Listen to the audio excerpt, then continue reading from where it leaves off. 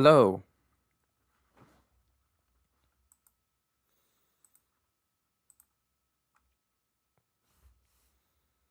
Are we good? Yes, we are good. We are good on my voice. We are good on my voice audio. My good audio.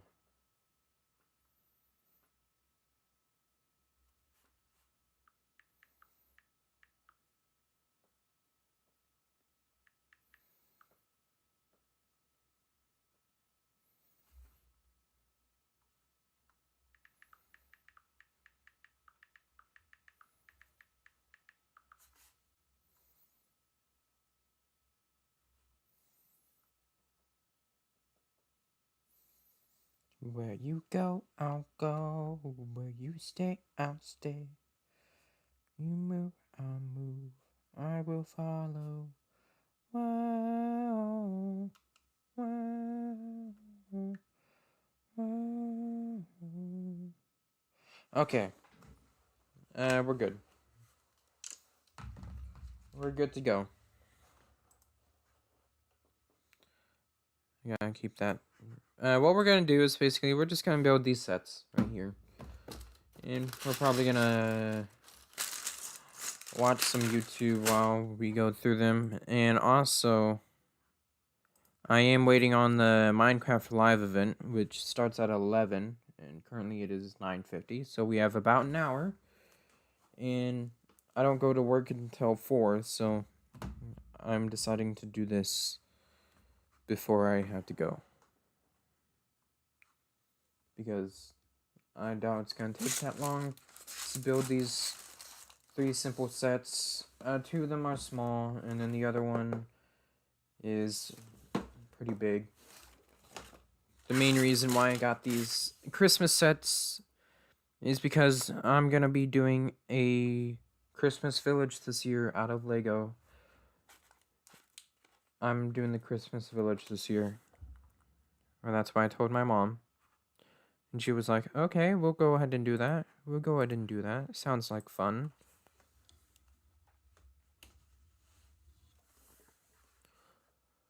And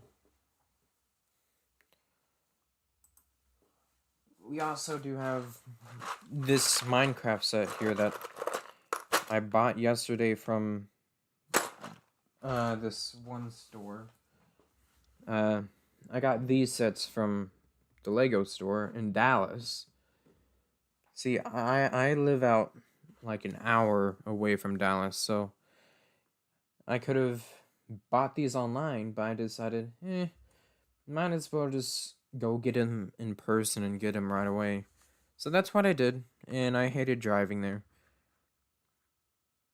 But everything's good. Everything is good. I was gonna put some music on, or we can just watch some YouTube. That was the thing I was gonna do. Is watch YouTube and or we can just do music. Let's see. Let's just do music. Non-copyrighted music, of course.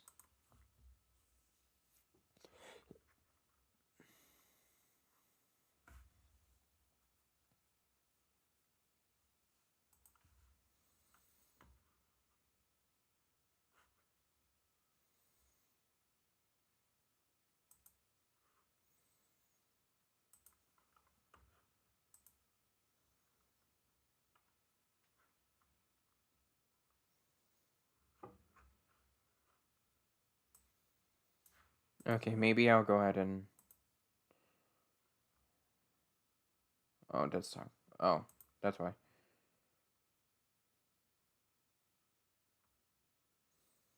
Hold on. Desktop audio isn't going.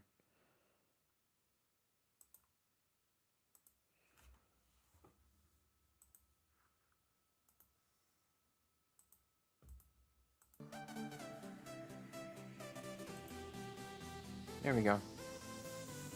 Okay, so our mic should be going, and this sound should be going.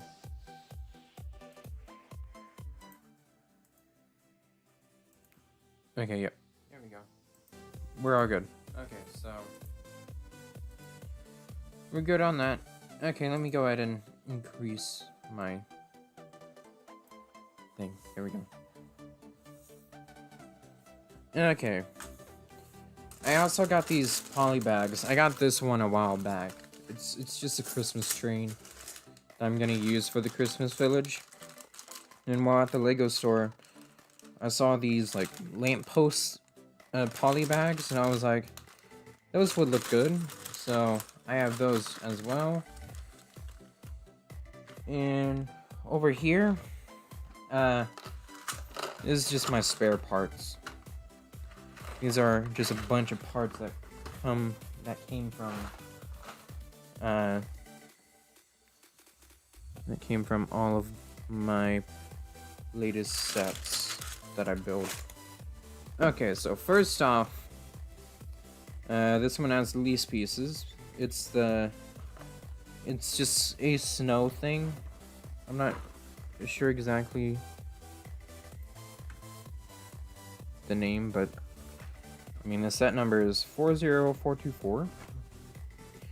149 pieces. We're gonna build this, and it's gonna be pretty cool. I think so. Or at least it'll look good in a Christmas village. That's what I think.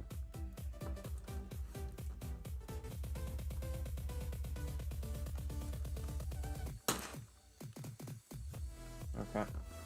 I don't want to ruin the box. Hold on. I got some scissors up here.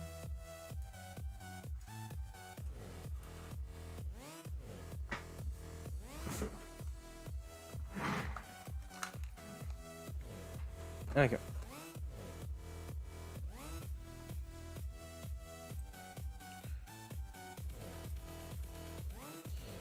Okay, so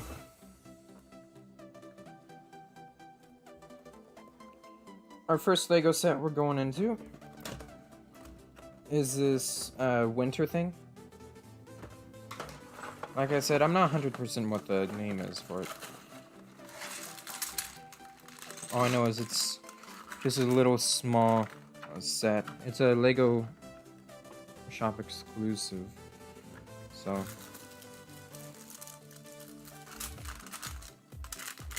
okay, so we just have 3 regular little bags here.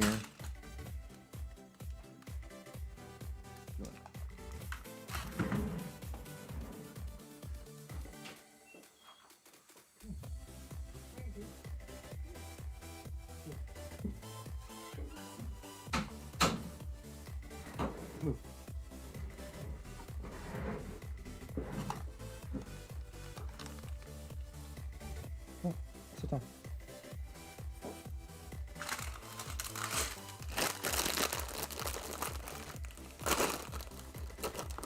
Okay. Sorry about that. Ginny was at the door. Was waiting for me. Oh, look at that. We got a cute little like a cute little husky. That's cool. I think I have like 2 other Lego dogs. One's a Dalmatian, and I'm not sure what the other one is.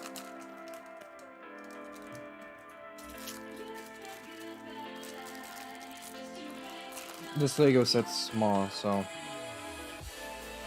it doesn't have any numbered bags.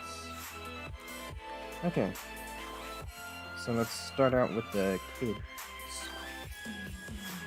Because this set comes with 2 minifigures. They're both kids.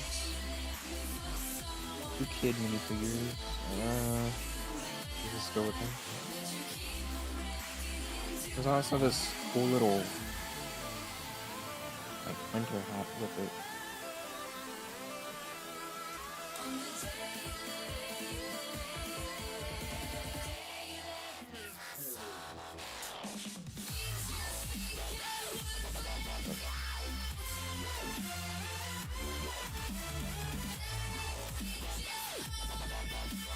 Okay.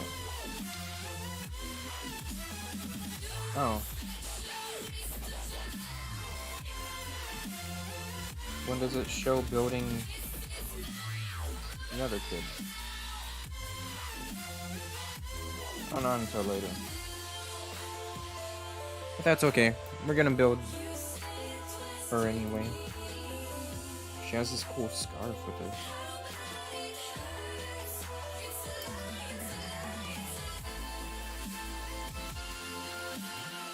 She gets a double-sided face, but this kid doesn't. He doesn't get a double-sided face. He just gets one plain face. But that's okay.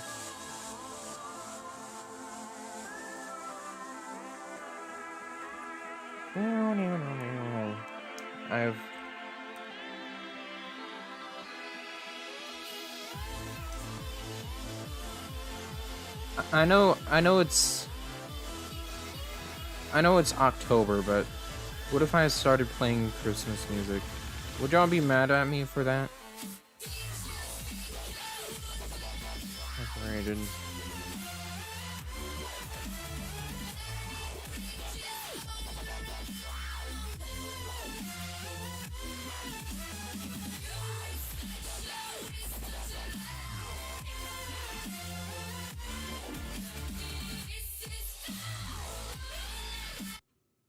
Manage data from 5 continents. Hold on. Thousands. There's an ad.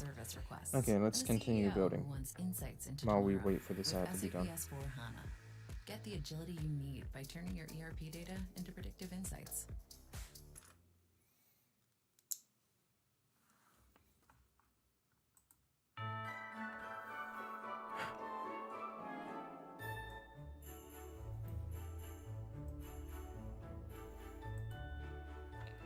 If you get tired of the Christmas music in the background, then I guess just leave. I don't know. I kind of enjoy it. Christmas is better than Halloween anyway.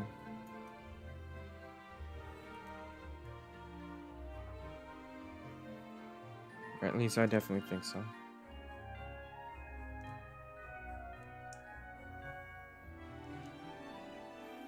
Because Halloween is all about creepy stuff, while Christmas is all about joy, giving.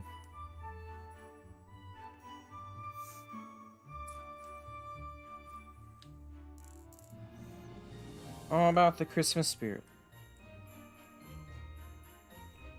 We got us I guess a little sled. Hold on.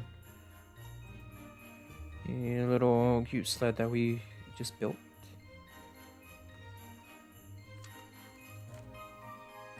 Okay, let's see here.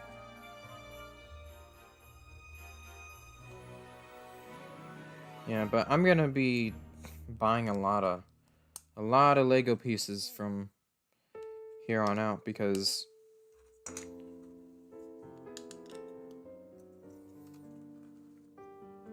I need to make some houses for the Christmas village that I'm gonna be making, which I've already built one from like these pieces that I bought off of Bricklink.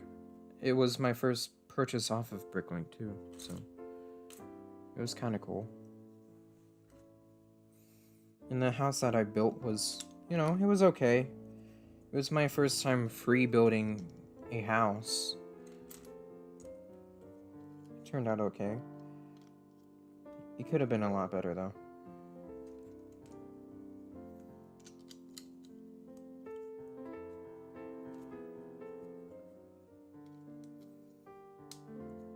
It could have been way better though.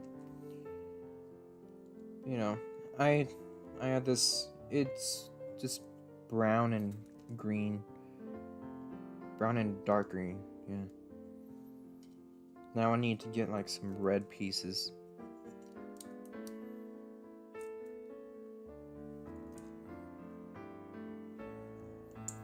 Which I was gonna end up buying the gingerbread house.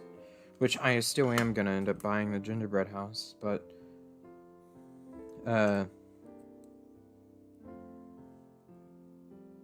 I thought it was out of stock, or it is out of stock on Lego.com right now.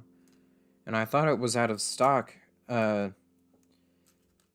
the Lego store that I was going to. But then I realized it wasn't because I saw it there. I also saw an NES there too, which I could have grabbed. Instead of getting these 3 sets, I could have grabbed just the NES. But I was like, I don't know. Maybe a later time. Maybe around Christmas I'll get it. I don't know.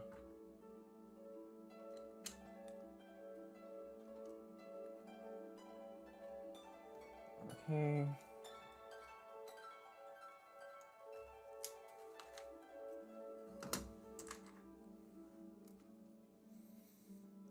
All I know is I'm ready for Christmas. It's a lot more joyful. I think it's a lot better. Especially with everything that's going on around the world. We need a lot more joy.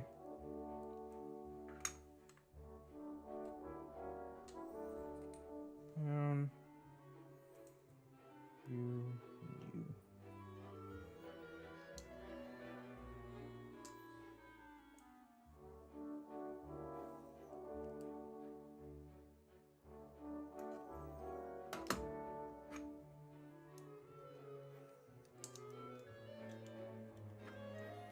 But yeah, mainly the reason why I got the Minecraft set was because I wanted to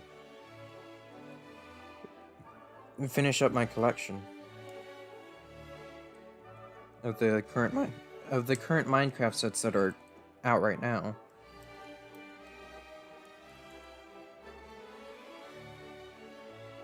Because the Panda Nursery was the last thing that I needed.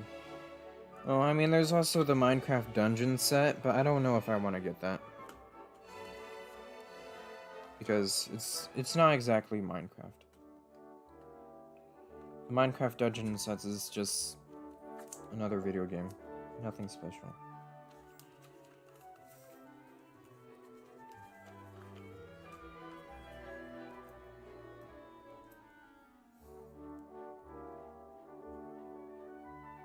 Like I said, at 11 o'clock, I don't think we'll be done by then, but if we are, then that's good. But at 11 o'clock, we're gonna go to, we're gonna watch Minecraft Live, okay? And we're gonna vote on the next Minecraft mob.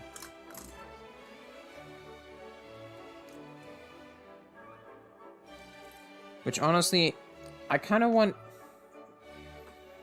the Isolager, if that's what it's called. I'm not 100% sure.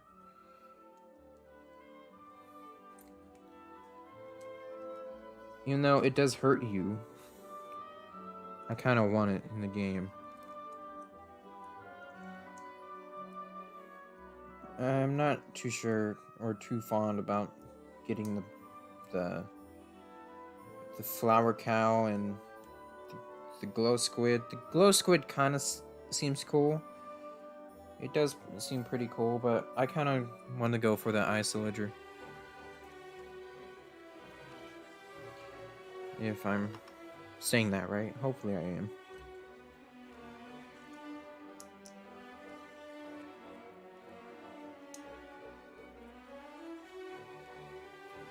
We're building a snowman.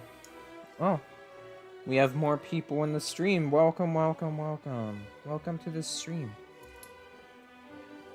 We are currently building this new... Oh, never mind. They left.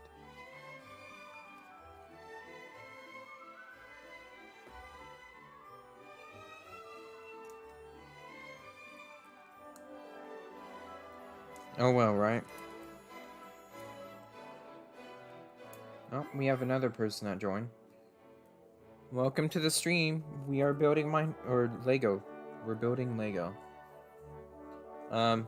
We are currently building this snow play set. And then we're gonna build this panda nursery set. And then we're gonna work on the elf clubhouse. Which, it's my first Christmas village set. Because this year, I am gonna be making a Christmas village. Instead of, you know, your parents bringing out the good old Christmas village from the basement and like that. I'm gonna make one out of Lego, and that's gonna be our Christmas village this year. So right now, I'm just trying to save up money to get a bunch of Lego pieces so I can be able to build houses. Because I don't have that much of white pieces, nor do I have really that many bricks. I do have a lot of Lego though, but what I mean is, like, just a 1x2 bricks, 1x4 bricks, and like that. I have a lot of plates though. Mainly because most of my Lego sets are from the Star Wars sets, but they're all deconstructed and in a box of random stuff. Well, I mean, I sorted out my Legos, but that's about it.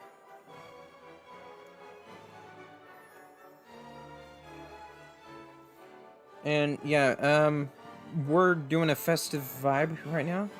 As you can hear the music in the background. I put on some non-copyrighted Christmas music. I know it's October. It's a cool little snowman design. Okay, so we are now on to the next minifigure, which I already ended up putting together.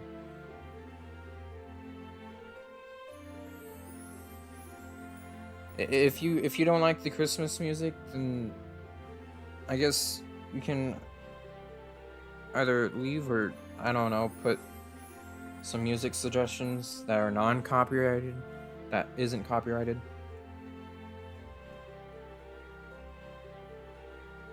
And to the person that just joined, we are gonna go to Minecraft Live in an hour, and we're gonna vote on that Minecraft mob. This vote is important. In this vote, you don't even have to be registered to vote. It's just whether or not if you want a hostile mob to kill you with ice.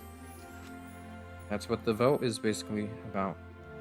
You can either have a nice little flower cow or a glow squid, or you can have an ice-villager that chunks ice on you, or I guess drops ice on you.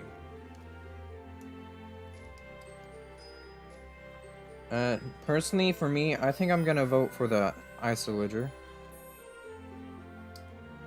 I don't know why. But I kind of want another challenging mob that might make me rage quit if I come across it.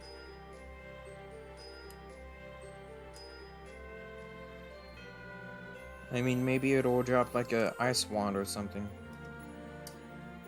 because it is a mob from Minecraft Dungeons, which I have not played before, but you know.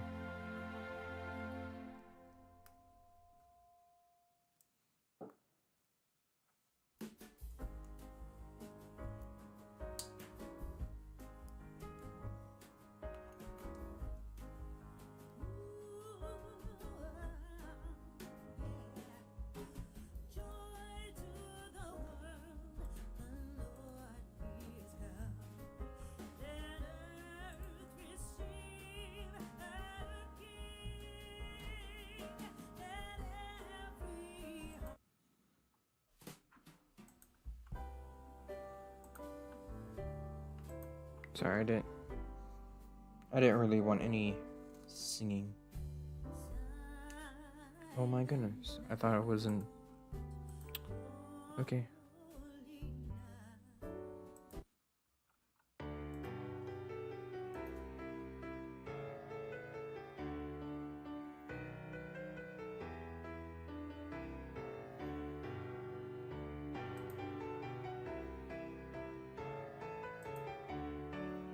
Maybe we'll go ahead and go back to the non-copyrighted music. It doesn't matter if Instead it's a of the cold Christmas day music. or a hot We'll day. be back to the Either Christmas way, music, but it's a work day.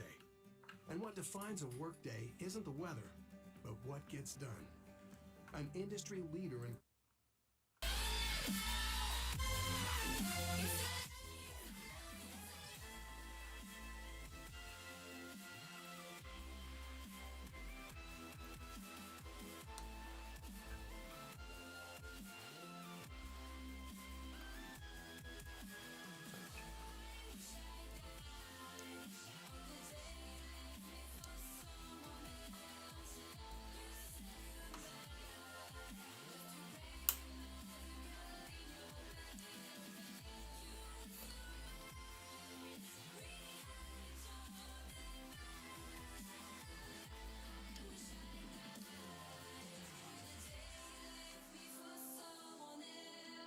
that's pretty cool. Okay.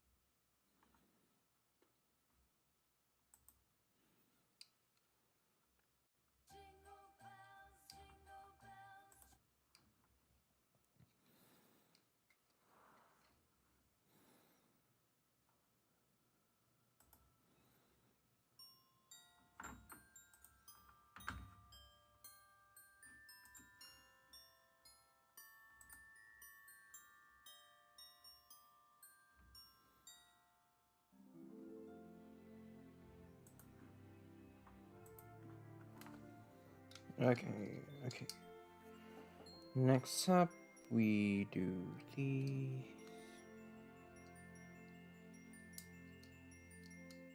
Whoever does join, if you wanna chat, just put something in the chat, I guess. You know?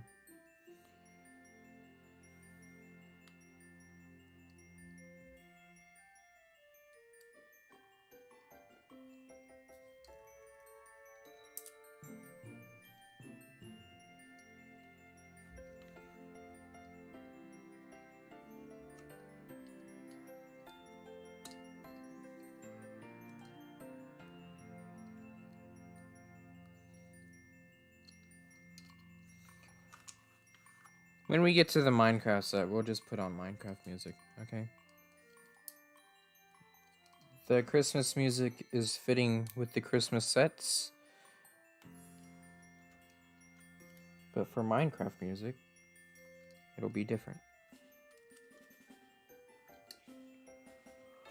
What is it, Ginny? Ginny, what is it? Ginny. Ginny, what is it?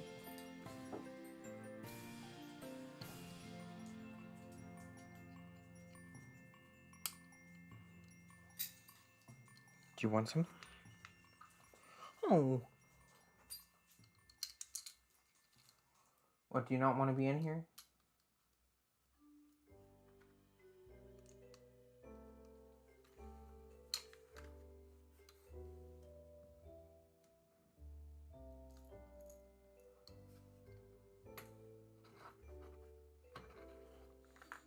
We got like a snow fort going on right here. That's what this is. And then we got a catapult here filled with snowballs, so it just goes. Okay, that wasn't a very good throw. Well, I just don't want to throw everything all over the place, so that's why. Is that all? that's all. That's all to that set. So, what it came with were 2 minifigures and a little husky. Which I think the husky is like really cute. But the hat is definitely one of the cooler things here.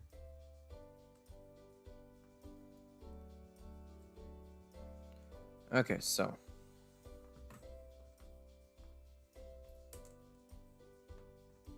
because I know for a fact Minecraft music isn't copyrighted.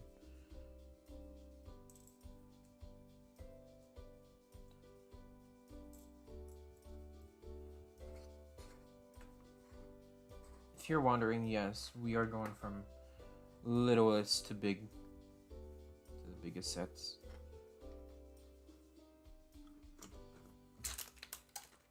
We'll get to the poly bags though at the end.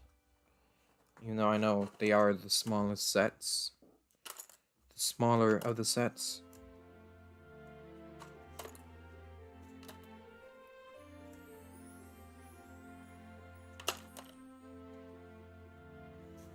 Okay.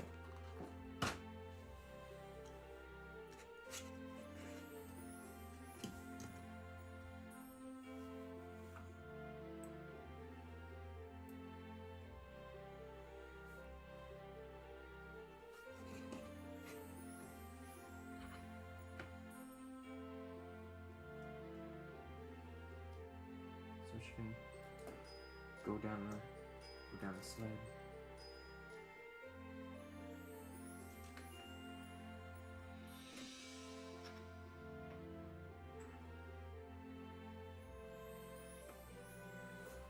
Okay. Let's change the mood.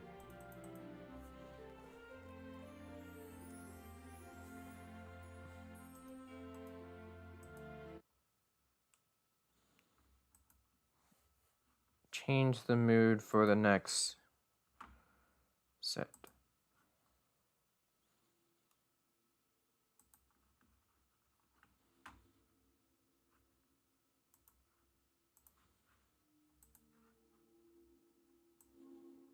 We can turn this one up a bit because it's Minecraft music.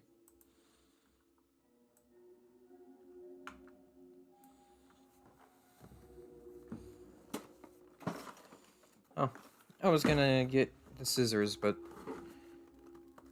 this one has hole punches.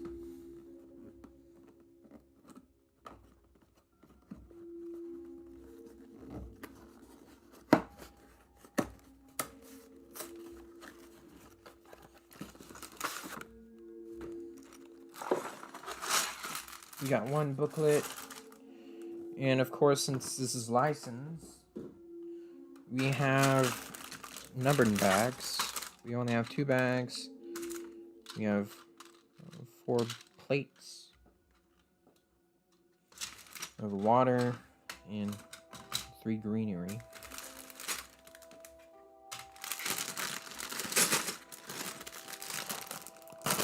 And of course, with this set, we get another Alex, which by now I think I have like 5 Alexes, which is okay, I guess, you know. But it kind of gets tiring having 5 of them.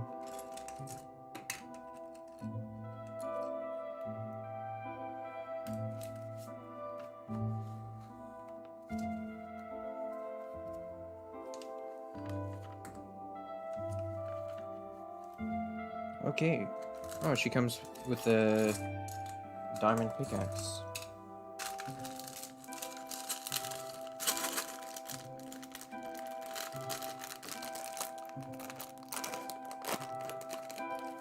And of course, an exclusive piece. We got ourselves a cake.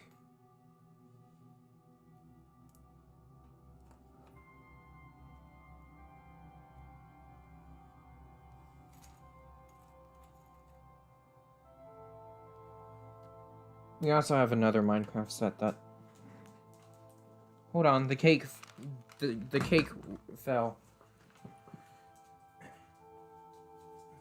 Fine, you can leave.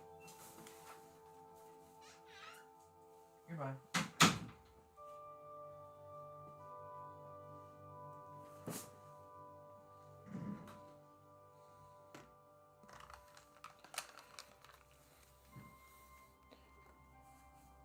Yeah, we just get another classic Alex. I mean, the only different thing is she comes with a cake and a diamond pickaxe. Which the cake is a pretty cool thing.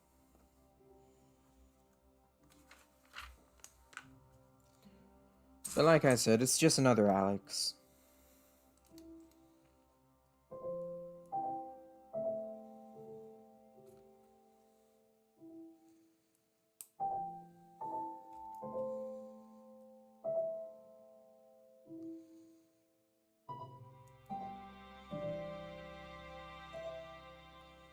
I mean, of course, Alex and Steve are in Smash now. Or they're gonna be in Smash now, so... I think that's kind of crazy. It was a meme for a while. And then... poof! All of a sudden it actually happens. Now some people are like, really? Why does it have to be Alex and Steve from Minecraft? They're not even known for anything. It's like, okay, I guess you want another RPG Japanese anime person. Is that what you want? Because that's all they ever want.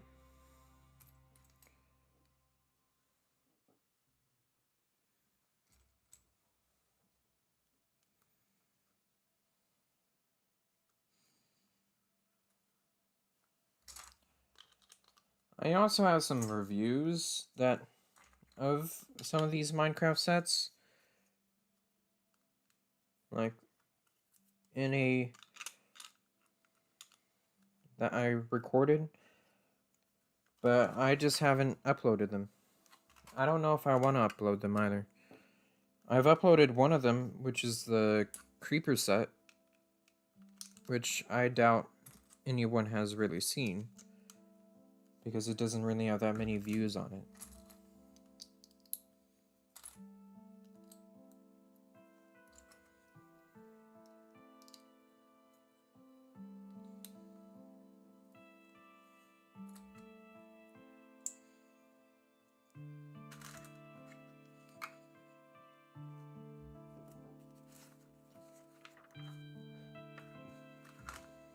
It goes up 4.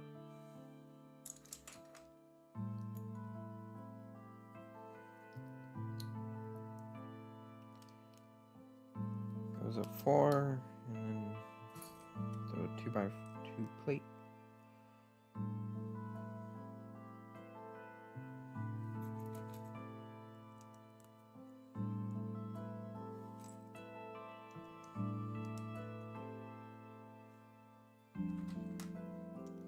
Although Minecraft sets are really, really simple, I really like them.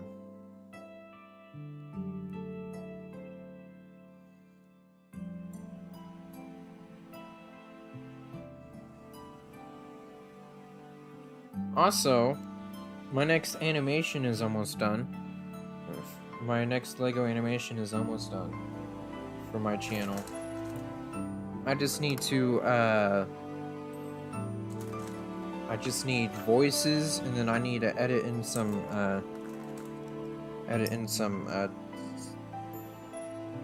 like, sound design for all the blaster fire going on in one lightsaber moment. And it's gonna be completely done. I might end up just doing all the voices too, because I have this 7-day trial that's about to end on Monday, I think, for Photoshop and Premiere Pro, or for After Effects and Premiere Pro, because I'm deciding, or I started messing around with After Effects, and I found out how to do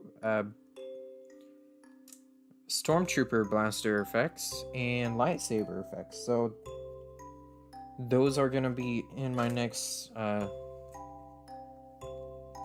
animation, which is pretty cool. I was super happy with it too. Except at one point, whenever I was doing it, I forgot to save like halfway through, and the program crashed on me, so I lost all my data and I had to completely redo the whole thing.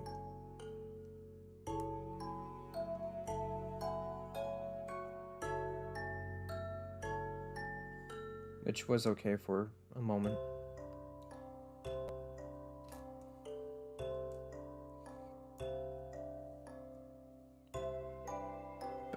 I'm just gonna end up working on it tomorrow. I'm gonna do all the voices, which it's just 5 voices: Mace Windu, Anakin, and 3 clones. That's basically all the voices to it, so it's not that much.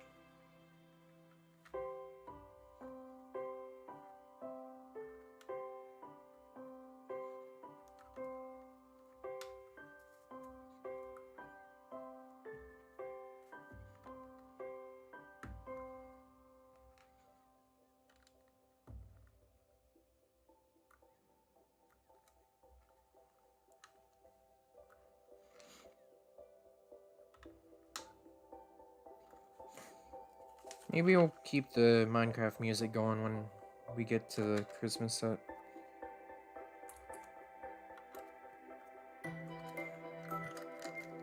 Because honestly, Minecraft music is just relaxing.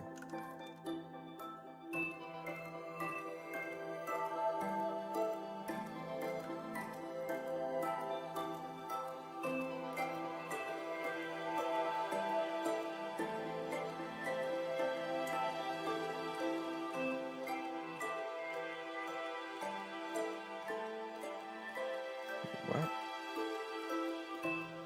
Did I do this all wrong? Oh, I did that all wrong. I gotta redo this.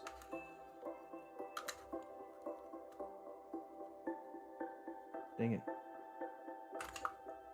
I don't have a brick separator with me. It's upstairs. I know for a fact there's one in there, but I'm good on getting it. Or I'm good on not getting it. There we go.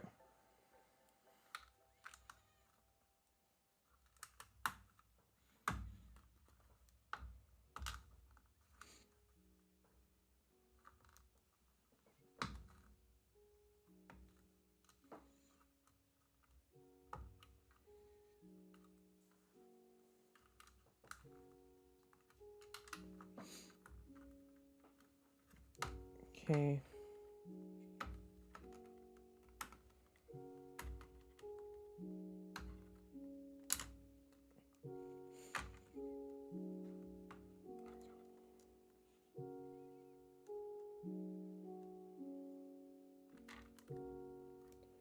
There we go. Everything is back and fixed. Oh.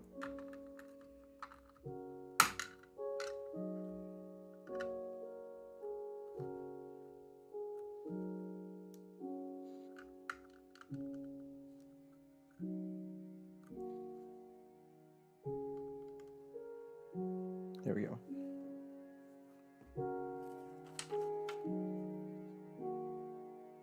Okay, back to this part. Now that we fixed our mistake.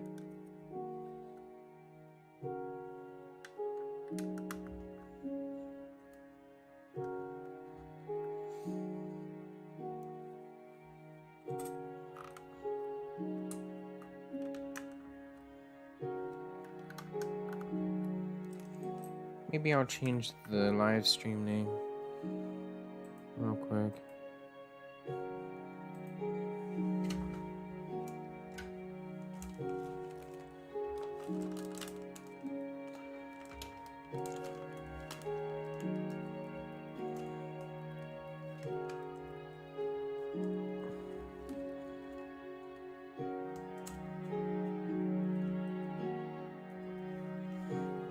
There we go.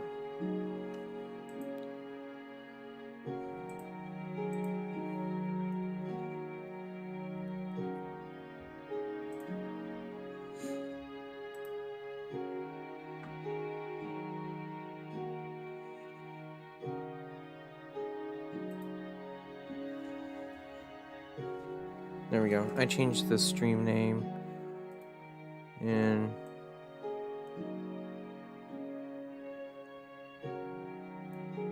okay. We're all good. Back to building.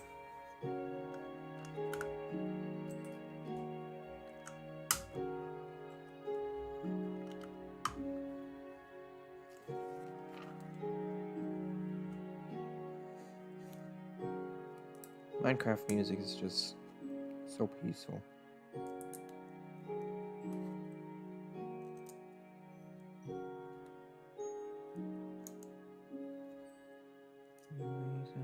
Hallelujah, presence on my enemies.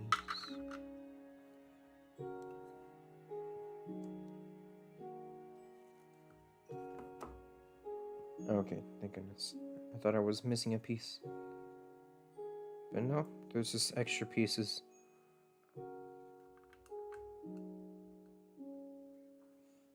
What? Okay. Just putting the fish right there with nothing to go with it. Okay, we're done with the first bag.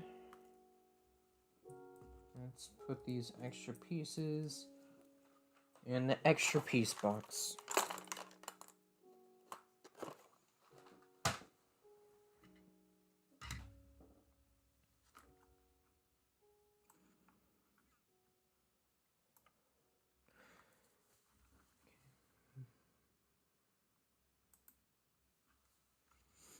Here we go. All right. Bag number 2.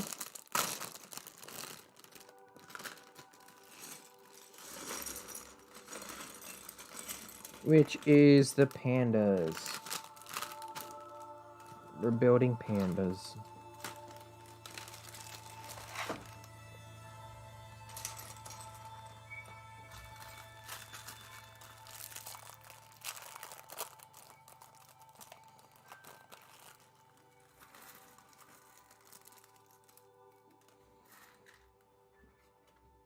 Okay.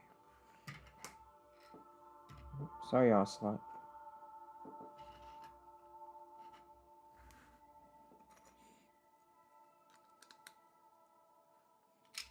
Just gonna take that fish out of there.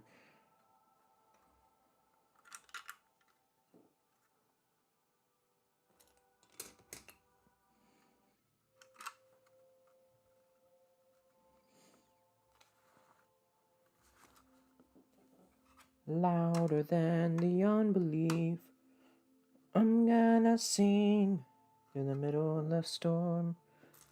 Louder and louder, you're gonna hear our praises roar. Up from the ashes, hope will rise. Death is defeated, the King is alive. We raise a hallelujah. And also, I had probably one of my best experiences in life yesterday. I'm sure there will be a lot of good experiences, but it was honestly amazing. I went to this park for this event going on. This guy has been going around America to different states just with a revival of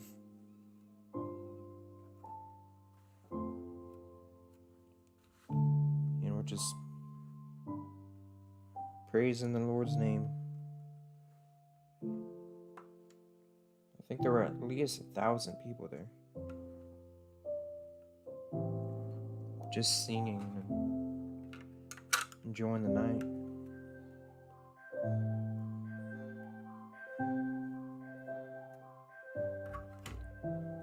It was pretty amazing.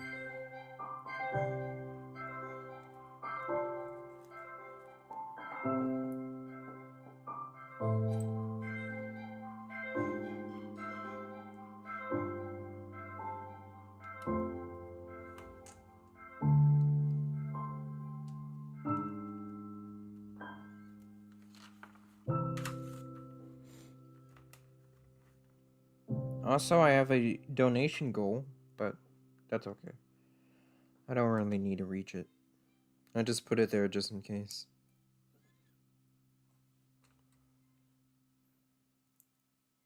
I don't really get donations. It's rare. One time I had, whenever I was doing karaoke and playing piano, this guy joined and said if I did like this song about Derv, that I would be able to, that he would give me $4 or $1, and I went ahead and did it. And then the actual Derv decided to join the stream, and I was like, oh my goodness.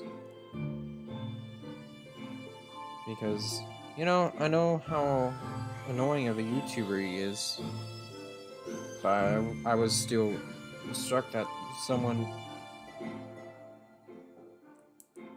kind of big came to my channel. For a second, I was like, oh my goodness, someone's on my channel.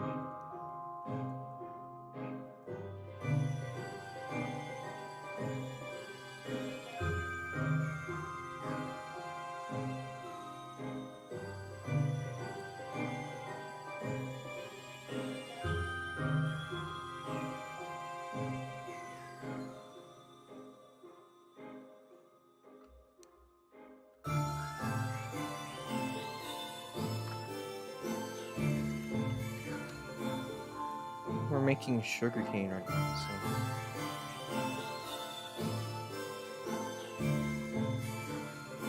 Oh wait, no, not sugarcane. This is bamboo.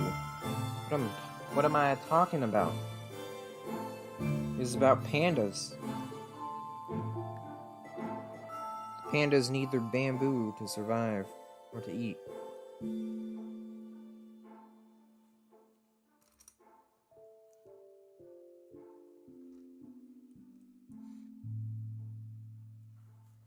I mean, I probably could have gotten a better deal with this set at Target.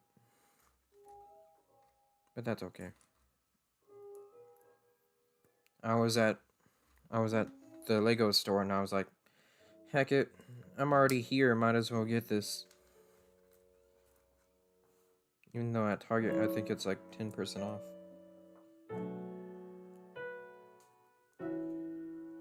So instead of 20, it's like 16.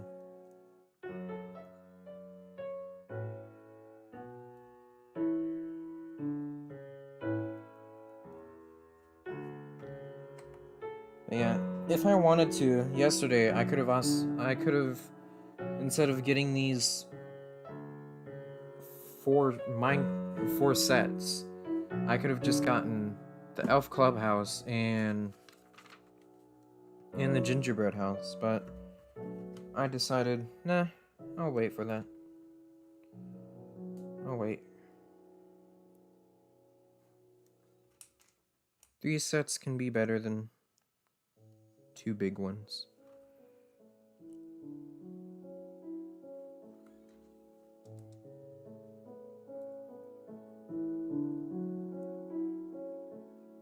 Also, my 501st army is pretty good too.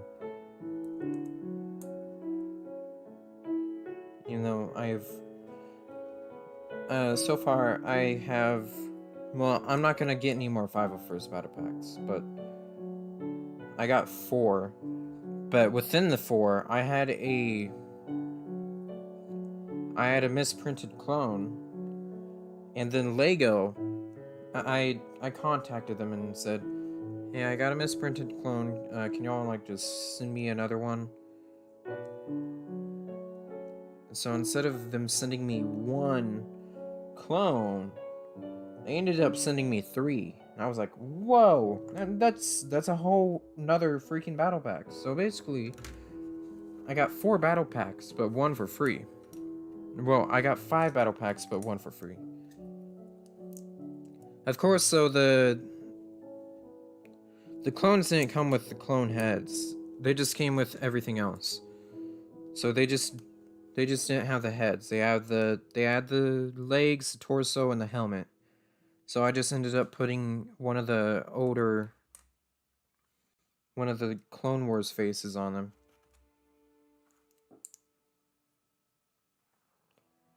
So I have another 3 501st troopers.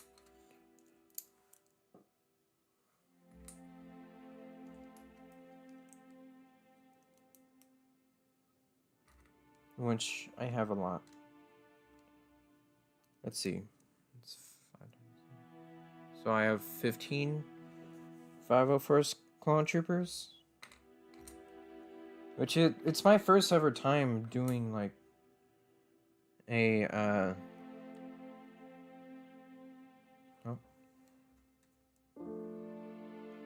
doing an army.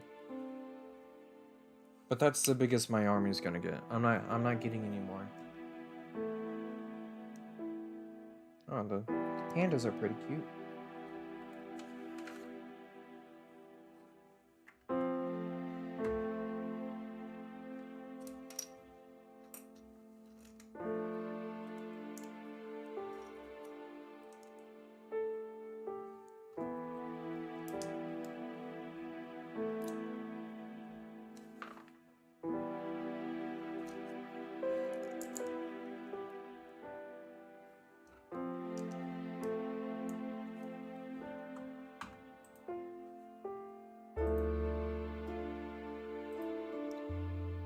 In which I'm completely not sure if anyone is actually watching. I have no idea if that viewer count that says is actually someone, or it might just be me looking and waiting for someone to comment.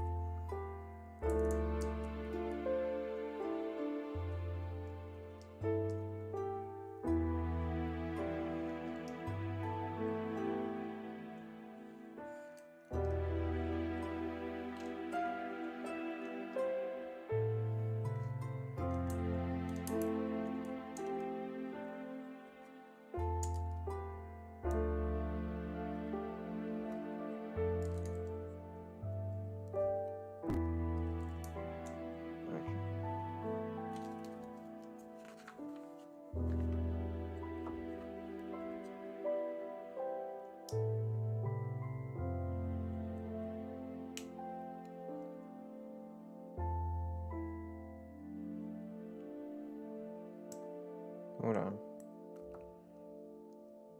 Are these panda heads significantly different in size?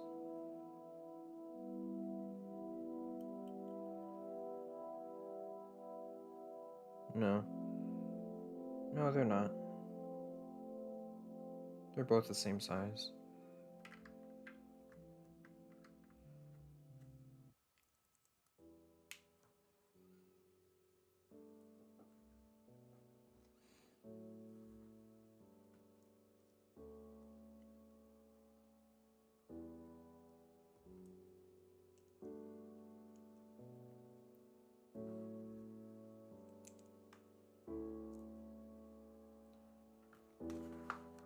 Okay, that's the whole thing.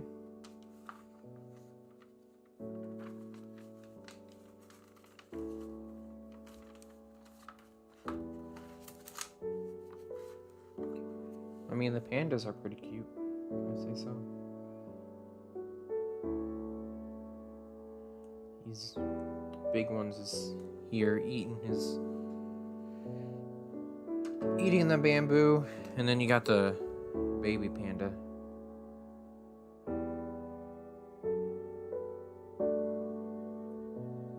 Oh, they can go like this too. It's pretty cute.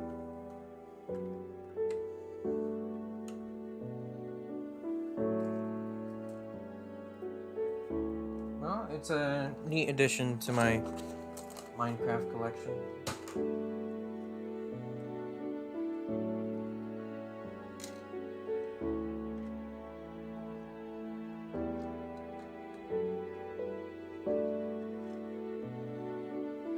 Anyway, there's that Minecraft set. It's all good. All good Minecraft set. Okay. I'm going to my phone now. Gonna go to Lego Life. Add.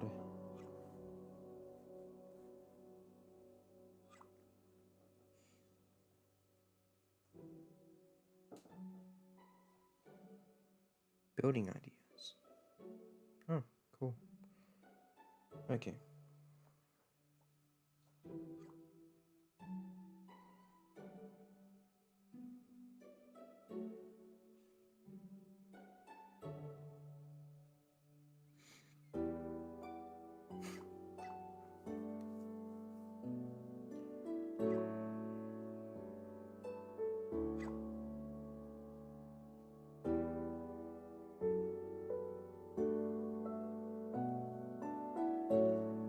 Now I can't add this set I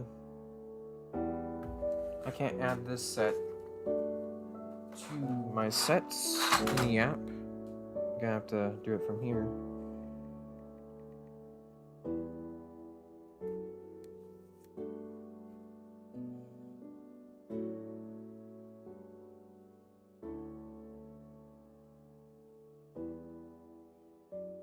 The snow hideout. Is that what it's called? No. The polar igloo. There we go. Open in Safari. We're gonna do this set via my phone. Because I bought this set at a random store. Because I was like, oh, this is a retired set. And I was really wanting it, so I ended up getting it. It just comes with a normal, regular Alex. Nothing too special.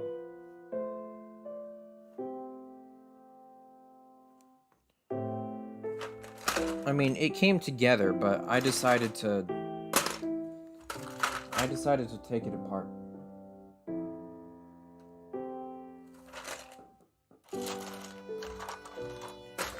It also comes with the Wraith skeleton thing.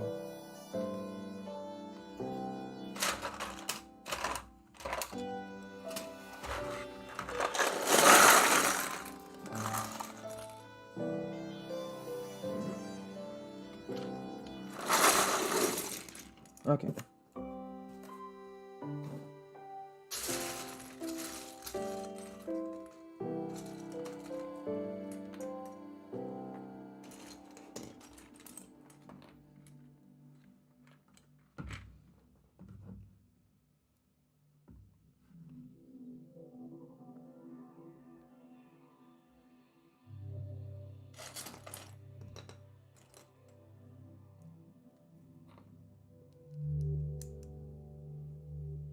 So we're just gonna build this one real quick. Makes me think that, you know, I got this thing greatly, and it's all good.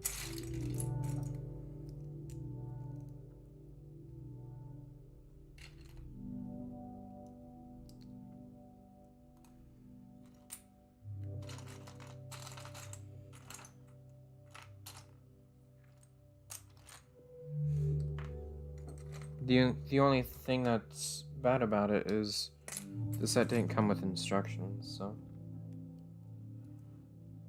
But I was like, that's just a small little thing that doesn't really matter that much. You know, it comes with 2 polar bears and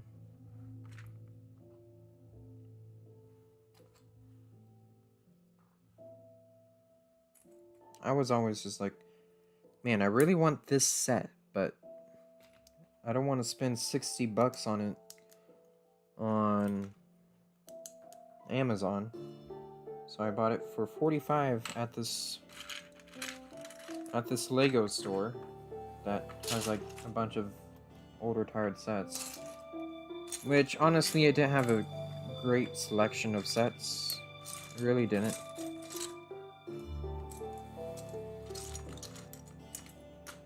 This was the only set I could find anything interesting of. There's a piece.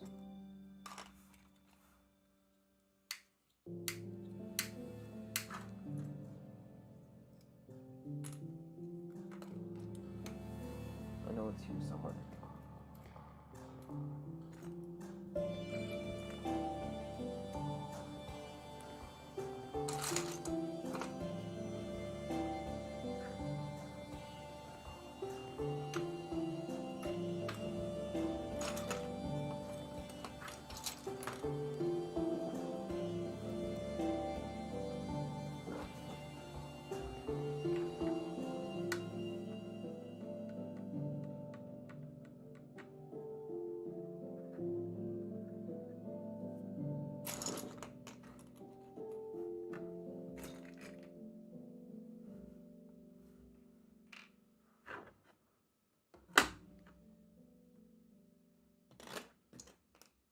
There it is.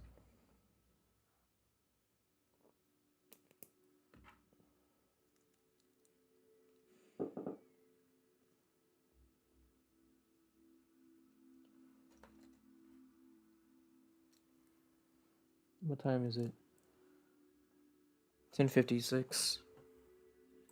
Hold on. Minecraft Live is about to start. Oh, it's live right now.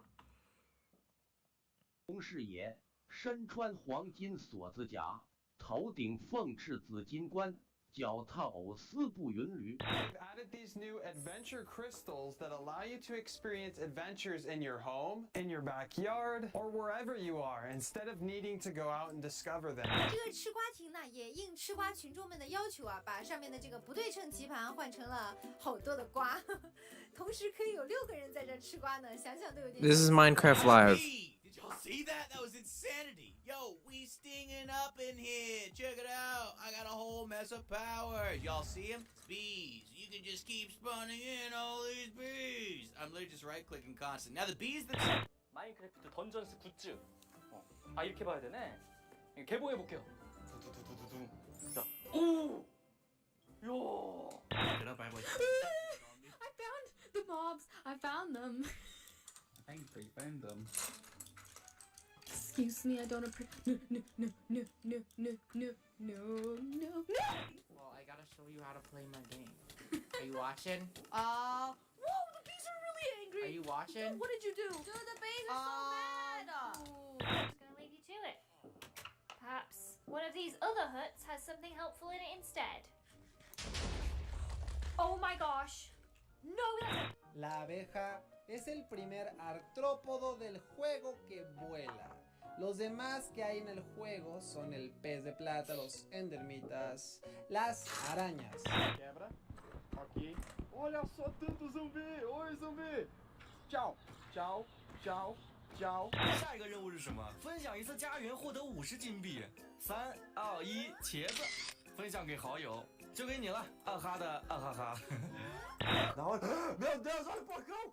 If you're wondering what's happening, we're watching Minecraft Live right now. Guten Tag, meine Damen und Herren, und herzlich willkommen zu einer weiteren extremen, ultramäßig harten Challenge. Wir werden heute komplett Minecraft auf den Kopf stellen. Oh, TNT, I'm taking this, okay?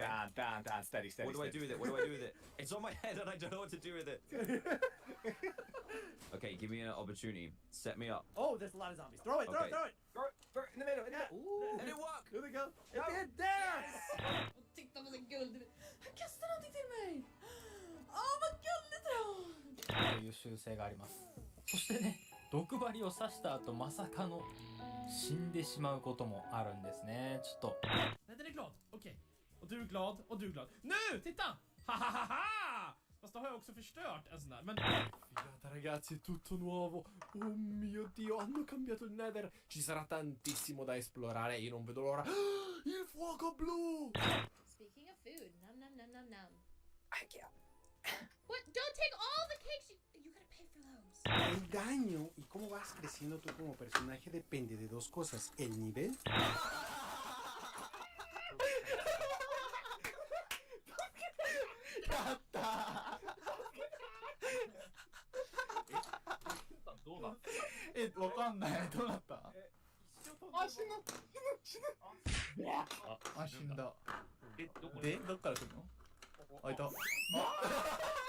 There they are.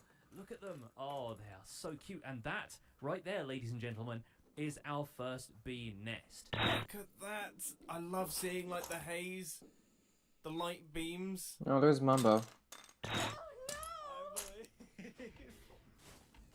Teleport to Spoonerism? Where did you die? Why would you want to teleport to me?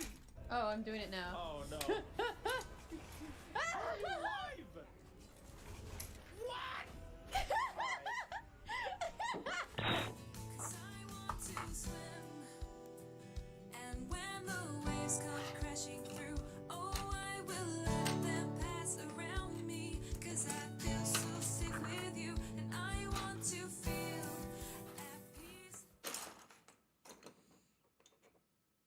Is it about to start?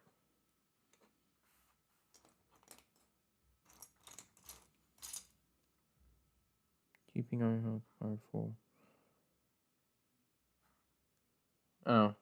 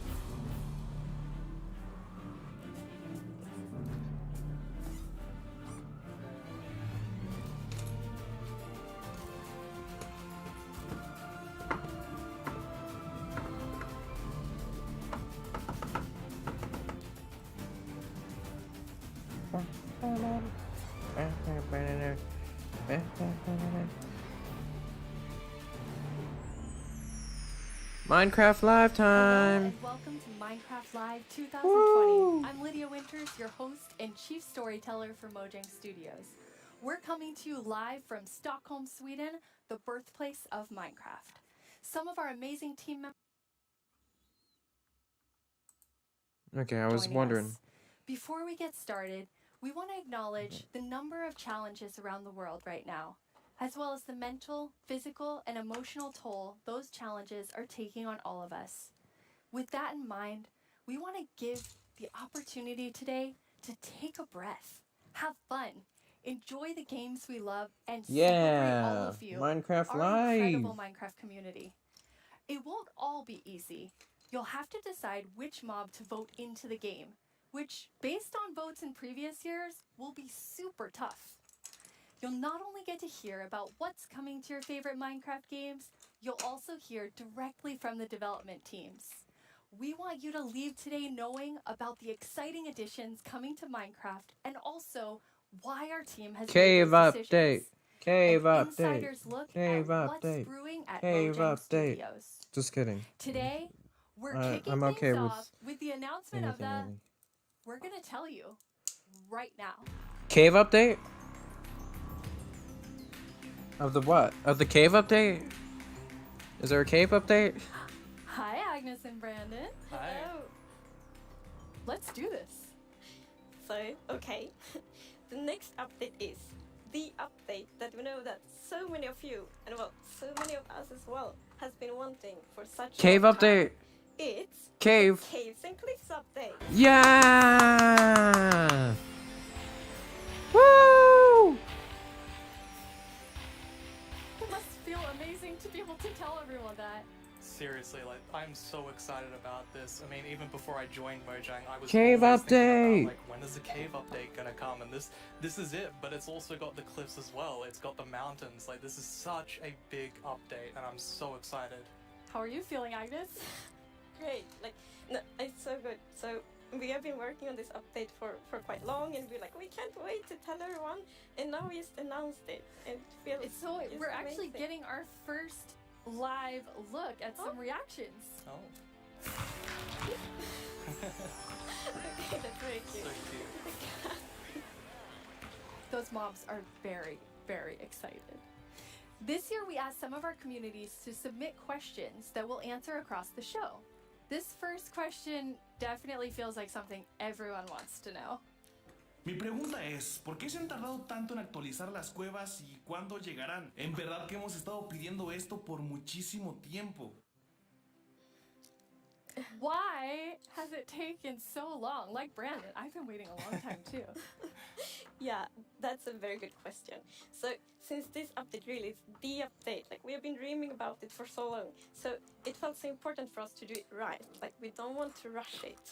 But now we feel it's the right time. Like we have spent the time we need to really like understand the vision we have for the update, and also to make sure that we understand what the community actually wants. And we've also like planned around it to make sure that we really can work together with the community to make this and like as epic update as possible. And we have also hired some new amazing developers to the team. And you're one of the amazing developers, Brandon. Yeah, I joined this year in January, and I actually came from the community. I used to do modding for 10 years. One of the first mods I work on was the Aether, which is like a dimension that had sky islands and stuff. And yeah, I'm just so happy to be here and work on an update this epic. It's so happy to have you. We have another creator question. Hi, I'm the Pink Diamond Diva, and this is my question. Are you making the caves more advanced for older players so they can mine deep, or are you making them more accessible and easy to navigate for newer players? Such a great question. Yeah, I mean, with this update, we're making sure that we can have as much variation as possible within the actual caves themselves, but we want to make sure that the old caves are still retained as much as possible to keep that classic feel. Yeah, and we really also looked into to make sure that we have something for everyone, because you know we have such a huge community, and it's also a very diverse community, and that's such a beautiful thing. So we really want this update to have something for everyone. So actually, we made sure to map all the features in the update to different player styles to really see that we fulfill that goal. That's so cool. And you had such a big thought process on how you decide what even goes into an update this big. Yeah, we have spent quite a lot of time on just making sure that we have a very good like fundament for the update. For example, we did the player style mapping, and we've also worked with design pillars. So the design pillars, they kind of describe the vision of the update. So for example, they help us when we like prioritize between different features, and also when we design each specific feature. And we have 3 pillars for this update. And the first one is actually all about like the spectacular mountains, the snowy snow, and the mischievous goats. Because at last year's live, the players voted for these features, and we felt like it's so important to deliver on that promise. So we actually wanted to have it as a pillar.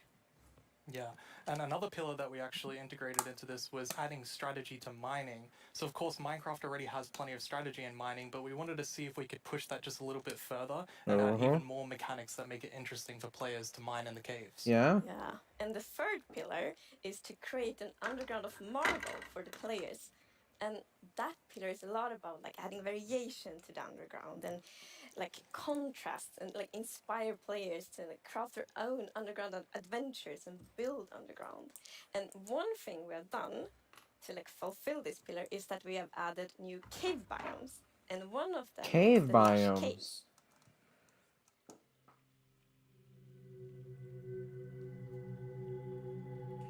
Lush caves.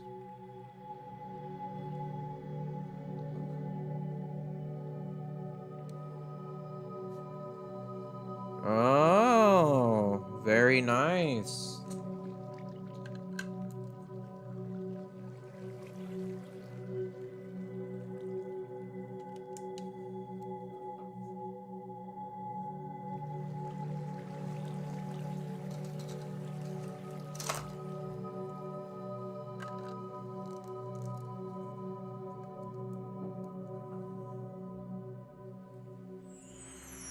It's so beautiful. It doesn't feel cave-like. Yeah, I mean, we wanted to make sure that, of course, in Minecraft, all the original caves, you know, they're pretty much the same. There's not much variation in terms of vegetation or different features inside of it. So for this, we wanted something which is a bit more like light and lush and actually has vegetation. And I mean, I think it looks amazing. It's gorgeous. What was the inspiration behind it? So we were thinking about, okay, so how should it feel when you're in a lush cave? And we wanted to be like, so you feel like very tiny inside like a big garden or big forest. So like when you look up, it's actually like vegetation above you, it's vegetation around you. And one source of inspiration we have is actually a Swedish painter called John Bauer, because in his paintings it's always, or often at least, like a tiny character, and then it's like huge forest, and you see like the bottom of the trees because the vegetation is like so big compared to the character. And you're adding so many new plants in the lush caves. Yes, so I don't know if you saw, but there was this new tree that was actually above on the overworld, and this is called an azalea tree. So it's a unique type of tree that it'll be easy to spot for players, and if you actually find this and start going down its roots, you will find a lush cave there. So this is another part of adding strategy to mining, where there are certain landmarks which will allow you to understand what you're doing in the game. Cool. And another one of the new blocks is a block called Spore Blossom. And it's that, you maybe saw it in the video, it's a big pink flower that you find in the roof of the lush cave. And it will drip particles from that flower, but it will also actually feel like a big volume around it with particles. So it's similar to the particles that we added to the nether biomes in the nether update. But the cool thing here is that you can move the flower if you want to and get these particles anywhere you want in your world. So you can actually be very creative with that. That's so awesome. And the lush caves have a real glow to them from one of the plants. Yes. So there are vines in the lush caves, and they have glow berries on them, and these are actually a light source. And you can also pick them and eat them if you want to. Nice. Oh. And another plant we actually have is the drip leaf plant. And you can actually see that they can kind of grow from like water or anywhere else. And they grow quite tall, but they have like a little plant on the top that you can actually hop onto. So the idea of the mechanic behind it is that the leaf will actually tilt down when you stand on it too long. So this will actually make you fall through. However, after a few seconds, it'll come back up. So it's kind of this like platforming block that allows you to just, continue platforming over and over again, which I hope is really exciting for, content creators making maps. Yeah, you can build like your own platforming levels, and then they will repair themselves. That's kind of neat. It's so beautiful in there. And there's actually a mob coming to the lush caves. Yes, there is. What? But we will actually not tell you about this mob now. What? Because in the end of the show, we will show even more features coming to the Caves and Cliffs update. Okay. And then we're gonna show that mob. This is the first time we have so much that we're actually splitting the update section into two, at the beginning and towards the end of the show. It's amazing. Yeah, it's exciting. You've also worked on improving the cave generation. Yes. Yeah, so as you can see here, I mean, this is drastically different to what caves used to look like. And there's definitely still the old style of caves, but we wanted to make sure that there was much more variety in the sort of Poggers. shapes and Poggers in sizes you chat. get. And even here, you can see that there's some water underground. Yes. So Okay. we actually I hate added something underwater called caves. local water levels. So in one cave you might find like a cave lake, and another cave might not have that one. And this also means that we get naturally generated waterfalls, which is so pretty. And it also kind of gives like new ways to traverse the underground. You can actually go cave rafting. Yeah, so you'll see in a bit that our player here will actually use a boat to raft. And that is just such an exciting opportunity to be able to traverse the caves in a very different way than you used to. No way. We were playtesting, and then one of the devs like, look at this, it's so fun, and all of us just started to go with the boat on the waterfall. It was a lot of fun. So another thing to note here is that you can see that a lot of the ores were actually glowing. This is just for preview purposes. Ores aren't going to glow now. It's just that the caves tend to be quite dark, and we want to make sure that players can see the shapes of the cave. Now, will that only be for the normal caves, or will this run across all of the new cave biomes? Yeah, so the really cool thing is that the new cave shapes and sizes is completely independent from the new biomes. So that means that we have so much variation. Because, for example, a lush cave can, for example, generate, in a super narrow tunnel, but it can also generate in a huge cavern, and that creates completely different atmospheres, but it's still the same biome. So we're really gonna have lots of variation on the ground now. You've been calling two of the different cave types spaghetti and Swiss cheese? That's how varied the caves could be? Yes, I mean, there are so many different variables of how the variation works, and I mean, it has even more variation than the overworld itself. It's just crazy. It's a lot. Yeah, some of the caves, for example, have really cool pillars, and some are more flat, some are tall. Lots of variation. Very nice. And you have another new cave biome to show us. Yes, so we have the Dripstone Caves biome. And whenever I think about the idea of a cave update, the image of stalagmites and stalactites comes into my head. But adding these are pretty difficult. You know, it's a very unique shape that Minecraft isn't really accustomed to. But I think the way that the artist put it into Minecraft works quite well. And of course, there's some mechanics surrounding this. So you can see that someone destroyed the block up the top, and so the dripstone fell down. And also, unfortunately for this zombie here, if you fall on these dripstones, you will get hurt. Poor zombie. There's another interesting mechanic in the dripstone caves. Yes, so maybe you saw in the video that, from the stalactites, you could see that it was dripping water. So actually, if you put a cauldron under a stalactite, it will fill up with water. So it's renewable water. Ah. And how do you remember which is stalactites and stalagmites? Well, that's a very good question. It has been very tricky to remember that, but I think I learned. So we actually, it's hold on tight to stalactite. I was going to say the wrong one. So stalactite is in the roof and stalagmite is on the floor. Perfect. Yeah. We've been practicing that, all of us. For a long time, even. And you have something really amazing in this update for sort of redstone engineers out there. Yes, so we've actually been thinking about this redstone block that lives in the deep dark, a new biome at the deepest depths of the world.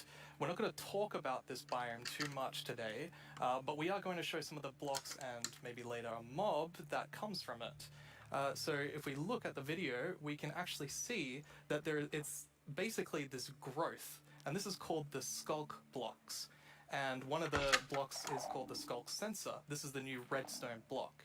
As you can see, when you place or destroy a block, or if you have footsteps, it'll actually detect the vibrations around and then emit a redstone signal. Wow. So this is going to be very interesting for redstone players. We even have a mechanic around it where you can actually use wool with wool occlusion to essentially prevent signals from being able to get into the skulk sensor. So let's take a look at that now.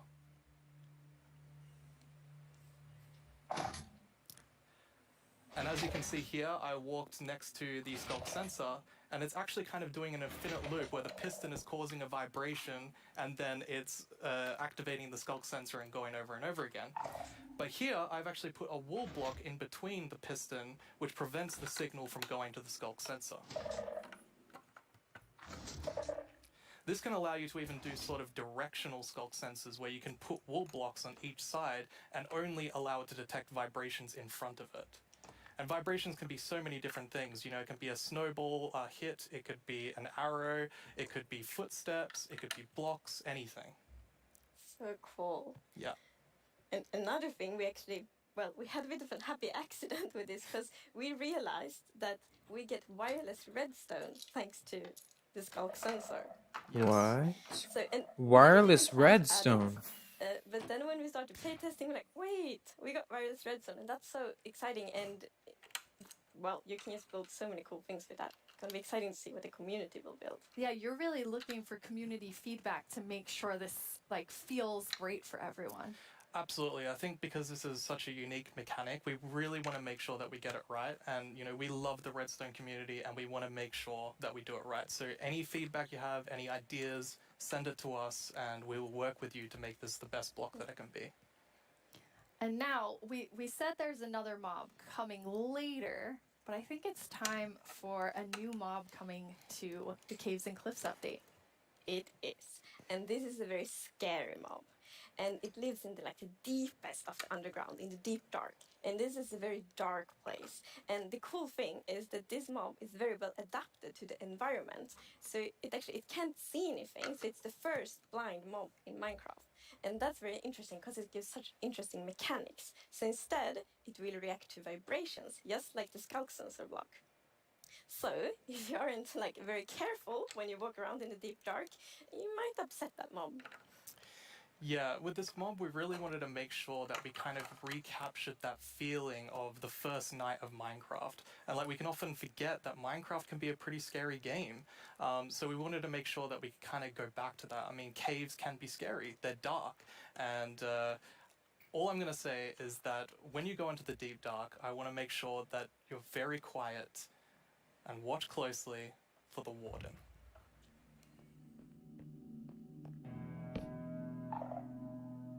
For the warden?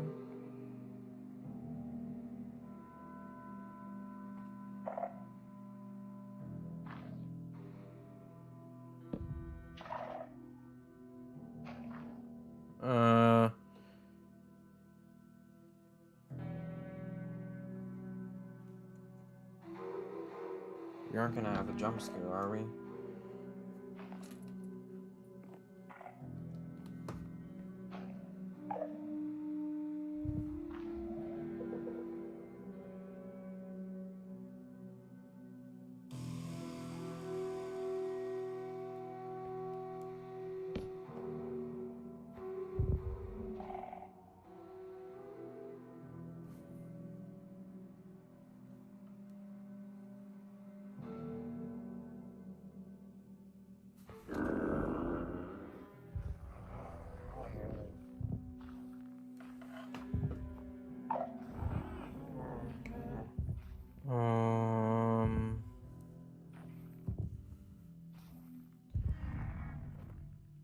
Okay,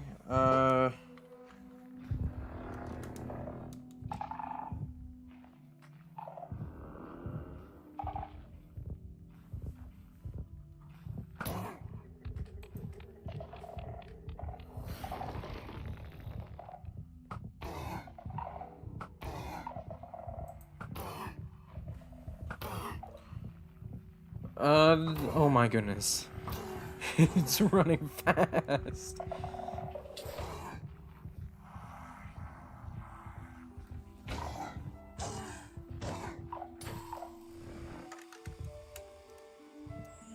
What did we just see? It's a very different mob. I'm really excited for this because not only is it trying to be scary, it's, we had to keep a balance to it. It was very challenging to design a mob like this. Kind of like a clicker. Another thing that's really important to note is in that video, I was wearing full netherite armor, so it's very powerful. You definitely want to watch out. Yeah. Which I think also is such an interesting gameplay, because if you want to, you can avoid it, but then you need to really be careful, sneak all the time to not make any kind of movement that it will detect. But that's a lot of fun, and it's feels scary, but in the good way. And you wanted to kind of take everyone back to that first night experience with the warden. Absolutely. I mean, I had such an amazing experience when I first played Minecraft. It was terrifying listening to zombies underneath my house and in the caves, and hopefully we can bring that back to players, but 10 years later. Yeah. But that would be just amazing, because you hear so many lovely first night stories. It's such a big thing, and I mean, I was very fond of my first night in Minecraft, so we hope to give that experience again. but you really balance sort of the look of it. It's like it's almost cute, but also really, really terrifying. How did you decide? We actually worked a lot on how Okay, it is does missing one scariness look piece. in Minecraft, because we wanted to be very That's okay. scary and we didn't want to take away from the scariness, but we felt let's add some derpiness to it. So it's like a mix. So for example, we added mouth. I love the mouth. And some actually reacted like, oh, it's so cute, which I think it's more scary, but I think we find like the perfect balance. Yeah, absolutely. It really has character. Yes, definitely. Well, you've been sitting up here. You just announced an update that everyone has been waiting for, and we actually have some tweets that have come in. Oh, That's awesome. Okay, that's amazing to see. So much excitement. Oh, even more tweets. so, it's lovely. It's like we really developed this game together with the community, and now to see that people are so happy, that feels so good.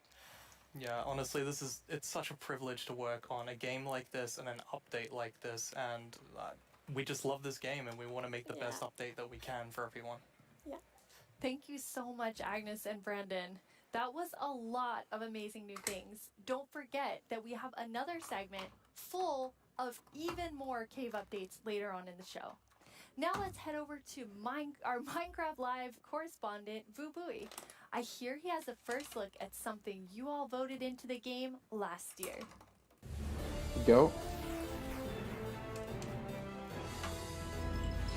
Hello, Minecrafters of the world. I'm Vubui, and I'm here once again to help all of you at home to choose a mob that will go into Minecraft. But first, we have a message from our good friend Max Brooks, author of our first Minecraft novel, with some exciting news. Hey Minecraft community, it's Max Brooks, author of Minecraft The Island. Thank you so much for embracing my book, and I hope you enjoy the sequel, Minecraft The Mountain, where our character leaves the island and paddles to a strange snow-covered world and discovers another castaway, and together the two of them have to find their way home. Minecraft The Mountain, coming out in 2021, available for pre-order right now. And as always, thank you for embracing all Minecraft books. That sounds awesome! Another Minecraft novel, and this one's called The Mountain. Speaking of mountains, remember last year's vote? It was a fierce competition, but the mountains won after 2 intense rounds of voting. Well, I have a sneak peek into what your vote is bringing to Minecraft on the cliff side of the Caves and Cliffs update. Goats. They're both mischievous and adorable at the same time. As you can see, they live on the mountains, and if you aren't careful, they might knock you off. They also have excellent jumping skills. We'll also get better mountain generation with spectacular and more dramatic mountains with height-dependent generation. That means things like tree lines and mountaintops that will be more challenging with lots of snow and ice. And speaking of snow, yes, Snowier. it will be snowier. We will also have a new block called Powder Snow, which will be a kind of trap block. It looks similar to snow, but if you or a mob walk on it, you will fall right through. Now let's talk about this year's vote. We have 3 awesome mobs for you to choose from. And to introduce them, we once again have Tiny Agnes and Tiny Jens. Let's see what they have to show. Oh. Bees and Mooblooms are friends, just like we are. Right, Agnes? These friendly cows live in the flower forest biome, yellow as sunshine and covered in beautiful flowers. What's not to like about these beautiful bovines? We are friends, right, Agnes? Why do we have to record these videos on an actual mountain? They are animated. The Isolager is a new illager that lives on mountain tops. It's a hostile mob that attacks you with clouds of flying ice. You did pack the supplies we need to survive the night up here, right, Jens? Do you ever wish Minecraft's oceans were glowier? Not me. I always wish for world peace. Sure you do. Well, wish no more. Meet the glow squid. Wow. What was I meant to say again? Vote for Minecraft? Can't talk. Must admire glow. Agnes! Jens! It's really distracting. They're so tiny, and they're so susceptible to distraction. Hopefully that won't happen to you. Now let's go over how... Hello? Oh, hi Tiny Agnes. Yeah, no, I'm live right now. Oh, okay. Well, you really shouldn't read too many internet comments. But, okay, I'll tell him. Okay, bye. Tiny Agnes would like everyone to know that she and Tiny Jens are, in fact, good friends. Okay, where was I? And why do people keep leaving phones around the studio? Now, let's go over how you can be a part of what is likely to be an epic showdown. Don't let this decision be made without your voice. Be ready to cast your votes. First, make sure you have a Twitter account. If you don't, go to twitter.com, sign up for an account, and make sure you're logged in. I'll let you know when the voting starts. Then you'll need to go to the Minecraft Twitter account to find the latest poll. Think carefully, debate with your friends and family, make a decision, then click on the mob you want to make it into Minecraft. There will be 2 voting sessions, and I'll let you know when each one begins. For now, just be ready and keep dreaming of victory for your favorite mob.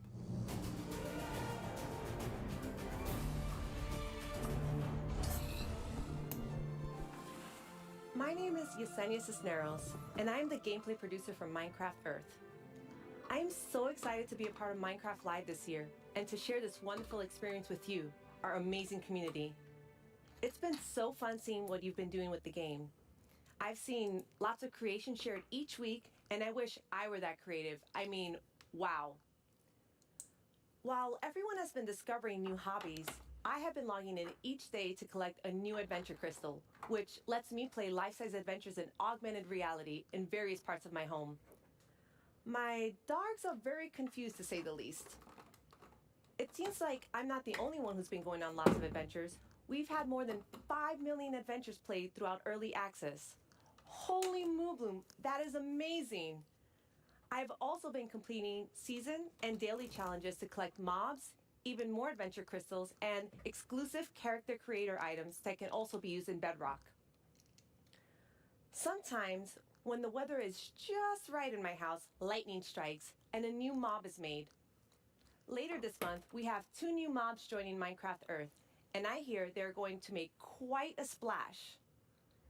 Speaking of mobs, our beloved Moobloom from Minecraft Earth has a chance to be brought into vanilla. How cool is that?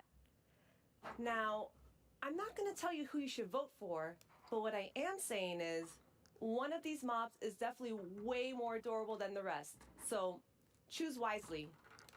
The Isolager. In our last couple releases, you may have noticed that we added Slime Ball and Slime Blocks. With that, I'm super excited to let you know that we are adding pistons and sticky pistons to Minecraft Earth. There we go. Be on the lookout next week for a content update, and I can't wait to see the awesome creations you make with blocks, items, and now redstone contraptions. Our friends Mumbo Jumbo and Grian recently took a Minecraft Earth road trip and made their own awesome creations. Oh yeah. Let's get a sneak peek at what they discovered.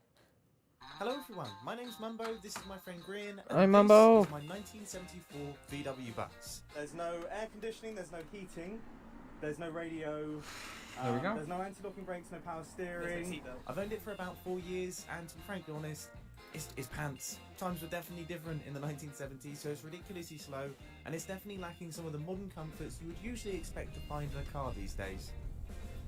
We are embarking on a grand tour of England, going from the south coast up to Wales, and it's going to take us 3 whole days. I'll be honest, Grian, mate, would you class that as a grand tour? Well, yes, we have no radio, so it's going to feel a lot longer.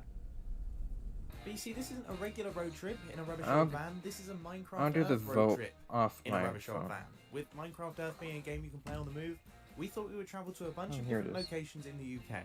Some of them are iconic, some of them just feel very Minecrafty, and some of them are barely linked to Minecraft at all, but we just really wanted to go to them, so we did. Oh, he took it out on the guy next to him. We also had a go at integrating Minecraft Earth with real life. Minecraft Earth Frisbee is a bit of a challenge. Sorry. Minecraft Earth Badminton can be quite dangerous to onlookers. Sorry, Josh. And real life sand blocks are alarmingly difficult to construct. If I just film this angle, there we go. There's our sand block. All in all though, the road trip was a huge success and we had a lot of fun. You can expect to see the full-length episodes appearing on our channels very, very soon. Wow, it looks like Mumbo Jumbo and Brian had quite the Minecraft Earth adventures. At Mojang Studios, we've also been making more original content than ever before on our Minecraft YouTube channel. Our goal is to create shows that give you inside knowledge directly from our team. We're even giving away all of our secrets in a new series called How We Make Minecraft, which honestly feels sort of risky. And guess what? We have lots more awesome Minecraft content on the way. Here's a look at what shows you'll find on our channel. Well, now I'm ready for the vote.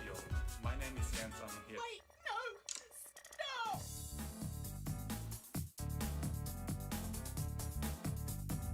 How can Steve punch cactus without getting hurt? I know cactus has prickly, but punching a tree probably hurts too. Everyone just starts panicking.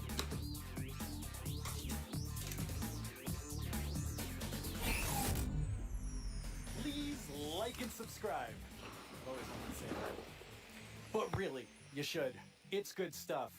In 2017, you voted for the terror that is the Phantom, and I personally have not forgiven you for that. In 2018, the Taiga won your vote with fantastic foxes. Last year, it was the mountains with our soon-to-be friends, the goats. What will you, the Minecraft community, do this year? Let's review our Isolator. choices once more. I was inspired by some of the amazing handcrafted things I've seen made What by do our the community. What do the people think? So I decided to make my own versions of our 3 mob choices. Hi, babies. I think I want the illustrative isolator. purposes, I think I did a pretty great job. 3 months each. Anyway, all the way from Minecraft Dungeons, we have the Isolager. They make Isolager. piles of ice that smash down whenever they are attacking. Not quite as chill as they look. From Minecraft Earth, we have the adorable Moobloom. I hear they may come with a new flower, the Buttercup. And I'm pretty sure they'll be best pals with bees. Also from Minecraft Earth, the Glow Squid. As the tiny trio will surely attest, they sure are distracting to look at. 4. The first voting poll is now live on the Minecraft Twitter account. Make sure you're logged in, go to the poll right now, and click the mob you want to win. We'll check back in before we start the second and final poll. Now, though, I'd like to welcome Laura to my desk to talk about the dungeoniest Minecraft game ever, Minecraft Dungeons. Hello, Laura. Hi, thanks for having me. Very excited that you're here. Nice.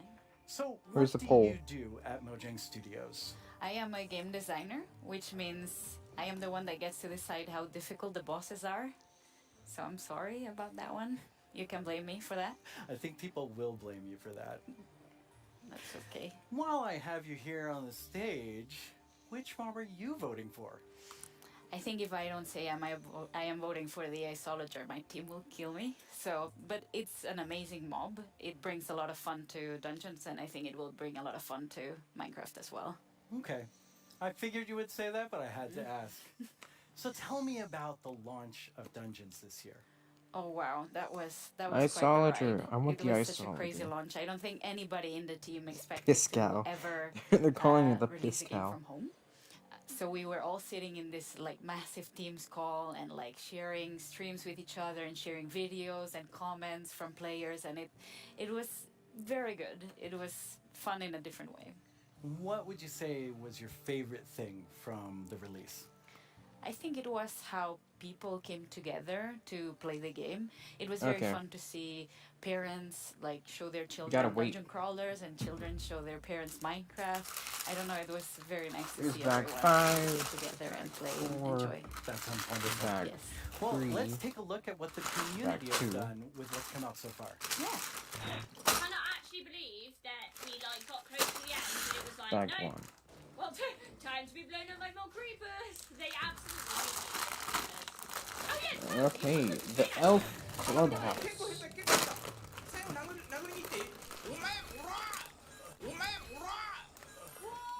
So the village merchant, a really cool merchant, simple, straightforward Only a items, and few definitely a nice addition to the stickers, game. that's a good. replacement for the wandering trader. Now let's go check in with our friend the blacksmith here. This is definitely something that I'm looking forward to because this is one of the coolest things that has possibly come to the game. Pô, tem que matar uma guin. Ai, morri. Galera, me ajuda. Calma aí, eu vou te ressuscitar. Calma aí, eu vou dar cover aqui. Que isso, o vizinho já tá nascendo. Oh boy, oh boy. Alright, I see what's going on here. I see what's going on here. Väldigt bra! Ah! Hazmat-suit! Hör du? Vänta tills jag har min raket du! Du ska få spö då! Nu jäklar ska ni få spö. Skya! Stop killing the pandas, you monster! Stop killing the pandas! We have to save villagers. Our villagers right there. You are free, villager. Find the caravan of other villagers. Ooh, I got invisibility potion. 와, 맵 엄청 많이 생겼네 이번에. 자, 크리퍼까지 깼고 늪지, 목장, 협곡, 레드스톤, 방산 여기 거의 크리퍼 잡고 아니야? Thrown bag 1. Holy smokes! Boom! You right? Yeah. I put my Oh, look! There's a pig. Kill the pig! It's a pig. Red. That looks so fun. Yeah, it's so cool to see people have fun with it. And it's fun to play and launch. Yes, I hope so at least. But this week, You got this cool reindeer mold. Oh, for this it. month it's been a crazy month. Like we haven't stopped doing things. I feel we released first the Creeping Winter together with our new merchants and the new daily trials, which was awesome. I hope everyone loved it. We launched for xCloud, so now people can play on mobile, which is so fun. I really like that. And this week we just launched in China, so now we get to welcome our Chinese friends to the community, and I am super happy about that. That's really exciting. Well, now we have a question from the community for you. ということで、私から質問です。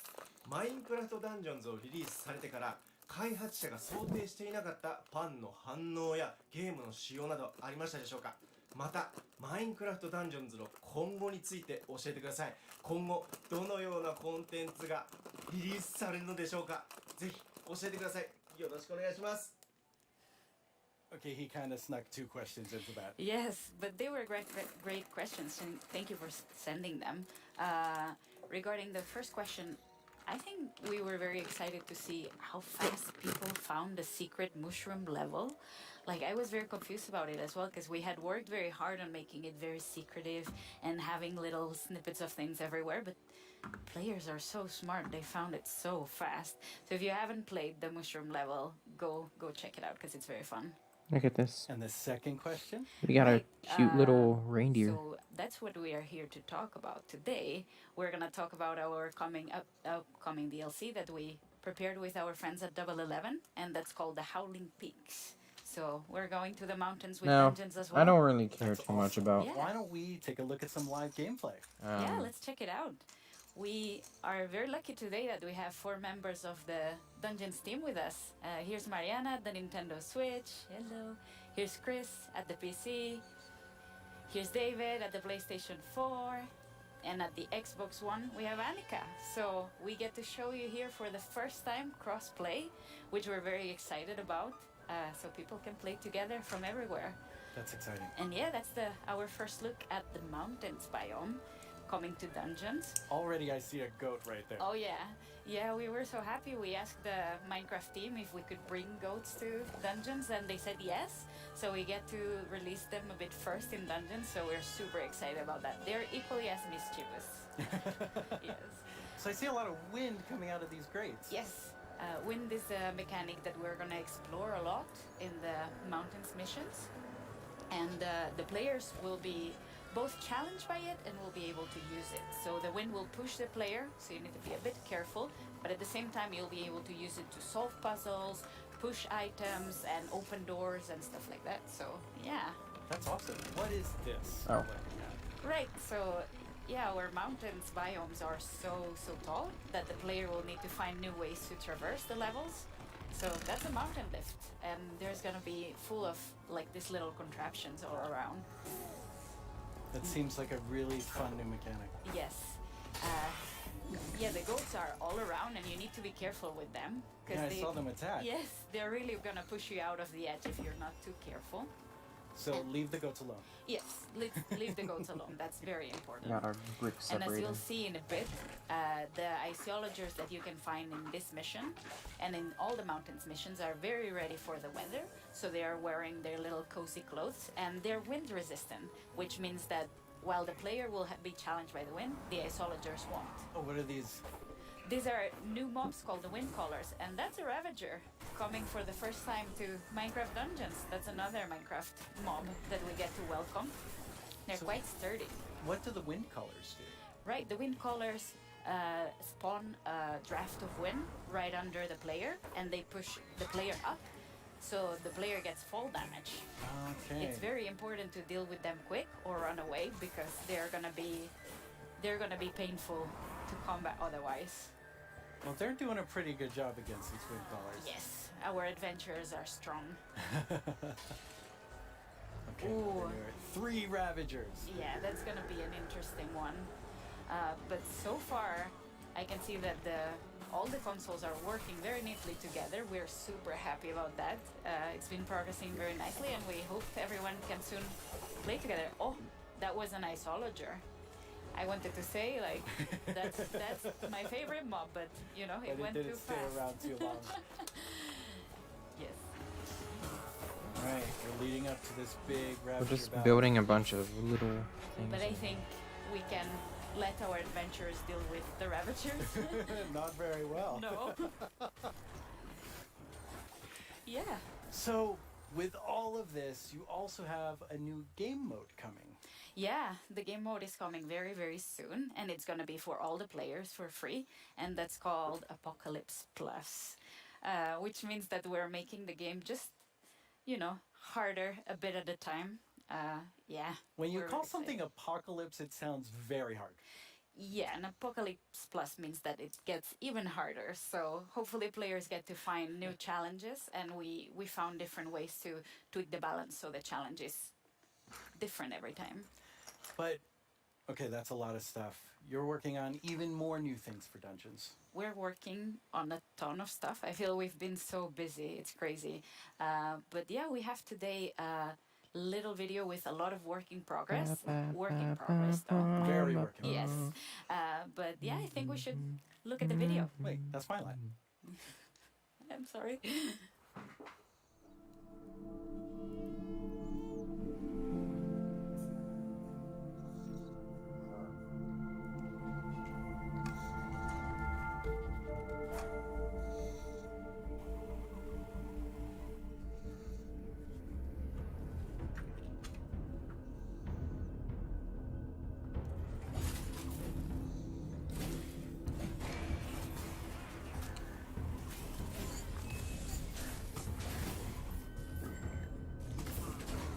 No, I don't really care much about Minecraft Dungeons.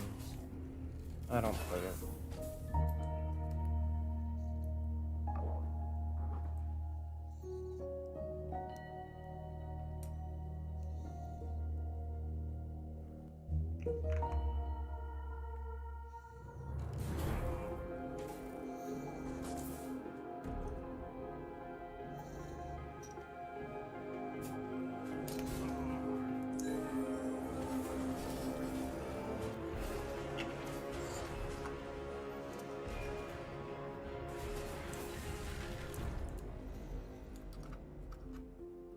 One of my favorite things we do at Mojang Studios is Minecraft Education Edition. Students around the world are able to learn in exciting and interactive ways using the game as a learning-based platform. students and teachers in 115 countries around the world are able to collaborate, learn, and share together. Minecraft has always been a way to connect people, and we've seen that now more than ever with Minecraft Education Edition being used in remote learning. When you're in the game, you don't have to feel so far away from your classmates. From creating graduation ceremonies in Japan, to creating first day orientations for American universities, to teachers doing virtual meetups, we've seen students and teachers using the game in incredible ways. Today, we're launching our first ever Minecraft Education Edition Global Challenge for students around the world to build a better world with us. Over the past few months, we've seen wildlife roam through cities while humans stayed inside. Without cruise ships and ferries around, dolphins visited the port of Cagliari in Sardinia, Italy, and wild boar roamed the streets of Barcelona. But what if animals could share space with humans all the time? Today, we're kicking off the first ever Minecraft Education Global Build Championship and asking students around the world to design and build healthy spaces for humans and animals to coexist together. What will you build? Hey, I'm Ayana. I'm a developer in the Minecraft team. If I were to participate in the Global Build Challenge, I'd build a series of underwater tubes so we could transport things without disturbing the aquatic life. Hello everyone, I'm OMG Chad, and if I were to design a build for the Global Championship, I would make a house with a habitat for my cats on top, and I would call it a habitat. どうもこんにちは、カーボンです。僕だったら日本っぽい建築で勝負したい。 Hola, nosotros somos los hermanos Leo y si estuviéramos participando en la dinámica mundial de Minecraft construiríamos unas viviendas camufladas con la vegetación del entorno para que los animales no se espanten. ¡Participa! Design and build your own solution in Minecraft What did they say? for the chance to win Why were they talking so awesome fast? Minecraft gear and a video chat with Mojang Studios. The championship opens today. You can register today and download the Championship World template. We can't wait to see your amazing ideas, and Jens and I can't wait to see the winner on video chat. We get the awesome prize of chatting with you no matter who wins. For those of you who don't have Education Edition, we have something for you too. Our education team has already added amazing free lessons to Minecraft Marketplace. We've also been working with some amazing educators on a new series about diversity and inclusion coming this fall. Hi, Minecraft Live. I'm Kenneth Shelton, and along with my fellow educators, Felisa Ford and Natasha Rochelle, we've been building a series of Minecraft lessons that will help people explore topics of social justice, equity, identity, and tolerance. The first of these lessons is called Good Trouble, and it's based on the life and philosophy of Congressman and civil rights activist John Lewis. The additional lessons continue teaching about social justice from across the world and through time, from Black Lives Matter to Malala's quest in Pakistan to achieve equal education for girls, to the civil rights movement of 1960s America, to the women's suffragette movement, and more. We can't wait to share these important lessons with the Minecraft community. I'm looking forward to playing through the Good Trouble lessons myself. Together with the I'm Minecraft good. community, I'll play we regular commemorated Minecraft. Juneteenth with contributions to the Black Lives Matter Global Network Foundation, Equal Justice Initiative, and the NAACP Legal Defense Fund. We're proud to continue supporting organizations that fight for equity and equality in the world by making an additional donation today to the NAACP Legal Defense Fund. This brings our 2020 contributions to over $2 million. What are they gonna Beyond do? this, we continue to look Burn within down our a Minecraft company, village? our products, and ourselves for how we can help create a more inclusive world.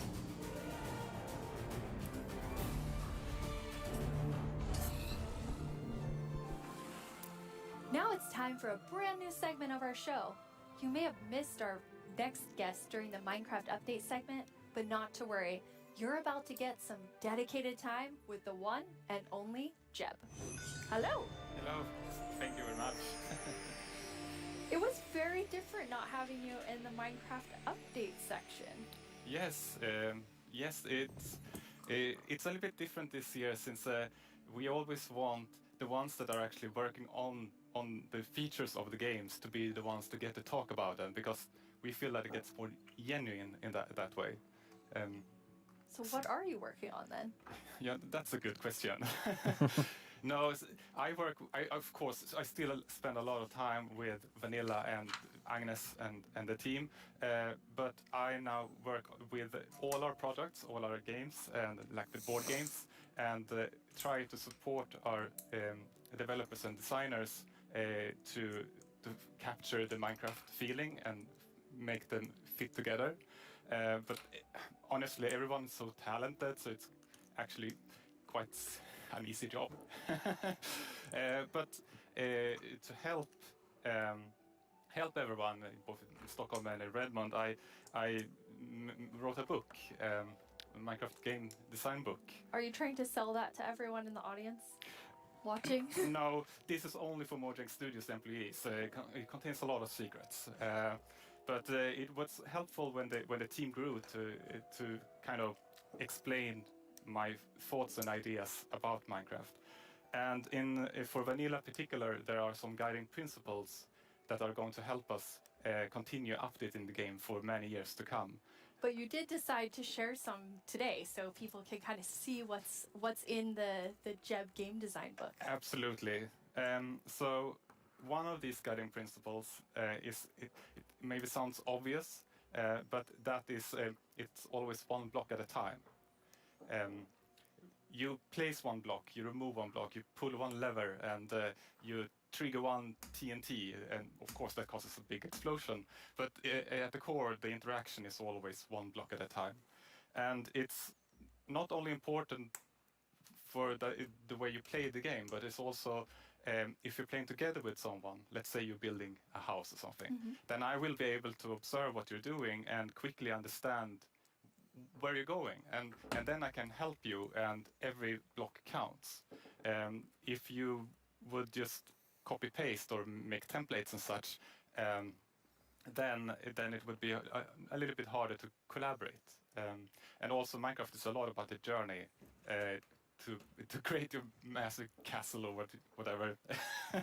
But so it's important to we retain that feeling. And you have another principle, but it applies pretty directly to a community question that we have.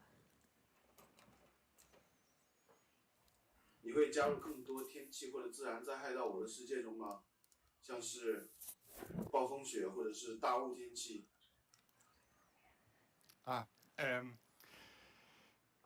我的世界的中国玩家大家好，感谢你的提问。 Wow, yes. Yes, the Chinese community inspired me to try to take on a new language, but I have a long way to go, honestly. But about the question, if we're going to add things like natural disasters, that kind of contradicts one of our other guiding principles, that bad things happen, but they're technically the player's fault. Okay, they're the player's fault. Yes, in the sense that it was either caused by a player, like a griefer or summoning the wither, or a player was nearby, such as when a creeper explodes. So whenever something bad happens, we want to make sure that the players are either actively taking part of that or have a way to prevent it from happening. And an earthquake or a tornado would obviously destroy something that you've spent hours building. But there's definitely a few I can think of that maybe fall outside of this principle. There are still a few cases, like Enderman can grab a block and maybe wreck up some redstone, or you can have an unlucky wolf running into your sheep garden. But there's also, the worst thing is of course lightning strikes that can set your whole house on fire. But I'm hoping that Agnes and the team may have a plan for that. Exciting. So what's the last feature you were active in developing? Yes, the last feature I did was the netherite feature. And I thought that was a very important part of the nether update that I wanted to help where I can. But I don't want to, since I'm working with so many different projects now, I don't want to do something halfways and then kind of leave it to the team to fix my bugs. So I try to be a little bit hands-off. But recently I've of course also been working a little bit on making combat test snapshots. That leads us to another community question. Hey, I'm Dan TDM, and I would love to know what kind of combat mechanic changes are being made to Minecraft Java Edition. Yes, that's an excellent question. We currently have a problem that on the 2 different editions of the game there are different combat mechanics or combat systems, and that's bad both for us as designers that have to take both systems into account, but also bad for the community that wants to have the same experience. So the main objective is to reach parity. But I still want to make sure that we make a system that is kind of fits with the building, that doesn't distract too much from building, but still gives us this depth that allows us to design interesting behaviors. Also, I want to make sure that it works both good in both player versus environment. That means adventuring and players versus player. And I want to make sure that it feels good playing both with mouse and keyboard. And when you're on a controller, you don't get tired by frequently pressing the trigger. And we also want to improve touch, like the touch experience. So it's a lot to do. Right.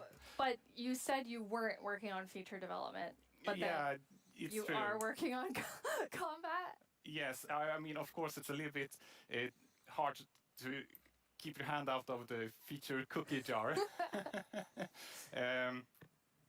But in this case, I also felt that this was an area where I could help the team, so they could focus on doing the content updates. But at some point in the future, I will, of course, dump this on the team. Okay, so exactly what you said you Yes, don't want to do. Yes, and they will have to carry it over the finish line. Yes. Nice. Now, speaking of combat, we just had a really cool announcement about Alex and Steve coming to Super Smash Brothers. Yes, and that is so amazing. And just like I said, like my job gets easy because everyone's so talented. And just in this case, Sakurai-san and his team they really understand Minecraft and have made an absolutely amazing Super Smash Brothers fighter. And Sakurai has also made a really amazing video for all of us in the community. マインクラフトライブをご覧の皆さん、こんにちは。大乱闘スマッシュブラザーズディレクター、空の桜井正宏です。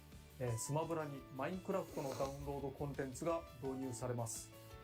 スティーブやアレックスが参戦することが決定し、マインクラフトライブ前に特別放送をお届けしたのですが、見ていただけたでしょうか。もしまだの方はぜひご覧ください。スマブラであることを忘れるぐらい、マインクラフトのスピンオフとしても相当にすごい踏み込んだ表現を行っています。発売までもう少しだけお時間いただきます。スティーブがマリオと戦う。アレックスがピカチュウと戦う。ゾンビやエンダーマンをアクションゲームで操作できる。リンクやカービィやソニックやロックマンやクラウドやリュウなど有名キャラクターとの共演が楽しめます。そして私も、マインクラフトファンの一人です。マインクラフトライブでの、発表を楽しみにしています。それでは。That was a really big secret to keep. Yes, and it was a really hard secret to keep even in the studio because it was super secret. But it has been so much fun to work on. Yeah, it's amazing to see the community reaction. Yes. Okay, so we're going to switch gears here. You have a sort of famous saying within the office, which is the world would be a better place if everyone played Minecraft. And why do you think that? Yeah, I suppose the quote has kind of gotten a life of its own. It definitely has. But yes, I think Minecraft unleashes people's creativity and it really does. them collaborate, but also teaches them things like geometry, languages, and maths. So yes, I do think that the world would be a better place if everyone played Minecraft. But I know that you also are very engaged in building a better world. You're interviewing me now, Jens. Thanks. I mean, I think it's... I feel so privileged to work on Minecraft because of all the amazing things that people do with it, from Education Edition, and something I'm extremely passionate about is Block by Block, which is our partnership with UN Habitat, and it's really helping people reimagine their public space and then have it built.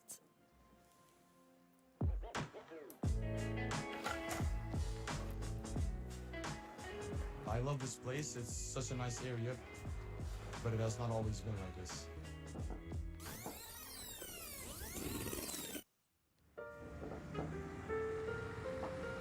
Well, before, the area felt very cold and unsafe. Basically, it was just an abandoned place. Block by Block is a program created by Mojang and UN Habitat where we use Minecraft to help community members redesign their neighborhoods. Kosovo has been impacted by years of conflict, and in those situations we often see communities divided and public spaces neglected. It was a really cool project because even the little kids like me could help out with make the city a better place. They got to use Minecraft to sketch and try different solutions about how the space could be improved. It was very fun because you felt like to be able to help the city while just playing. After that, the ideas were presented to local architects and city planners, and later that year, construction started.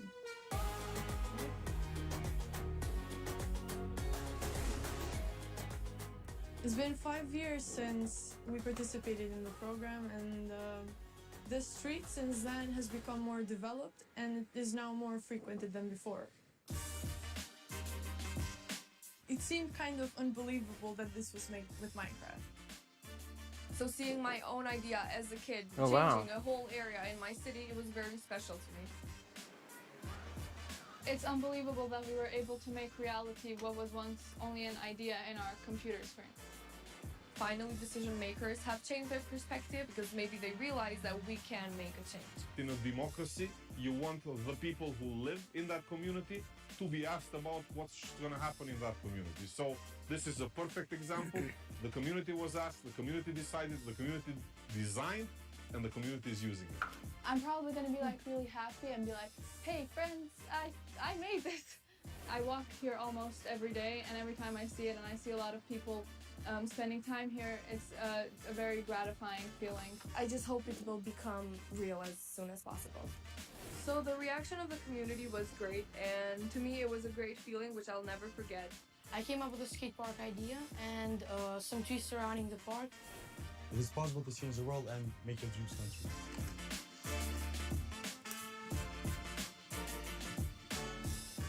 It felt like I was being heard, and being heard and listened to is one of the best feelings that you can feel.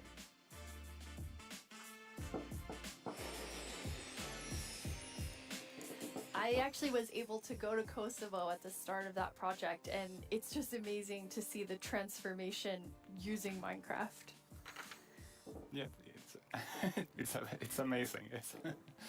Jens, you must have seen a lot of amazing things because you're about to hit your 10-year anniversary at Mojang Studios in like 2 or 3 months. Yes, it's true. Yeah, Wow. It has been an amazing journey these 10 years, and I have had so much fun working on Minecraft.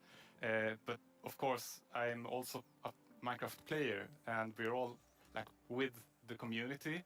And in the end, it's really the players and the community that gives everything its purpose. Yeah, absolutely. And from myself as part of the community, I just want to say, like, thank you for the 10 years and all that you've done for Minecraft. It's made a huge difference in my life, and I think many people watching right now. Thank you. Thank you so much, Jens. Last year at Live, we announced the Nether update. Maybe since then you've been wondering about what it would be like to attend a Nether ballet. Wonder no more. Our friends at Element Animation will dance us through all the new Nether features. What?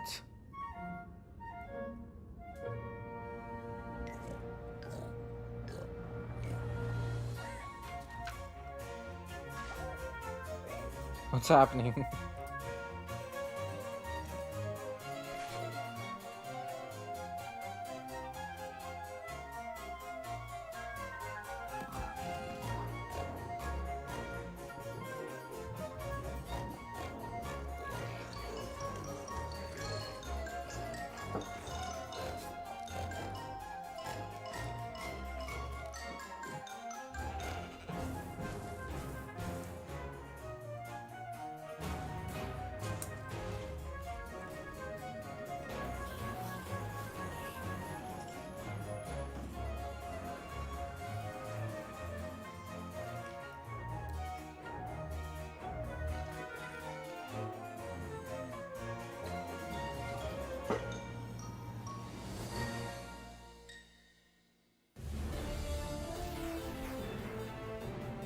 go. The results of the first round of voting are in. Wait, the what? round which determined which mob's dreams would be dashed, with no hope of making it into the final round. It hasn't come up yet. And it was intense. But sadly, let's all say a fond farewell to the poor Moo Bloom. Then forget it ever existed, because it's time to vote again. We are now down to the Isolager and the Glow Squid. And in the first round, they were quite close. I'm quite interested to see where the voters of the Moo Bloom will go. If you missed the first round of voting, make sure you get in on this one. It determines which one of these two makes it into Minecraft. I know who I'll be voting for. The final voting poll is live now. This is your chance to have a say in what goes into Minecraft. So don't leave yourself out. Log into Twitter and go vote. Where is it?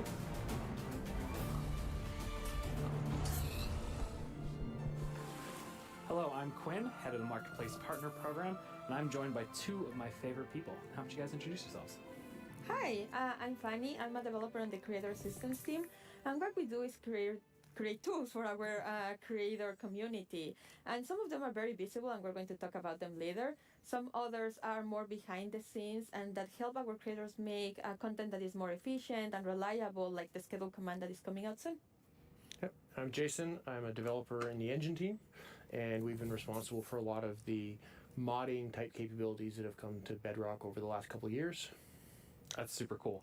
So your teams help make creator tools for all of our incredible marketplace partners all around the world to help make content for you.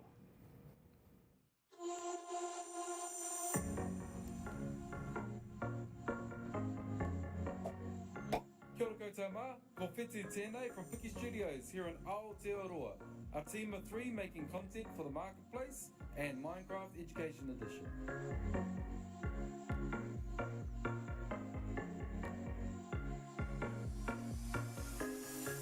I'm Beanie from Zombini, and I run a small studio based in California. We create lots of marketplace content, and I've been making tutorials for the last 7 years to teach others how to make their own Minecraft skins.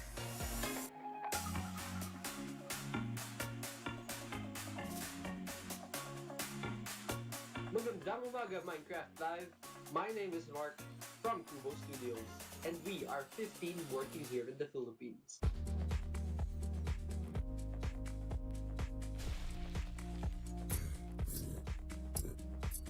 Hi, I'm Tian from Everboon Games, and we are 38 people working here in England. Where's the vote? Hi, Minecraft Live. This is Lizcraft, and we hope you like our stuff on the marketplace.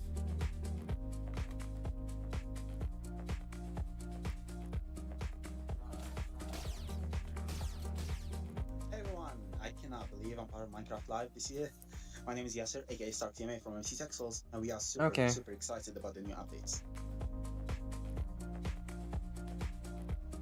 I guess the mob vote was over. I think we're getting the glow squid. We're getting a glow squid.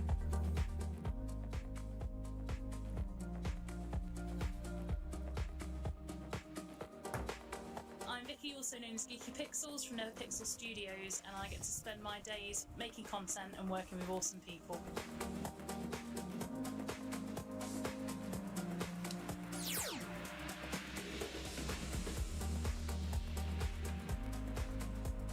Hey, I'm Juan from Minecraft, and there are 20 people working here in Israel. Shalom. Okay. We're done with the first book. The Christmas tree is pretty cool. It's a really good looking Christmas tree. And the best part is all these features can be used by all creators. So what do you have to show us today?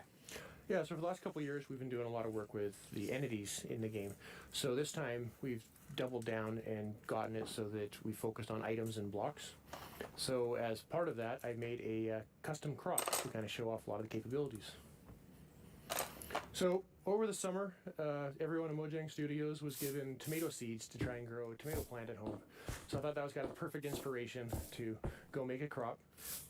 So you can interact, you can place the seeds, use the crops. See, they're kind of growing. We got a couple of them getting to the flower stage. Got a few now that I can actually go pick. So in this case, I've made it work like the bag number 2. But I think tomatoes taste disgusting, so I thought it was better to make them as something you can throw. So Quinn and I had some fun. We were throwing them around. It's harmless, or sort of harmless. Yeah, totally harmless. Yeah. Simply not in the lava. It was mostly by accident.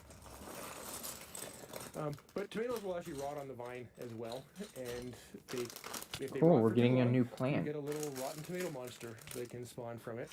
So I gotta fight him off here. But yeah, he throws rotten tomatoes. They don't fly as far as a regular tomato, but they knock you back a lot more. But kind of based off all this stuff, I think tomatoes maybe aren't the best idea. So I'm gonna get rid of all my plants and never grow them again. Yeah, I agree with you. Yeah. So all these. Healthy. It's true, they are pretty healthy.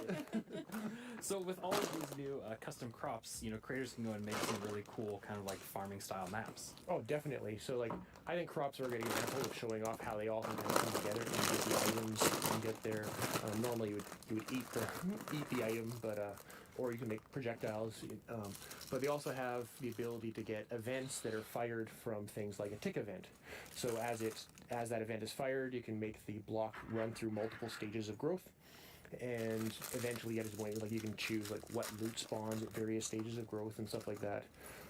Yeah, I thought it was really cool how you could like interact with them like a normal berry bush, but then get the tomato out. Yeah, it's just another it's an interactive event that you can key into. Yeah, and then there's a tomato monster there at the end too. Yeah, I call him Tomo. Little Tom, it's so cute. It's not even scary, but yeah, it's an example of what you can do with them combining events and commands. That's one of the features that our creators have requested for so long, just having commands to be able to run them when something happens. So now instead of also in addition to doing it with actors, you can also do it with blocks and items. In this case, as the flower is rotting, you can disappear that crop and also summon a tomato monster, a tomato monster. Yes.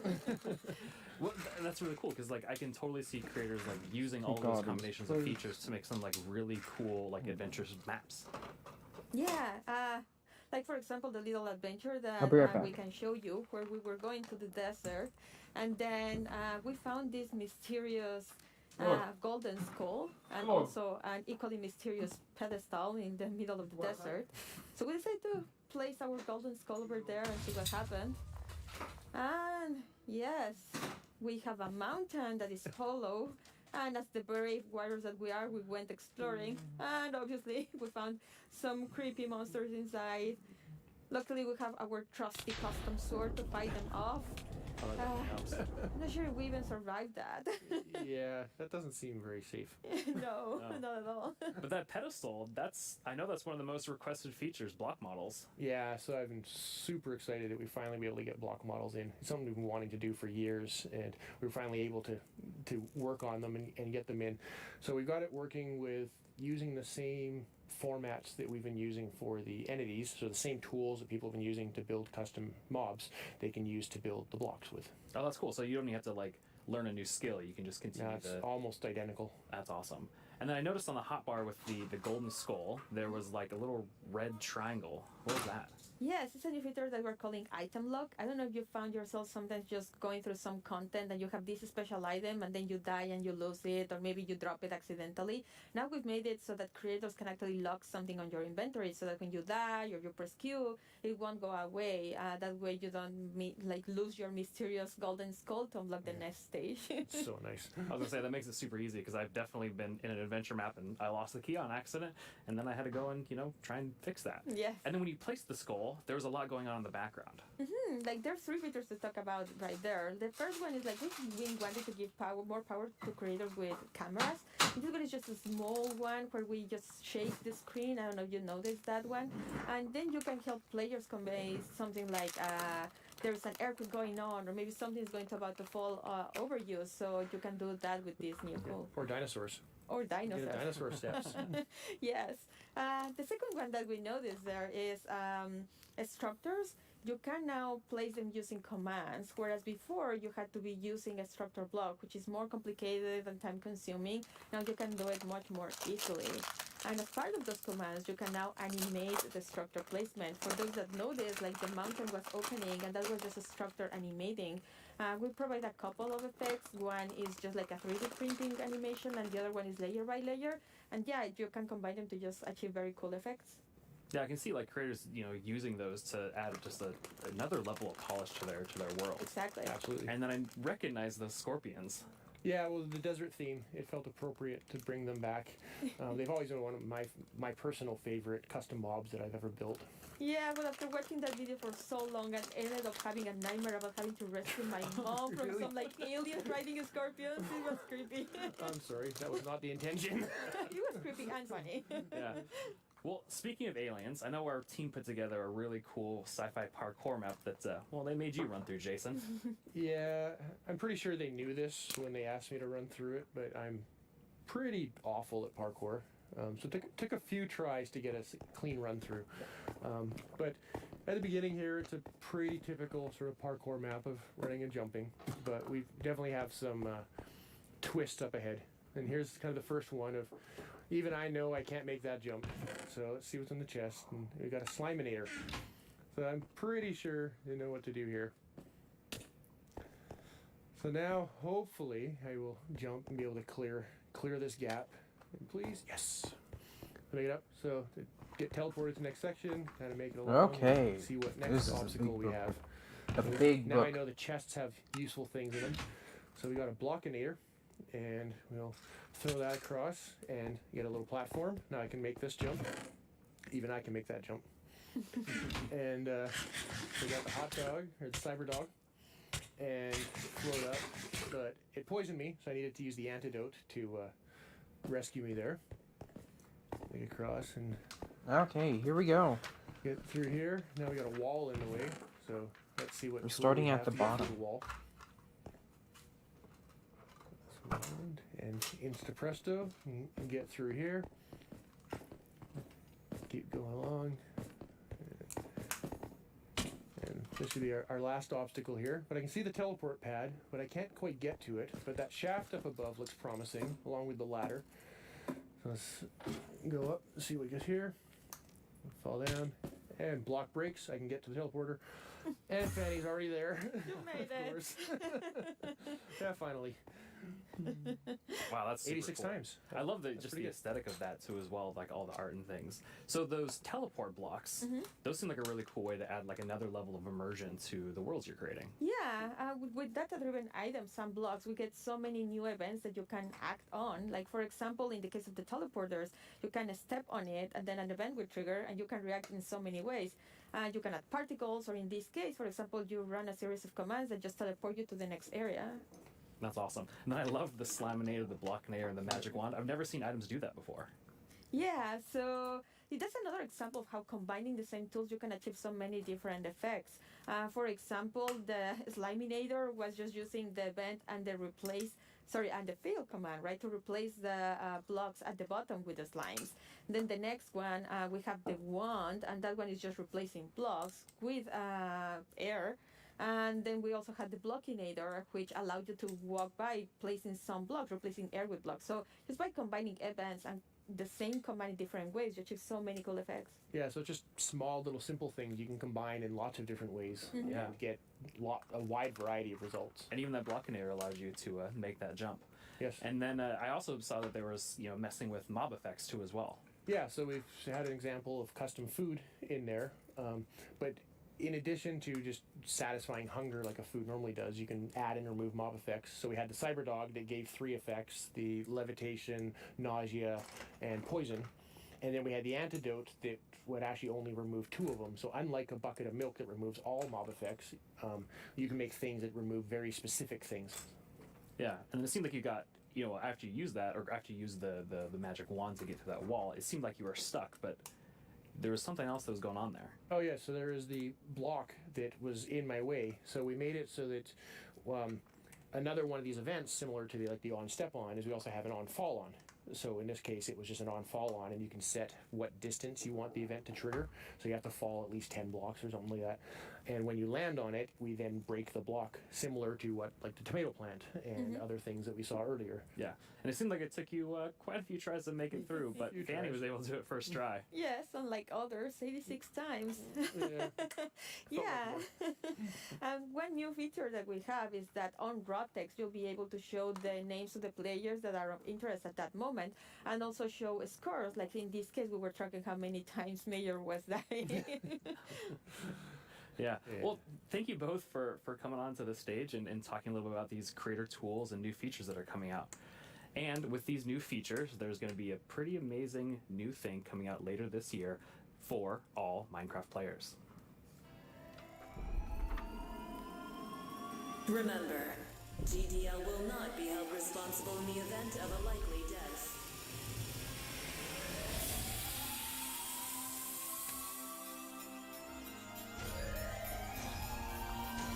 Your descent will begin in 3, 2, 1.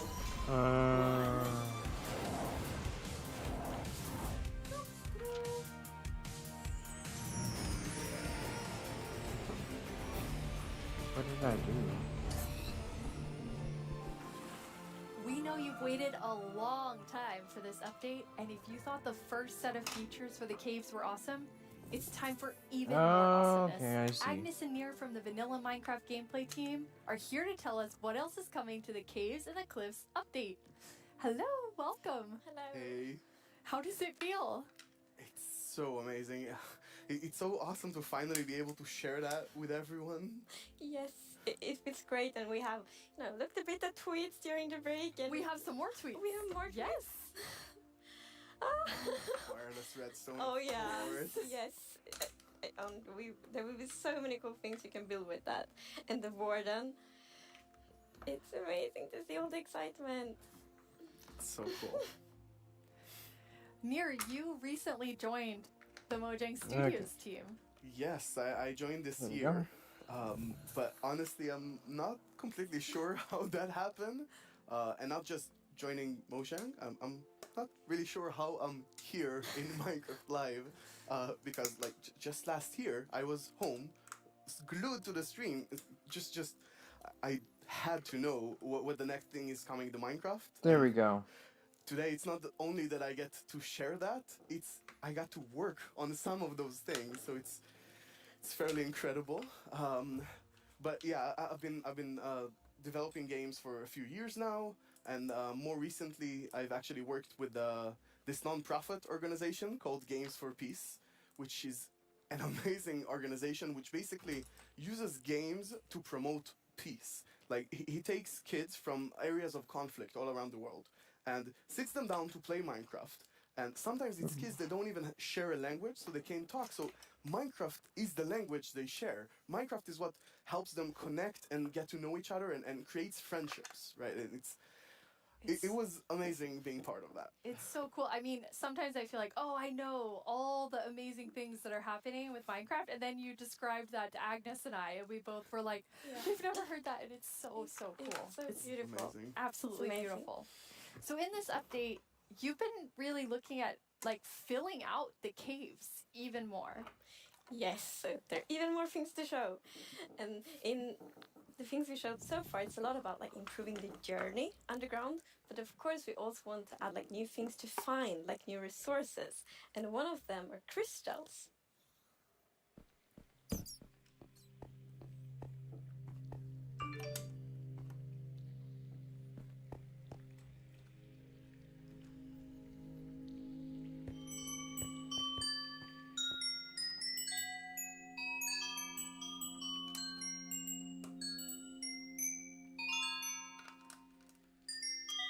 What do they do though? They're so beautiful. Yes, that the moment you turn the corner and you see that glowing thing, that's so, it's Like, incredible. The atmosphere in the crystal geode, it's like mystical. What do they do? Yeah, they're so pretty. And we were thinking a lot about like what is the purpose for crystals in Minecraft. And one thing is like they should have a use, and we will talk more about one of the usages soon. But the other thing is a lot about just adding a lot to the experience of exploring. And we want them to be quite rare, so when you find them, it's really gonna be like magical, because they're just beautiful. And you know, when you walk on the crystals, you hear these sounds. Yeah, it's just, we talked before about the pillar of Underground of Marvel, and I feel they're just the perfect feature for that sort of pillar, right? But you can't just take them with you. Right, so you can break the crystal plant we saw in the video, but they actually grow from a very special block.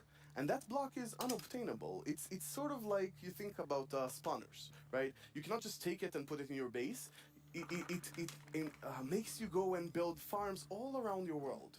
And that also encourages you to create tunnels between them and find out ways of transferring those items from place to place. And I just love those sort of features that really encourage other gameplay in the game. As an explorer myself, I'm very excited about finding all of these. And you mentioned a usefulness to them. Oh, yeah. Yes.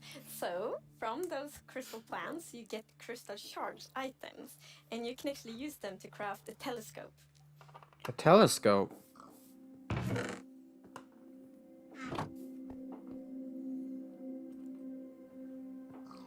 What? So it's Optifine?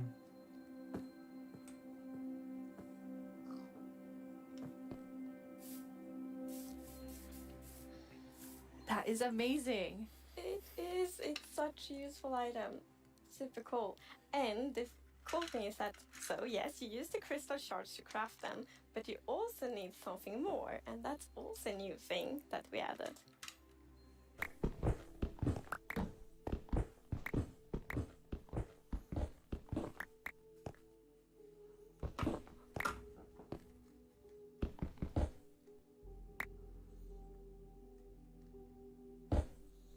Oh, they're a new block.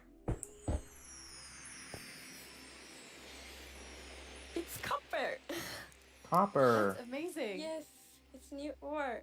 And you saw the copper ore in the video, and a very interesting thing with the copper ore is that it generates in a different way. So normal ores often generate like an ore blob, but copper is different. So imagine that you are out mining and you see copper ore. So you're like, okay, I'm gonna mine the copper. And then you see some stone. It's like, they look a bit different. So you continue to mine, and then you find another copper ore. And you probably go like, okay, I think I found a copper vein. So we're actually adding ore veins to Minecraft. And like, they really add so much to mining. It gets so interesting because it's kind of like following a trace when you mine, and they tie so well to the pillar we have about adding strategy to mining. Yeah. That's amazing. And you've personally wanted copper in the game since you maybe before you started? Yeah, you mentioned it once or twice. Well, maybe a few times. But yes, so I think I got inspired by the pretty copper roofs in Stockholm, and they are all green because we have so many like old buildings here, and we've actually added that mechanic to Minecraft as well.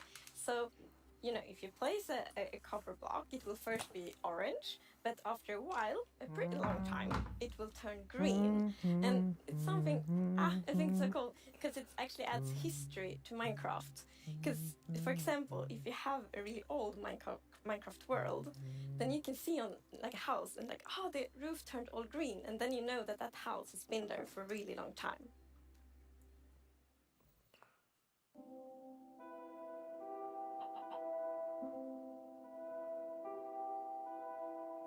Oh.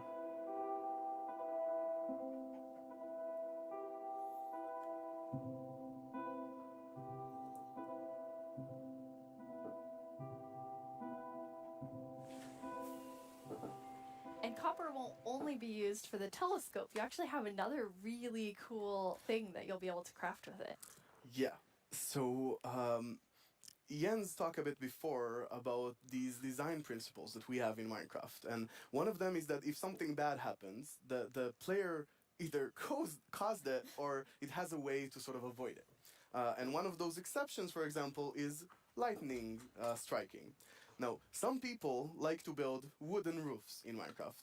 Some even build wall roofs. Looking at me. Right. It's not at all like the grandest castle in my realm actually has a roof fully built of wool. Yeah, that's not a good idea. No, but we did get some fires. yeah. So to try to help the players with that, we are introducing the lightning rod.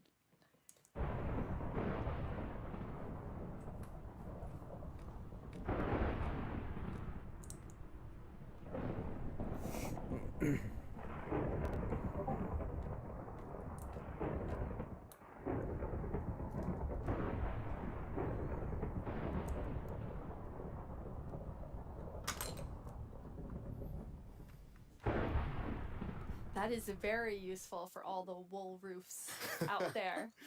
Yeah, I think this is a problem that happened to a lot of our players. Even personally, I had this peaceful game that I played with my partner, and it wasn't peaceful. And we went out and we were like looking at animals, collecting a few animals to our base, and we came back and our house was gone. And I was quite confused, because I consider myself to be someone who knows a bit about Minecraft, and there are no creepers, there are no Endermen, so what happened?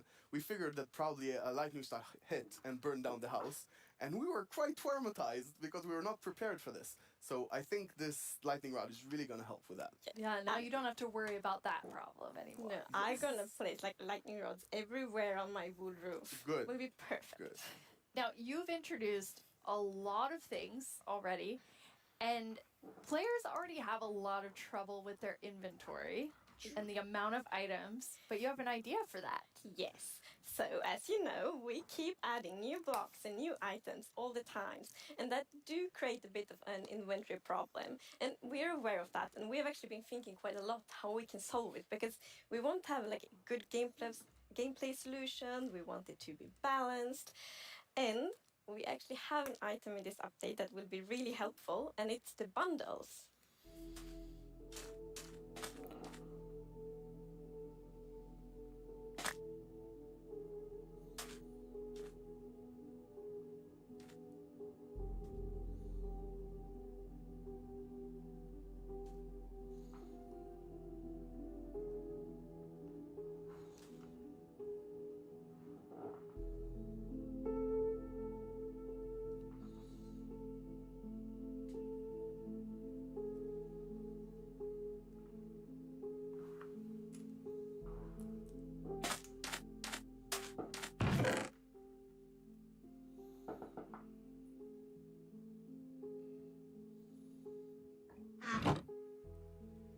Bundles!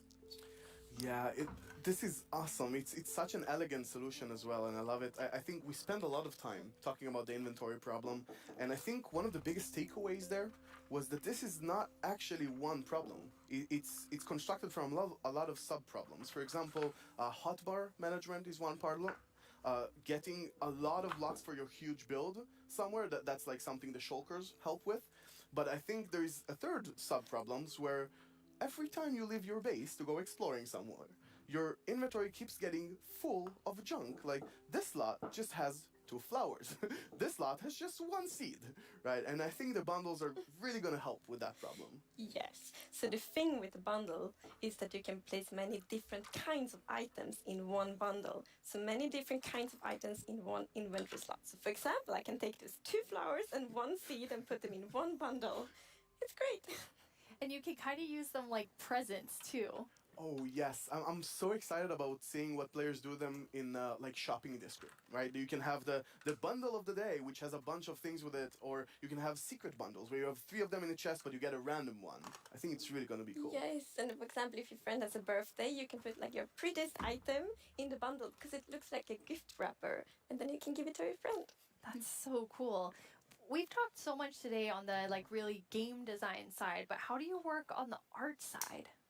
We actually have a very close collaboration with the art team, and it's great. So my job is basically to get an abstract idea and imagine how it would fit into the Minecraft universe and then start sketching it.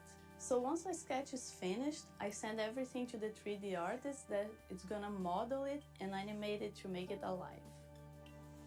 My job is to bring sketches to life and make them move in 3D space. To work with a game that has such a special look, it's amazing.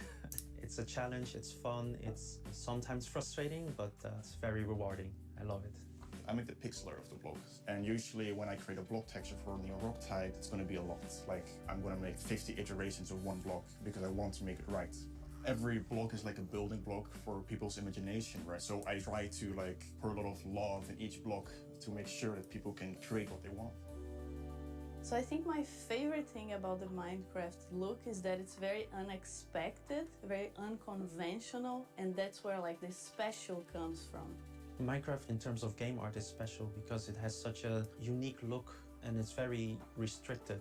It has to be 3D pixel art and we can only work within those boundaries. So we have to like think inside the box but also outside the box. I've been working on this exciting new mob. This new mob will be the cutest predator ever existed in Minecraft. This update is incredible. Like, people have been waiting for this for so long, and we're finally gonna do it. I hope that the community is really, really happy about it. I hope they have a lot of new stuff to play with, and I hope that they're excited to see some concepts as well. It's so lovely when you can think about all of the different jobs within game development. I love seeing the artists and developers, and we all, like, across the show, there's so many different types of roles that people have. Yeah, and it's really awesome to interact with all those roles and have a lot of a back and forth. We're very open in Mojang and getting ideas from all over the place, and specifically working with the art team is amazing as well. You sort of throw one idea to the hair and he draws something and you're like, oh, what is that white thing in your drawing? I didn't even think about it, and it starts so many awesome ideas going. And we even integrated into our prototype process, and actually I think until I saw those sketches by the art team, I didn't really understand what archaeology in Minecraft even means. Archaeology? Yes, so we're actually adding a new system called the archaeology system. In this system, you're basically going to find these excavation sites all throughout your world. And you can make this new tool called the brush that is going to help you uncover the mysteries of all these dig sites. So you come to one of these ancient structures and you can sort of use the brush to clear away some of the rubble that may have collapsed in those structures. And sometimes you might even find something shiny inside them. But, and this is important, if you are not careful enough, like in real life, you can destroy that artifact. And when that artifact is gone, that artifact and all the secrets it held are gone forever. But if you're careful enough, if you take your time and you're deliberate, you can get some of those hidden artifacts.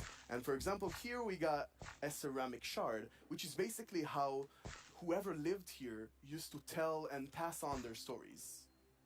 I love the story side of the archaeology, because we often talk about that we want to deepen the mystery in Minecraft. And when you find these hidden artifacts, you kind of find like connections and hints.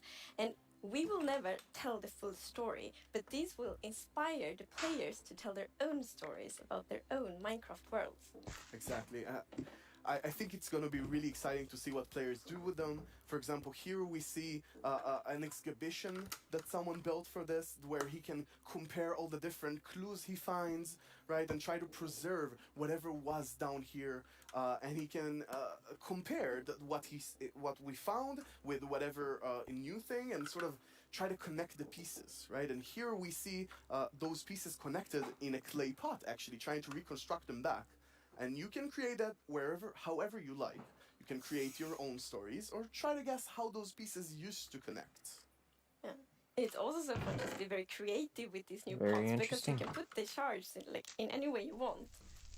Exactly, and when you're pleased with your creation, you can fire them up, and you have your own painted clay pot. Pretty. So, Nir, is this programmer art still?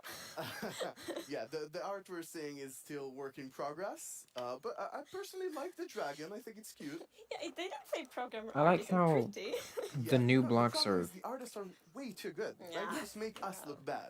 or the new pieces I'm putting Archaeology down is are amazing. I highlighted. mean, the excavation site is so incredible. I'm so excited about this. I've spent a lot of time about it, and I actually got to do a lot of awesome conversations with actual archaeologists from all around the world, and it's been. Honestly, I sort of feel like I got so passionate about it myself that their passion sort of stuck to me, and it was so amazing to learn more about this, and I'm really excited to see where it goes from here. And you have a dev diary coming out on our YouTube channel where you kind of explore all of the archaeology even more. Yeah, it's honestly really exciting. So I had so much fun with this, and I learned so much that I decided that it can't stop with me. So we're gonna do a dev diary when we're actually gonna talk to those archaeologists, and actually we might even get to visit some interesting locations. That is amazing. Well, it feels very sad, but we're almost out of time. But we've been hinting at a new mob like over the course of the show, like 3 or 4 times. Okay. So are you gonna tell us about it now, Yes, please? now we're gonna tell you. It's the cutest predator you will ever meet.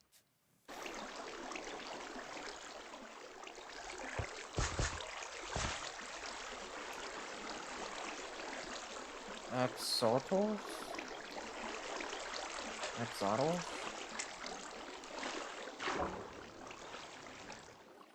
What is that?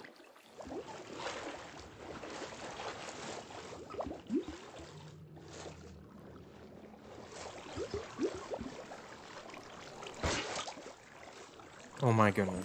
I feel like there's only one sound I can make after seeing that, which is like. It's so adorable. The axolotls. How did you decide on axolotls? So, when we add a new mob to Minecraft, we really wanted to have like its own unique character. We wanted to have purpose. And it's also a very good thing if it happens to be ugly cute. And the axolotl is perfect. It has all of these things. Well, I guess on the ugly cuteness, it might be quite a big emphasis on the cute side, but still. And we actually had a brainstorm in the team. So we were like, okay, we're gonna add goats, but we want to add another animal. And then one of the developers posted like a big picture of an axolotl, and we all went like, yes, this right now. It's like the definition of ugly cute. It's like made for Minecraft. Perfect. And then we also found out that axolotls are endangered in the real world, and we think it's good to add endangered animals to Minecraft to create awareness around that. So that's also a good thing. Like with the bees. Yes, like with the bees last year, for example. But yeah, so the axolotls, as you saw in the video, they live in the lush caves, and they really add a lot of life to the lush caves. And there's also a bucket of axolotls. I didn't think it could get cuter, I know. but that is just so cute. I don't know how to handle it, but it's so cute.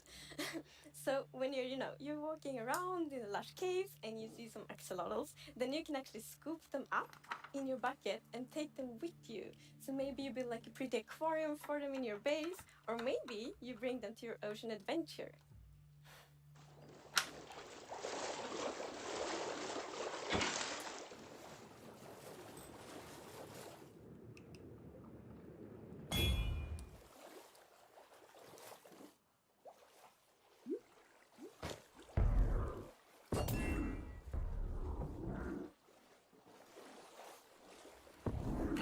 Oh. And now I see why you're calling them the cutest predator you'll ever meet. Exactly. So when you scoop them up in a bucket, you can actually create your own axolotl army, basically, and charge into the oceans with them, and they will help you fight various. Well, they'll attack cute fish as well, but they'll help you fight the drowns and the guardians. And they're actually quite useful when fighting guardians because they have this special ability that whenever they take damage, they sort of play dead, and when they're playing dead, no mob will actually attack them. So they have this time to regen back health and then jump back into the fight together with you. And if you learn how to cooperative with them really well, they might even heal you during the battle. That is so cool. But okay, so you added these 2 mobs that are like as different as possible with the warden and the axolotl. Yes. So this update is actually a lot about contrast, which is great because it creates like a dramatic player experience, which is so good. So we're like updating the highest heights of Minecraft with the mountains. We're updating like the deepest of the caves. We had this terrifying board and the cutest axolotl, and also in the caves, like the lush caves are very light and welcoming, and then the deep dark is like super scary and challenging. I guess we Lots of can't forget our little goat in there. Oh. It's kind of the in between. Yeah, we shouldn't forget the goat. I guess it's in between. It is still very cute, but in between. No one can be as cute as Axolotl. No, I don't think so. Before we tell everyone the winner of the mob vote, let's take a look back at some of the exciting things that we've talked about today.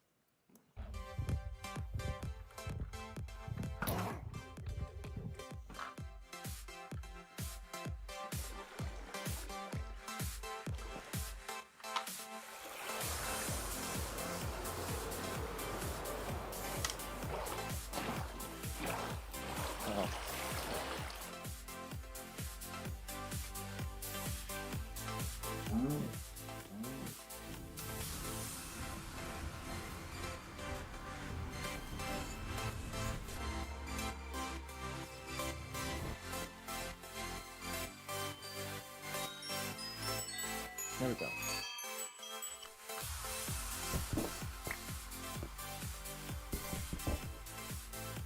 Okay.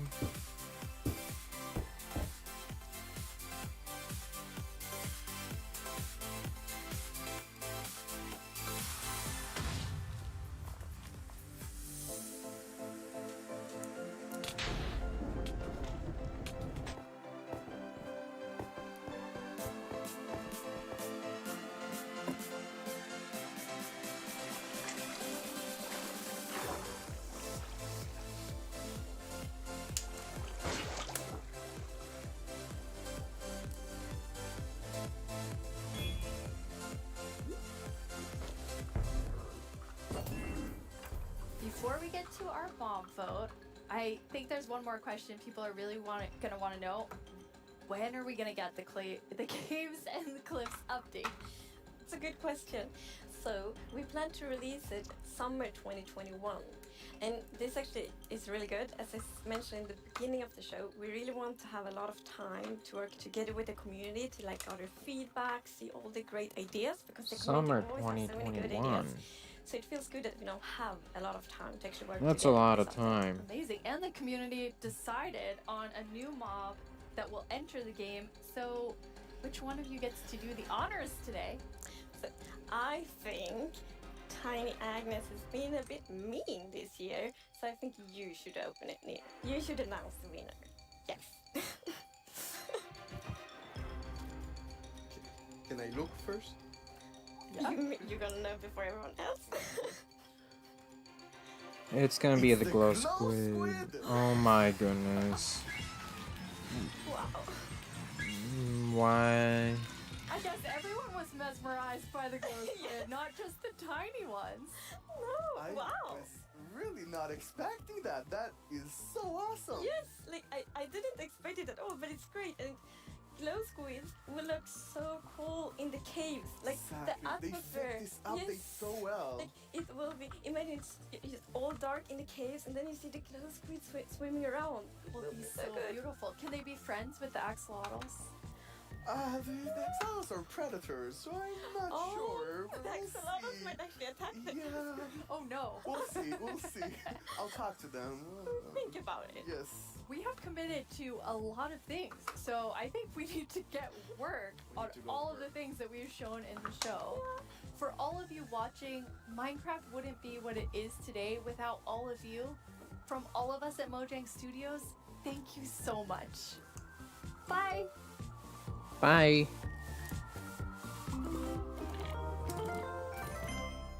The glow squid, though, are you kidding me?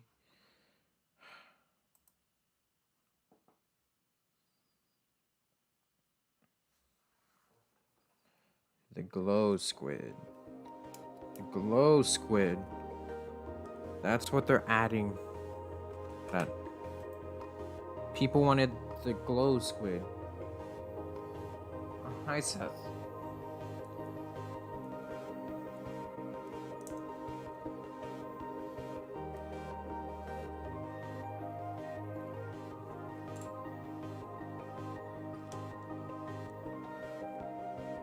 Well, that was the Minecraft Live event.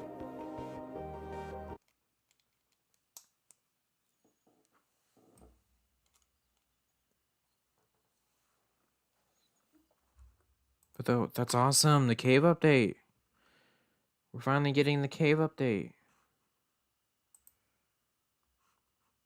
Wish you didn't have to pay full price for Xbox gear? Wikibuy can help with that. It automatically compares and She heard about it just there right now. Yeah, I didn't actually hear about it. But no, so No, like the cave update, the only thing that I heard about before this announcement was the Dripstone caves. I like what they're doing with it. Like, the Lush caves actually look really cool. And I like how big the other stuff was. the Amethyst caves, everything's I like the looking cool. axolotls, but okay, if someone knows what I'm talking about, I feel like we saw Minecraft tweet something about an axolotl a really long time ago, but I could be wrong. Yeah, I felt like we've been Like, don't really you good. remember seeing that on Minecraft News or something like a Seen it very, somewhere very at long some time point, ago? yeah. But it was cute. So The telescope seems stupid if you have Optifine.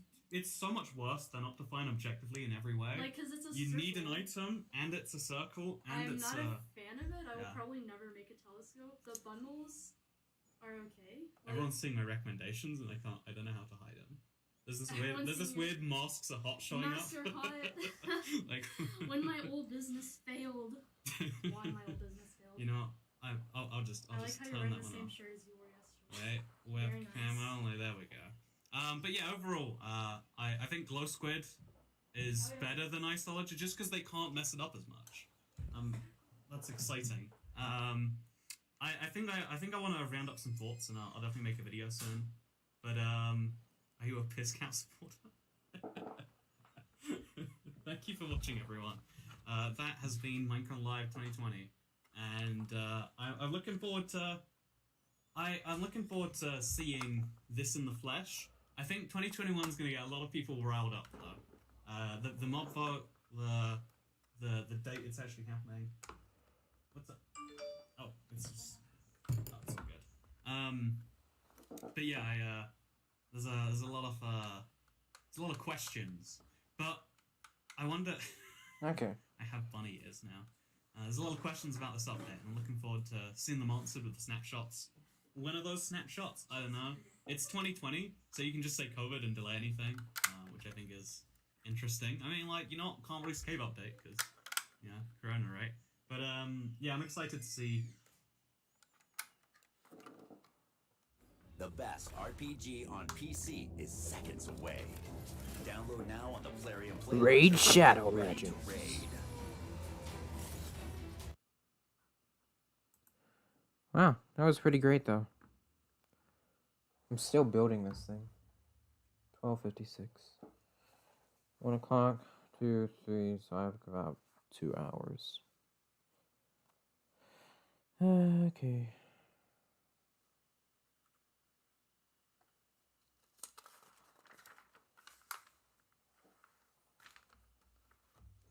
Okay.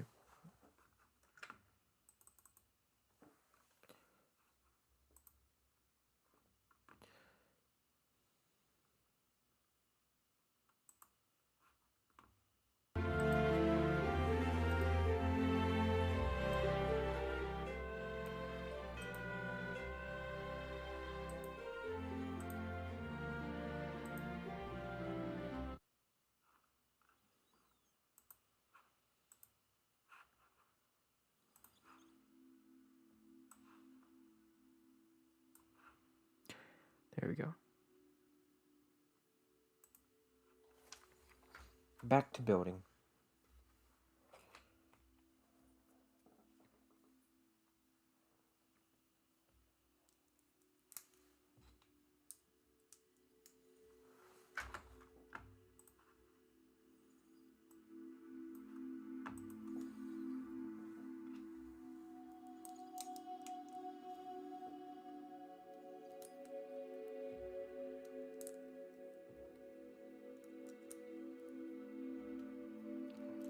No more distractions.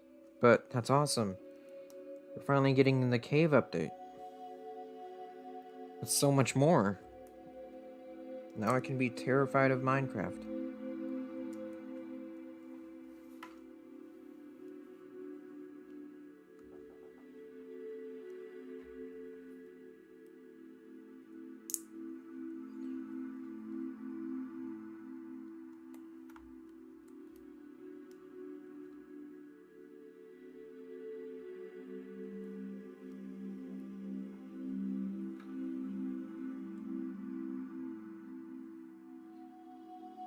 Okay.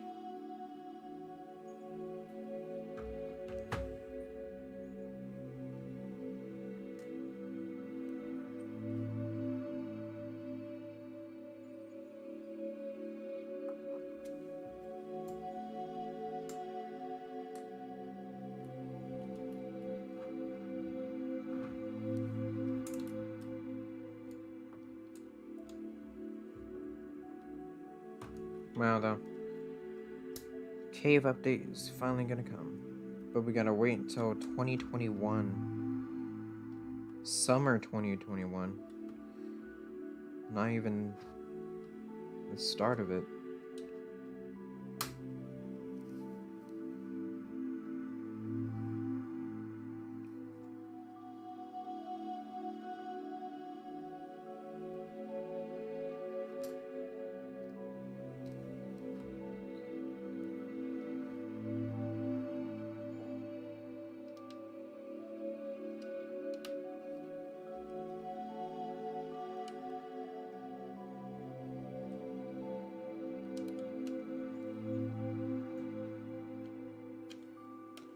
That's okay.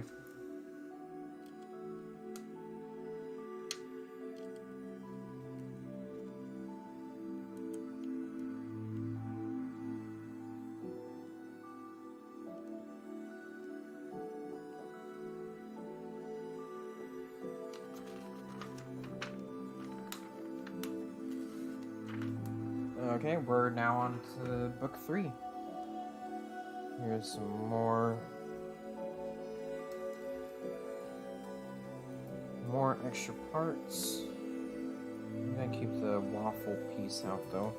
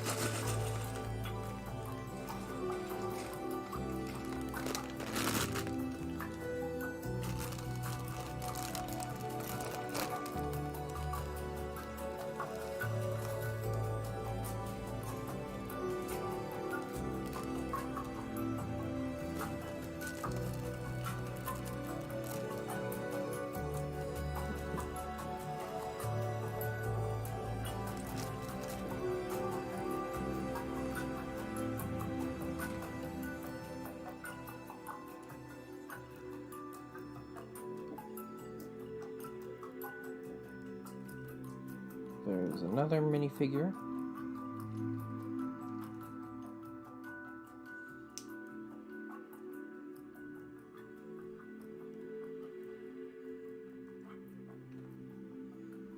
Okay.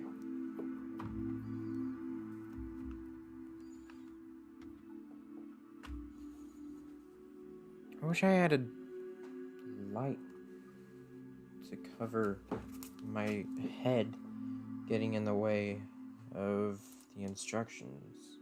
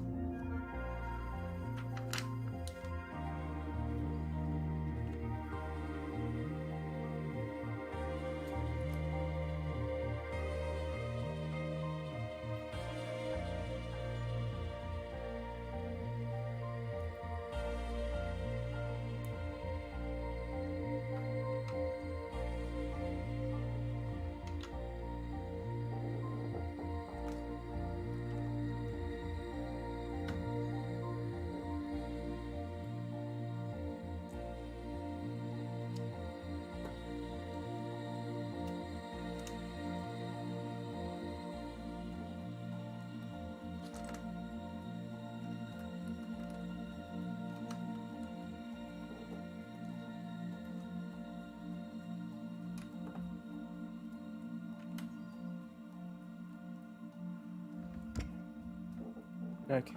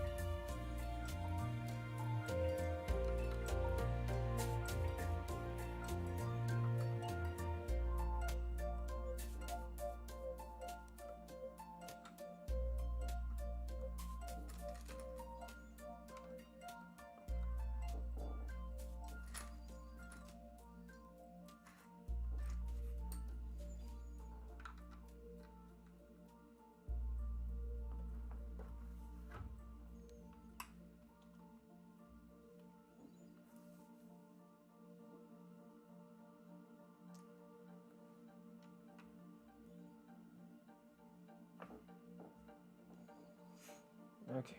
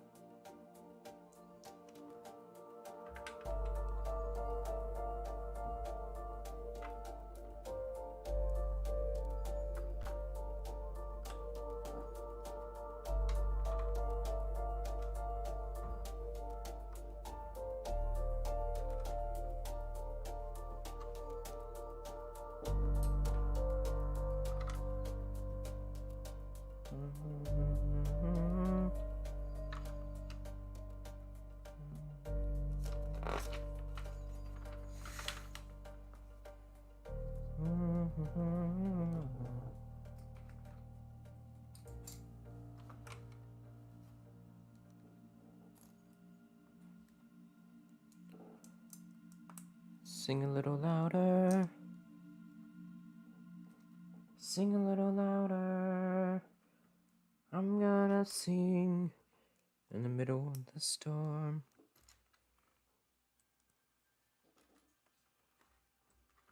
Jenny!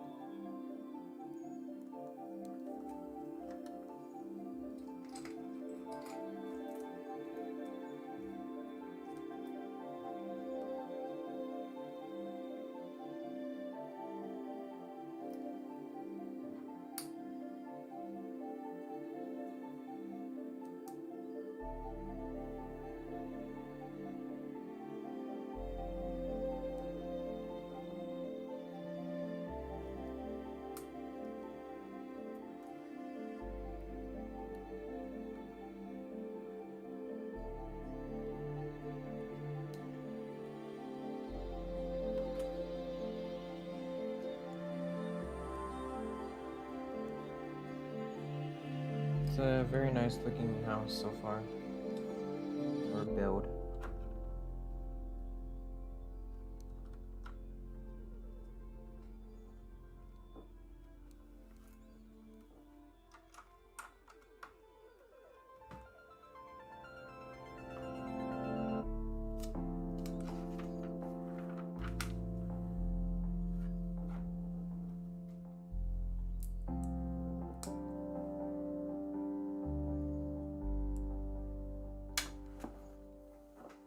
Ah.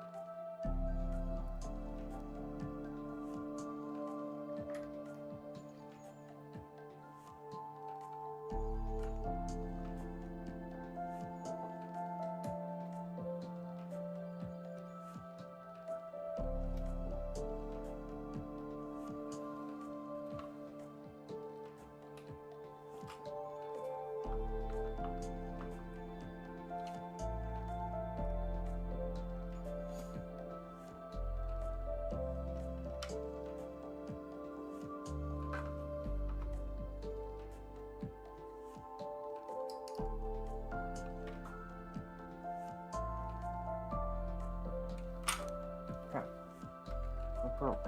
Oh, the seat. Okay.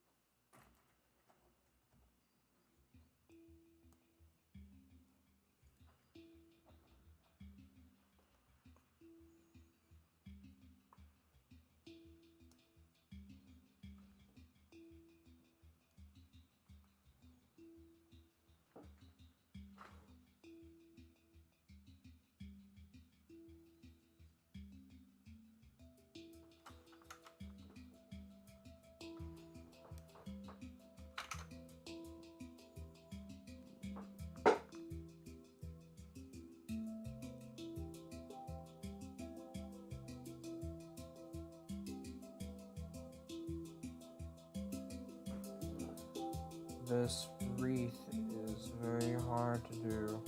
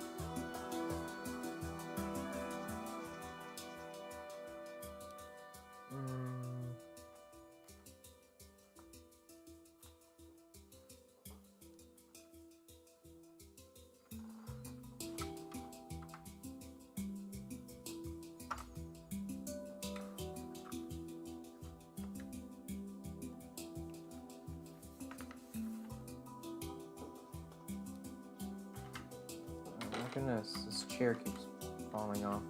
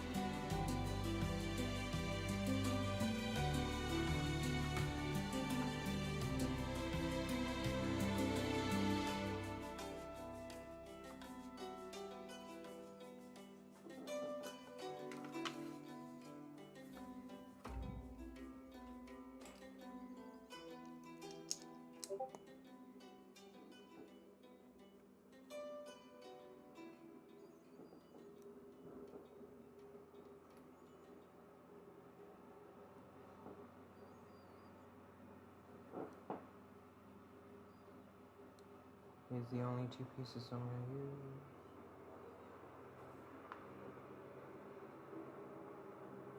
Yeah.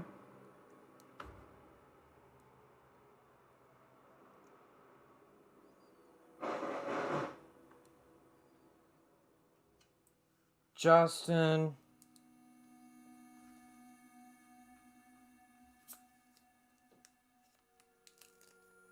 What did you hit?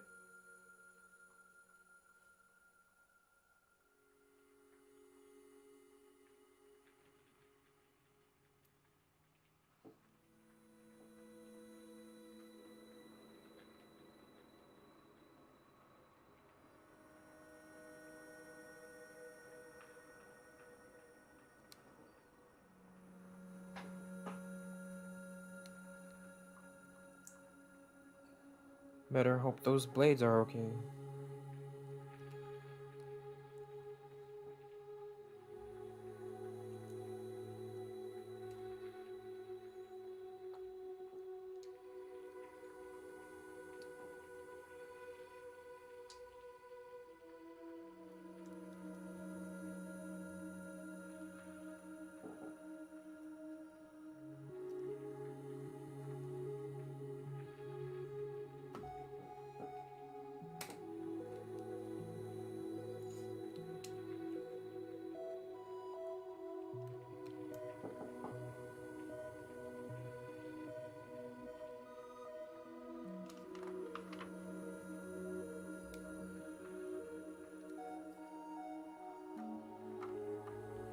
Okay, it was right.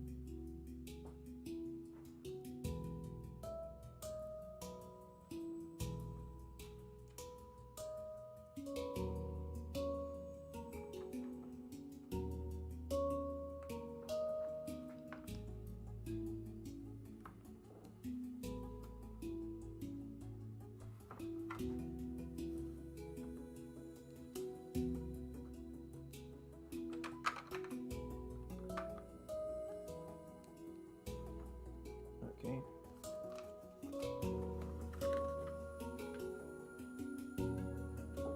We're building a lamp or lampstand. Okay.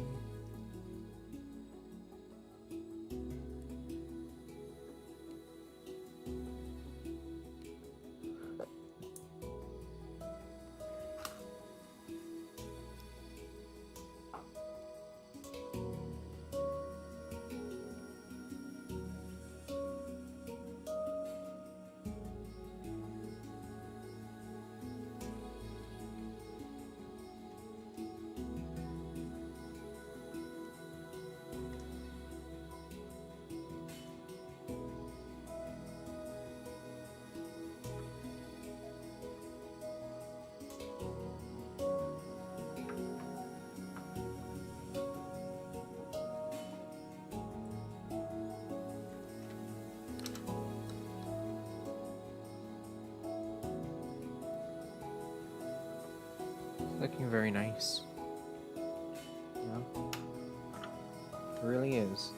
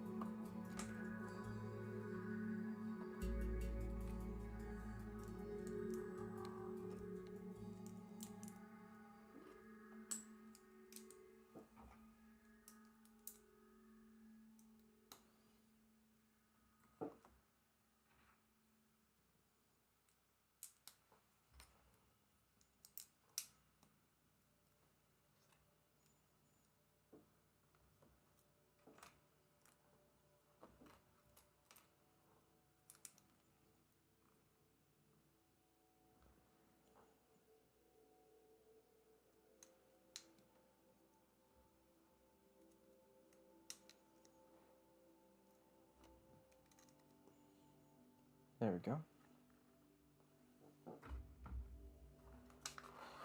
Okay.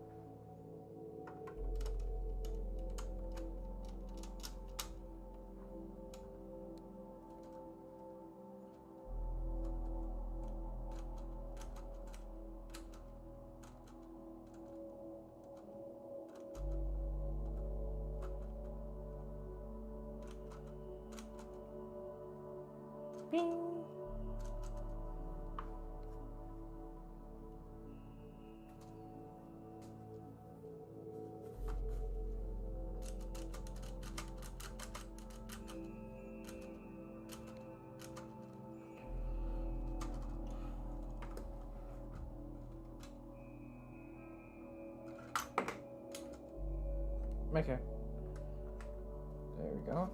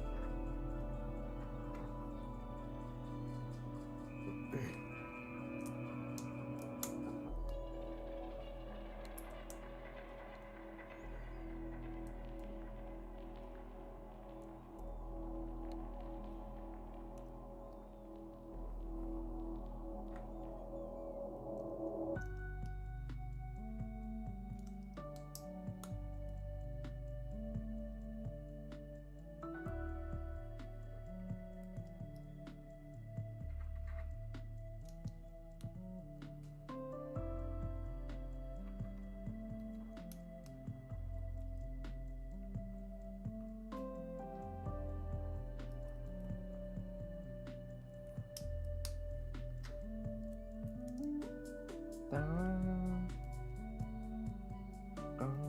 down. Ba-da-da-dum.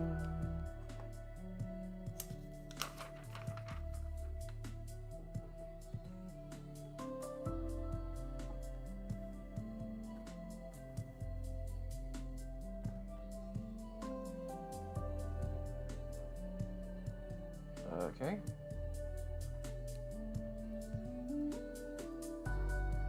This is a cool little piece here. I'm gonna keep that out.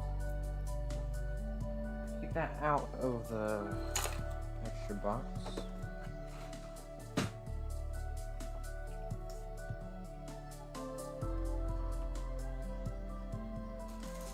Bag number 4.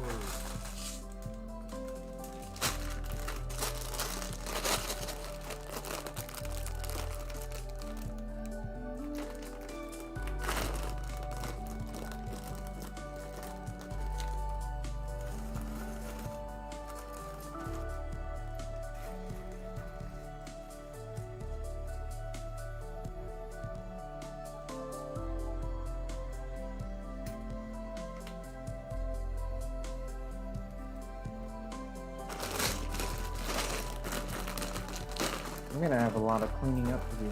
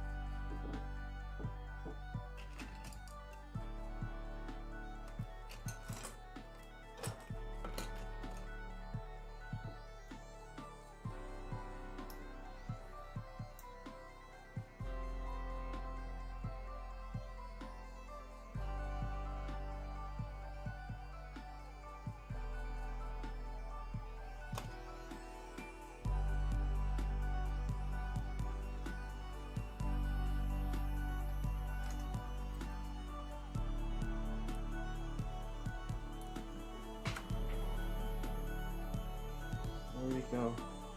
Where'd it go? Where did it go? Where did it go? Where did it go? Where did it go? Where'd the piece go?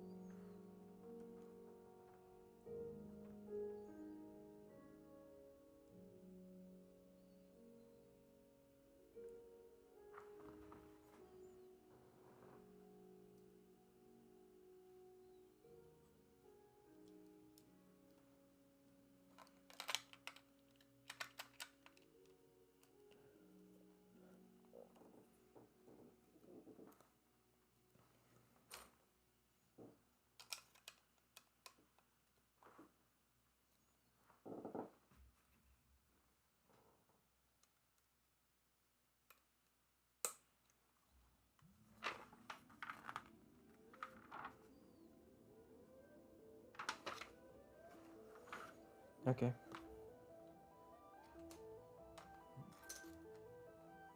this. And this.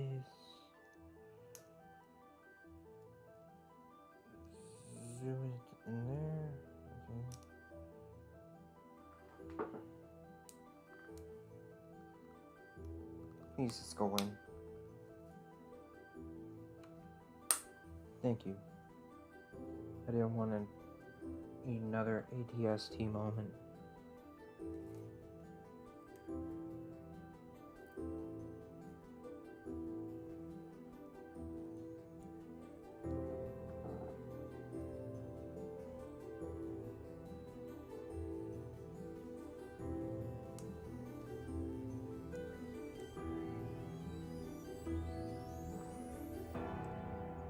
By ATST moment, I mean I was building the Mandalorian ATST, and one of the pieces that it wanted me to do this thing, but it just wouldn't do it. It just wouldn't do it. It wouldn't let me do this one thing. It was so annoying. It was on the side of the thing, and it just wouldn't let me do it. Oh, look at that. That's cool.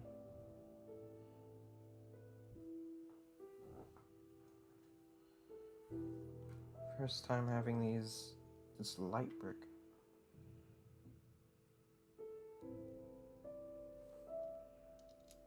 Our first time having a light brick.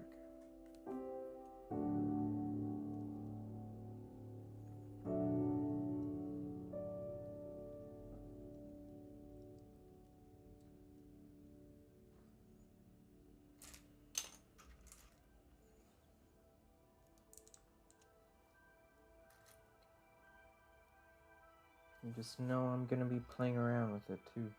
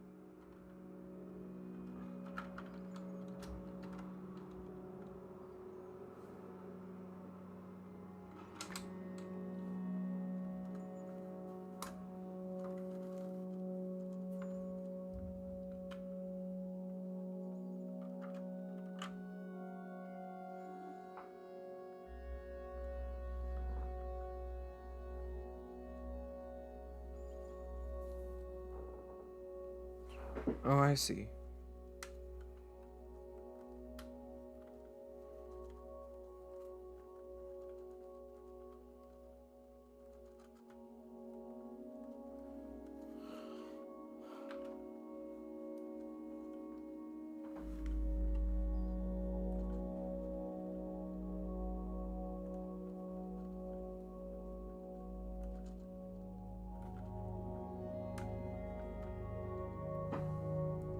Okay. There we go.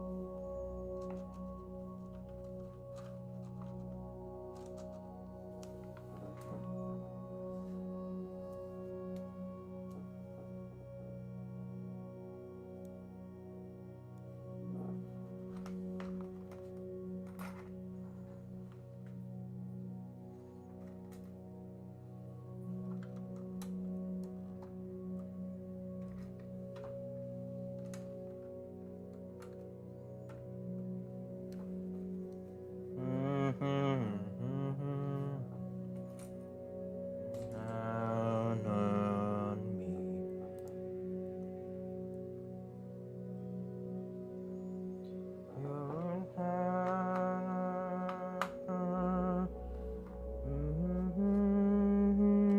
You're I'm a child of God.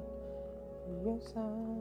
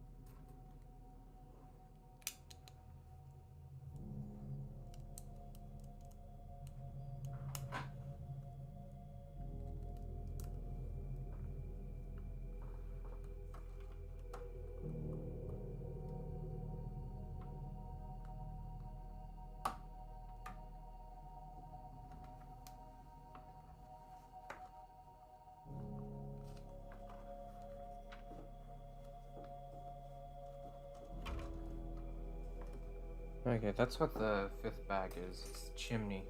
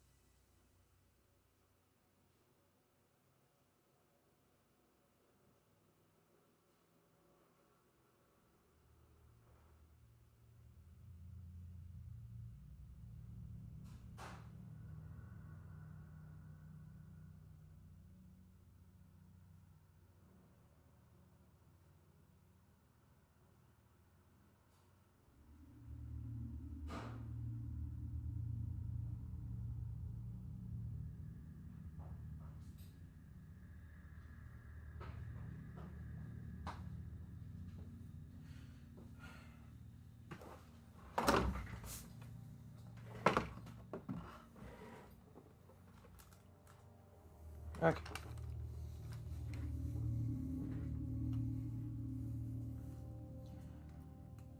Jenny, what is it? What is it, Jenny? What do you want? Hmm?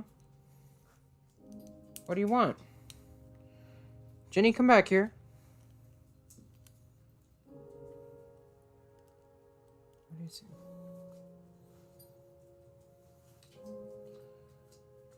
it? Okay. So that means...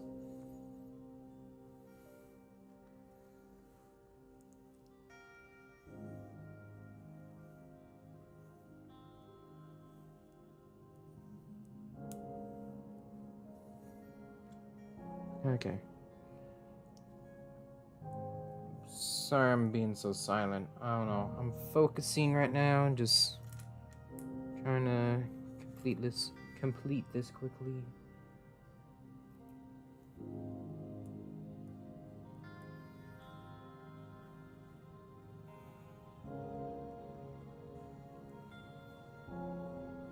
Okay.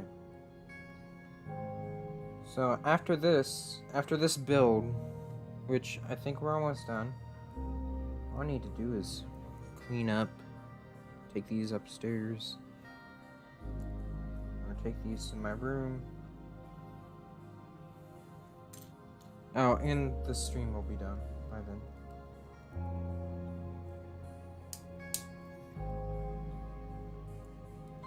I was about to say maybe I'll do a gaming stream tonight, but then I'm like, I don't know. I have no idea when I'm gonna get home tonight. Hopefully it's before 12. That's what I'm aiming for. Before 12 tonight.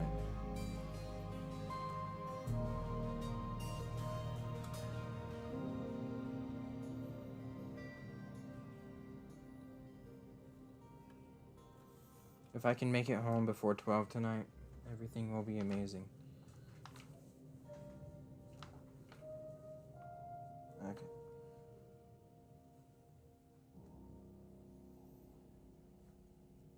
But though, these are pretty interesting building techniques.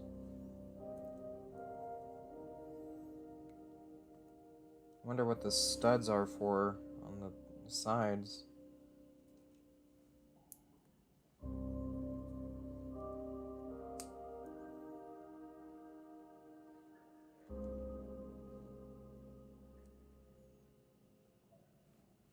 Oh, it's a telescope.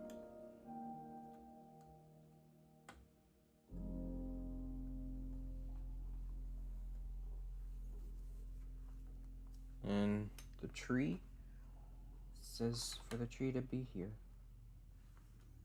There you go. Then this is making a sign, some kind of sign. You have the North Pole and Workshop sign.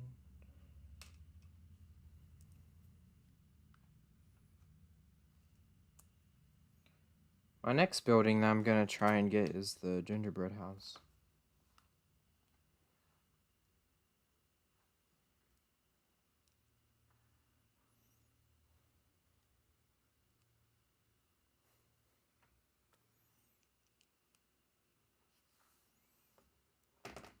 Okay.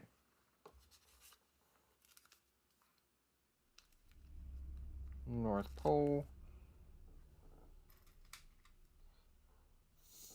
It's a good thing that there's only 5 stickers in this, and not like 20.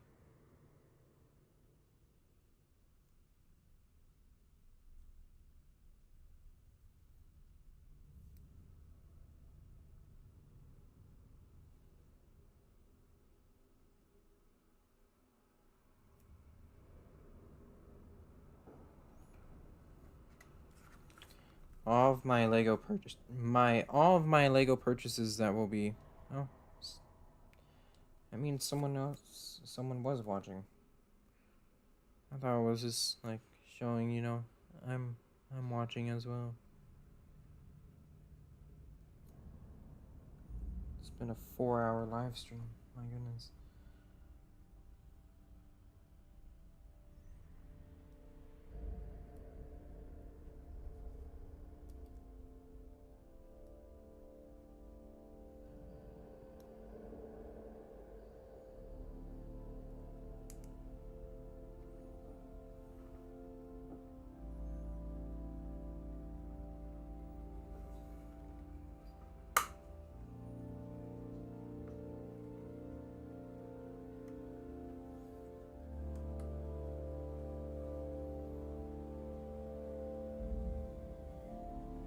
There we go.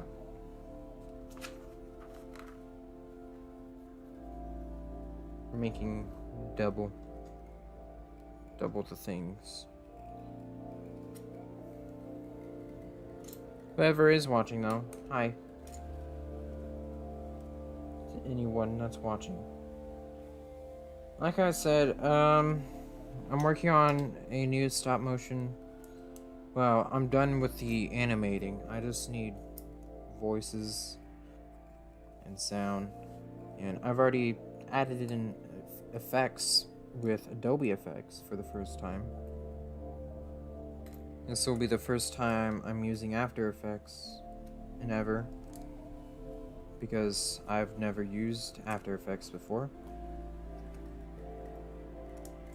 and I can't wait to see where I go from here with After Effects.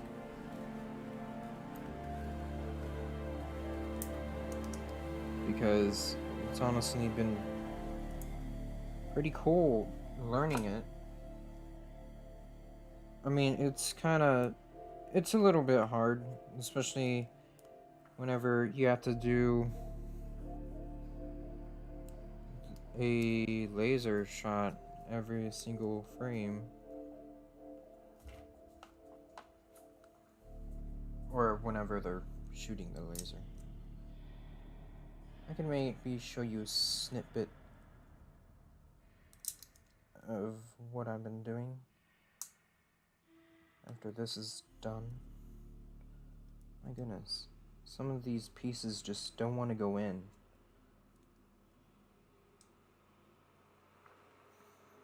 It's kind of annoying.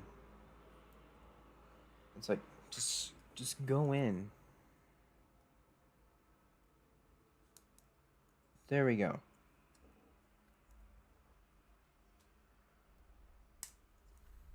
That one went a lot smoother. Okay. Yeah, okay, I see.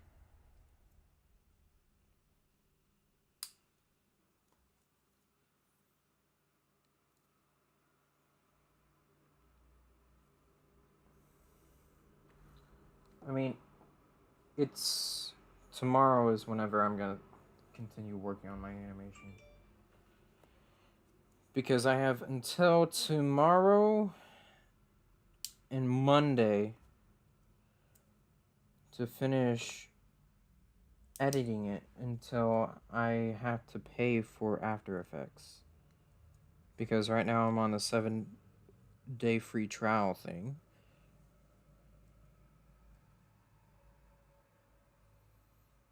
So I've only got a few more days in order to complete it.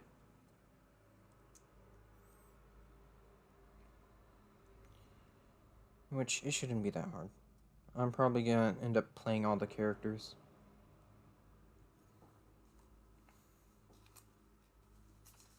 I probably should have got some people to play them, but I was like, it'll be okay.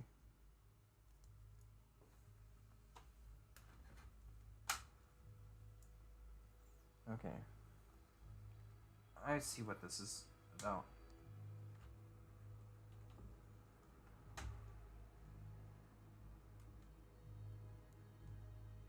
Okay, hold on. I was able to do it so easily with this one.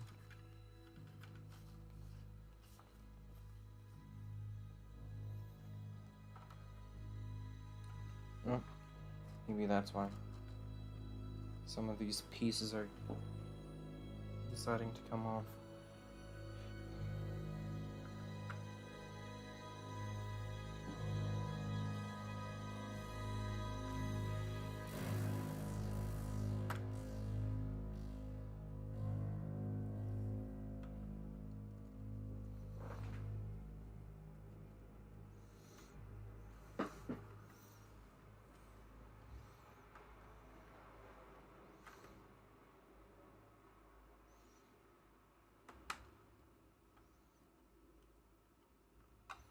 Well, that's why. This isn't even connected.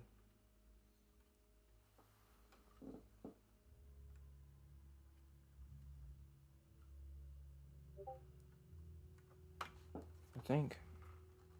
I don't know why it's doing this.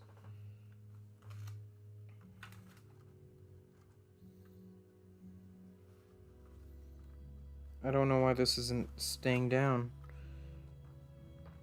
Why is this one having so many problems from the other side? You look at the other side. The other side is completely fine.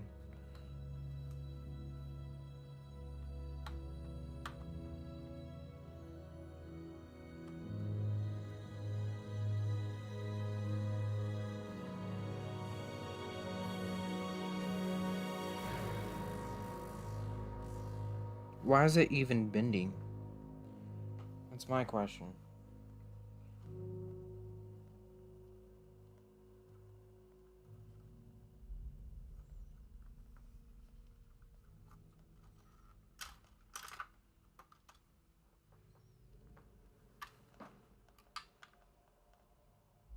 Come on.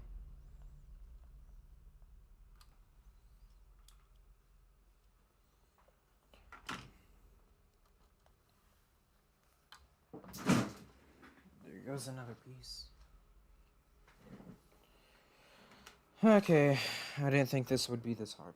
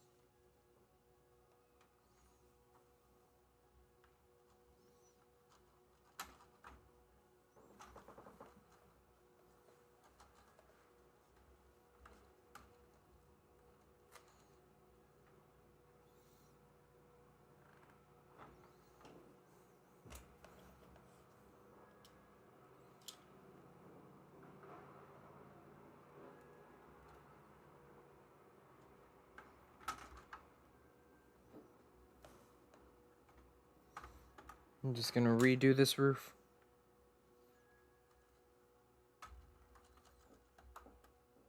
Oops.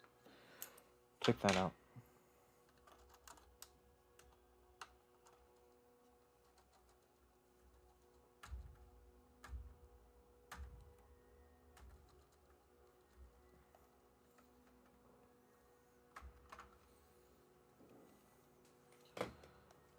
Okay.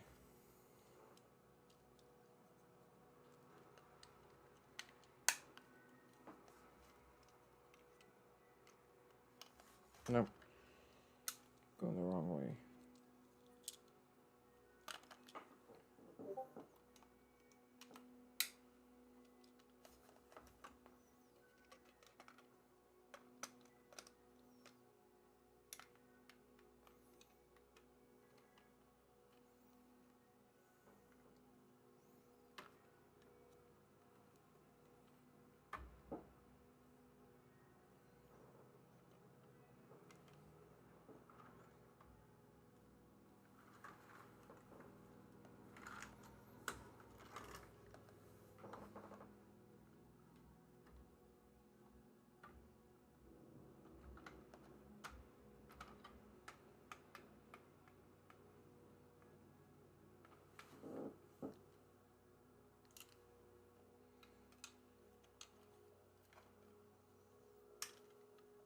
I think I did this wrong.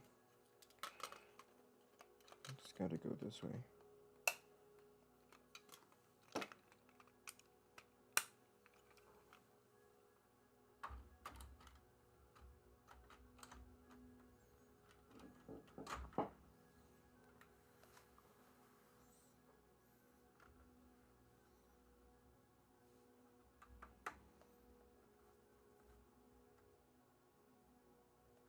Why is it so hard on this side? There we go. Wait. Nope. Why is it like this? Stay down here. My goodness.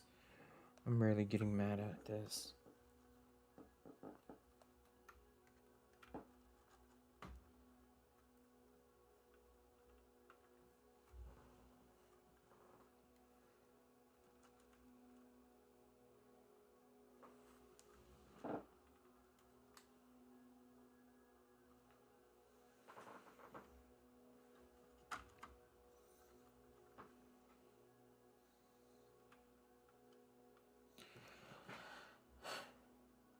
Having some difficulties. A lot.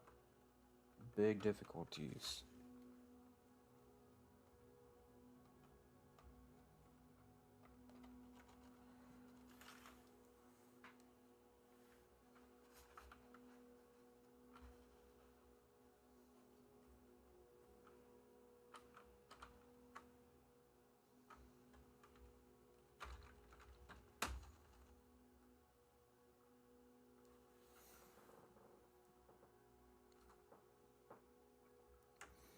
See, that's the reason why.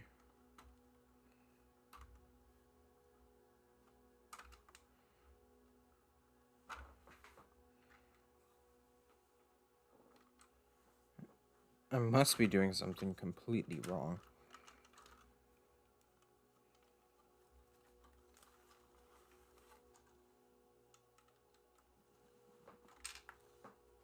I'm getting frustrated.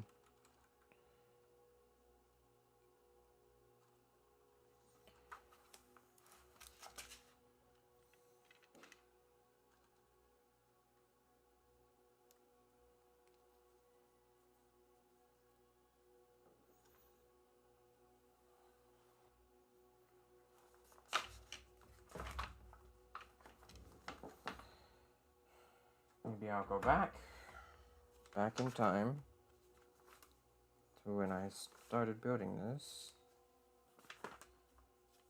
See why the heck it's acting like this.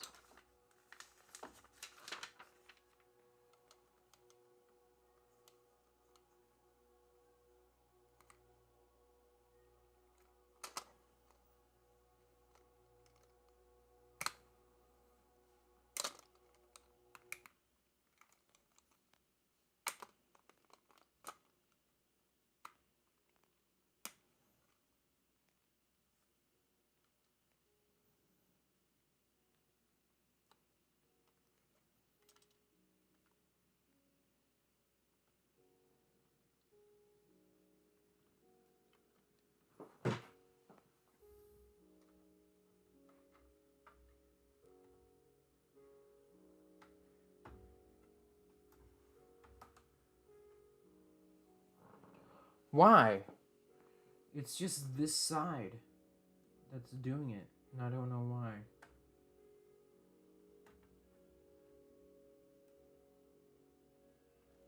It's like, it's so stupid. Okay, well.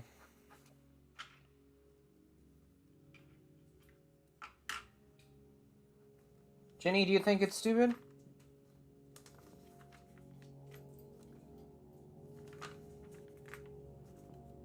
You think so? I do.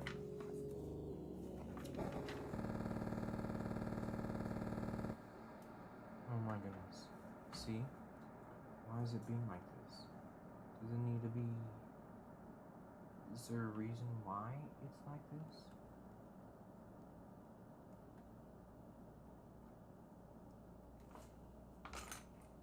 Like, did I put on the wrong pieces or something?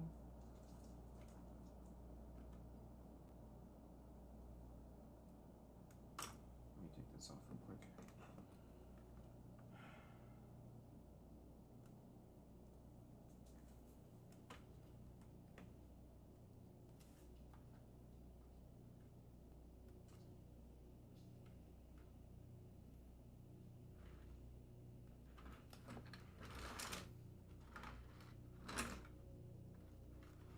It just makes absolutely no sense.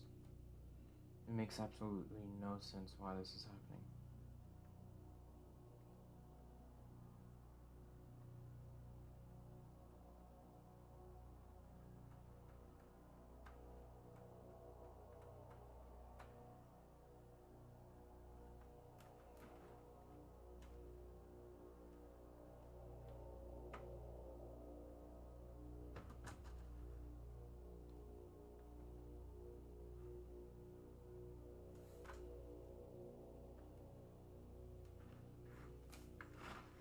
Okay, I'm just not gonna care.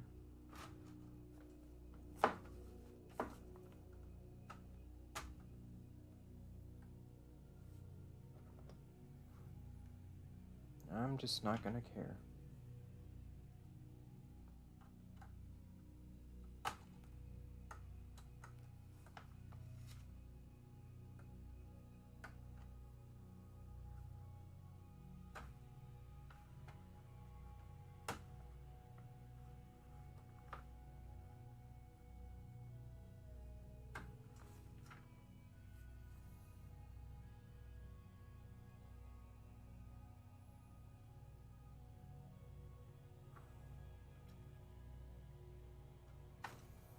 Like I said, I'm just not gonna care.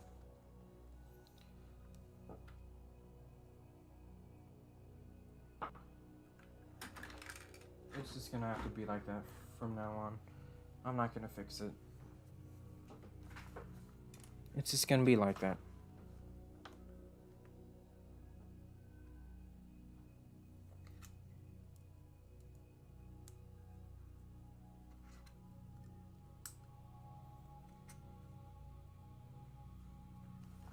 Where'd the telescope go? I don't know.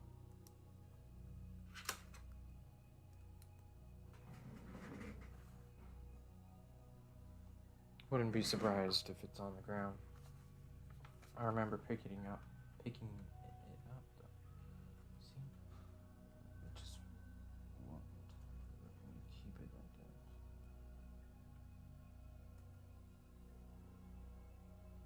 that. I don't know where it went.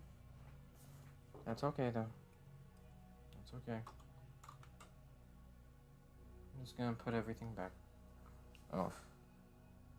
I'm forgetting these pieces.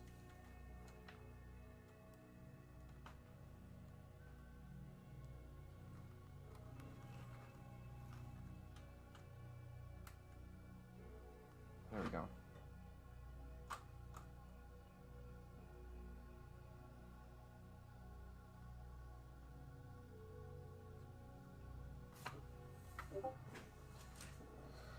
Okay. Turn them around. Do the 2x3 pieces.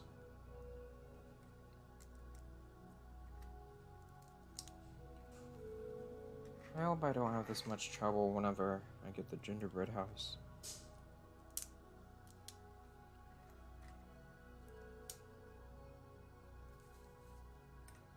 I honestly don't know. Okay, kinda looks fixed, but it still isn't. It still is not fixed.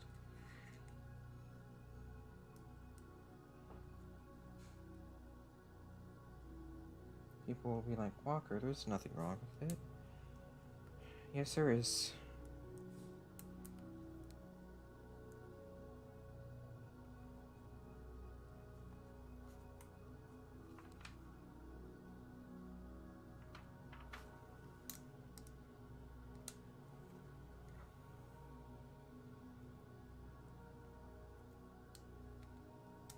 Okay.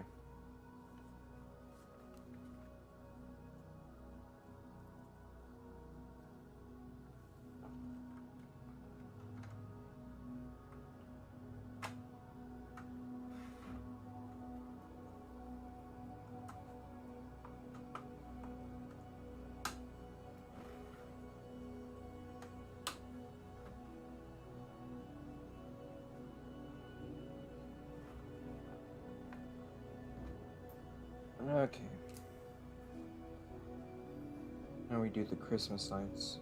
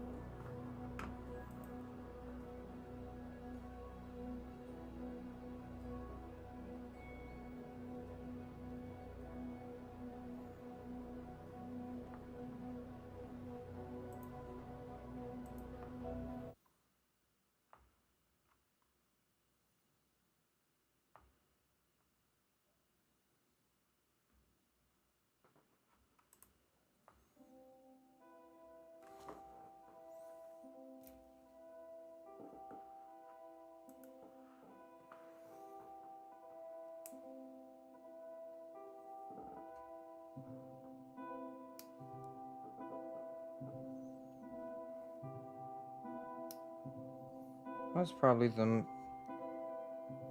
most annoying thing ever.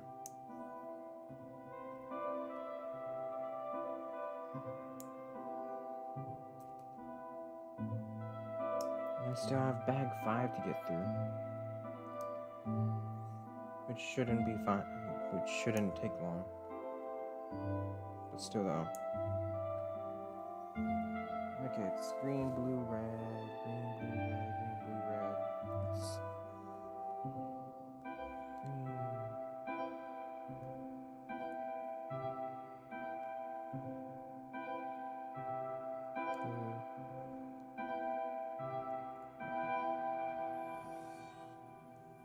green, blue, red, green,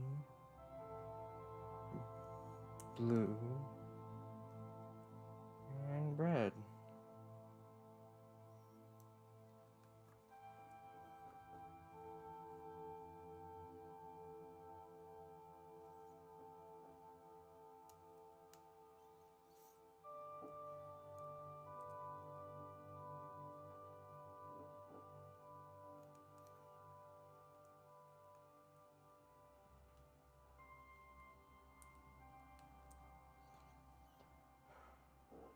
And I'm almost done.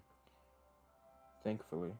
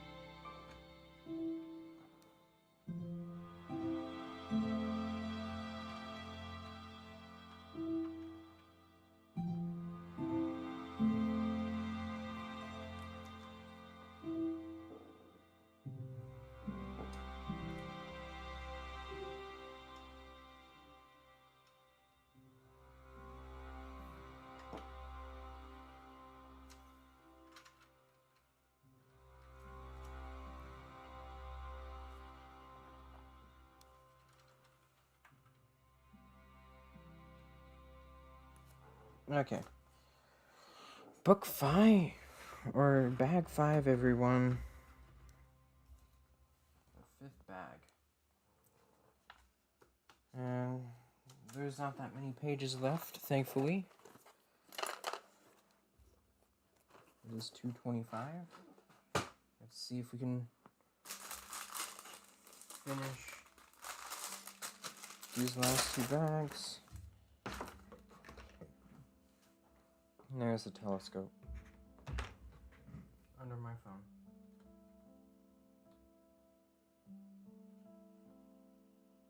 Okay.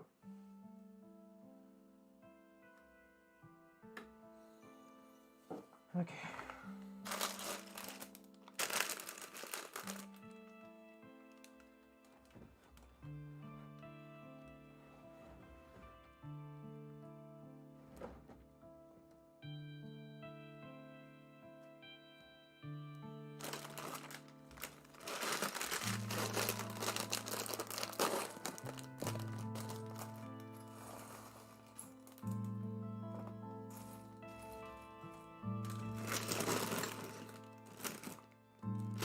Okay.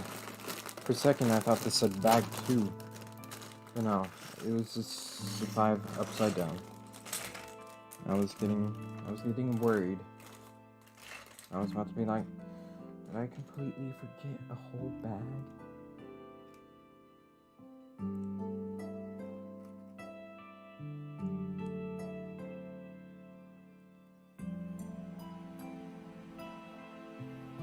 Why is it that there's 3 beds in this thing, but only 4 elves? Oh.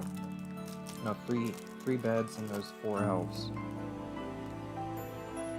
I guessing one sleeps on the carpet, on the couch.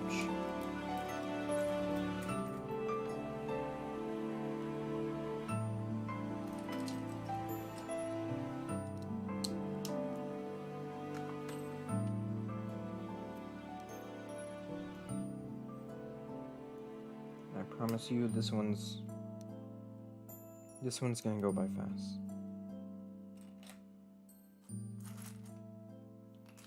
As long as we don't have any hiccups, we will be all good. Which, by the looks of it, we are gonna be. Because this one should be easy.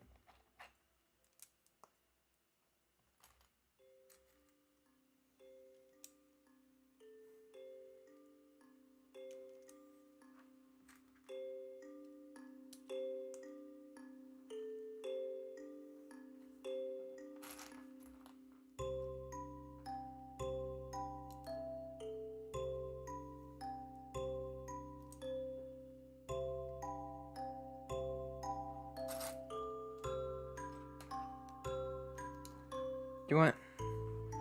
Let's put something on to watch.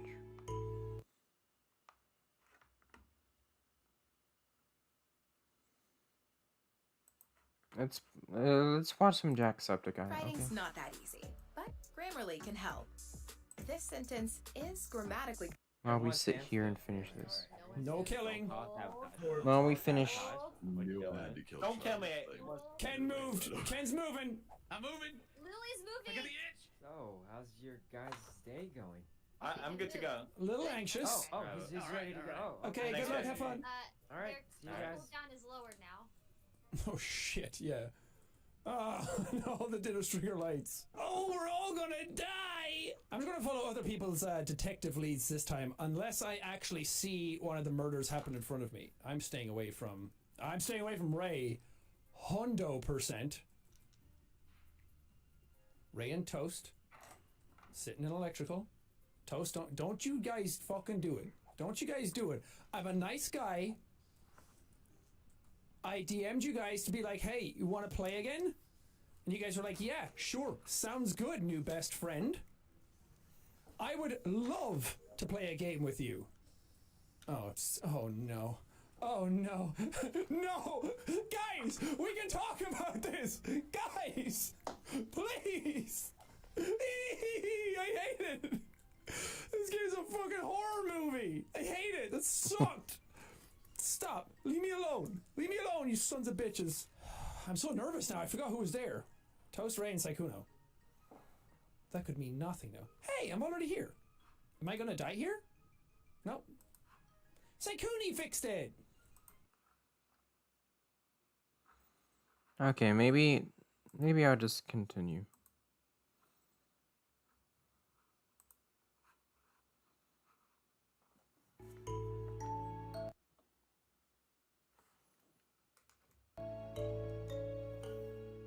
Because YouTube is a big distraction.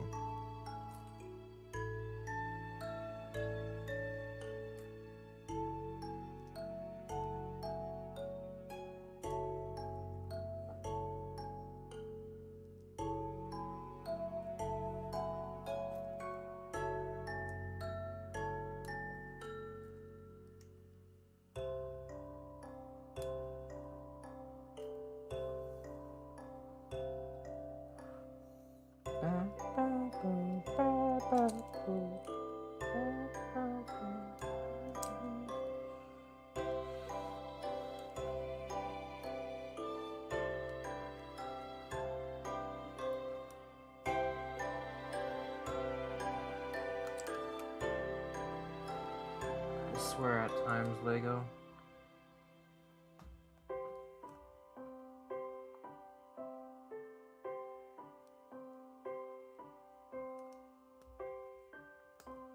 There we go. Oh.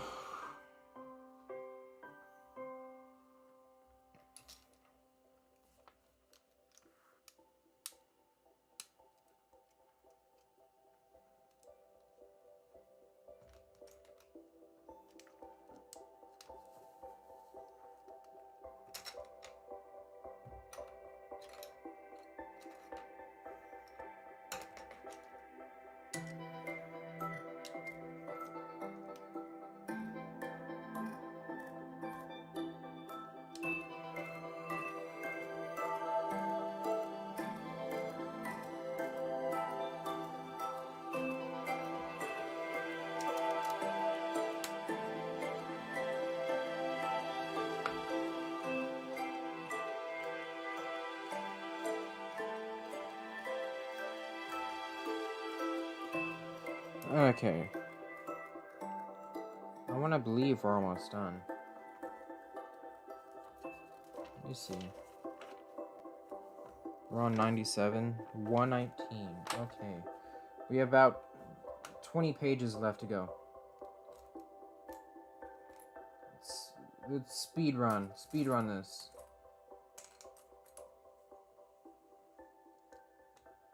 Oh.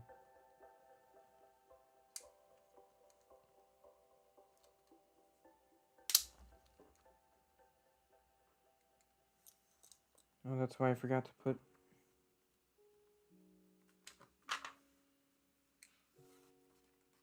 Okay.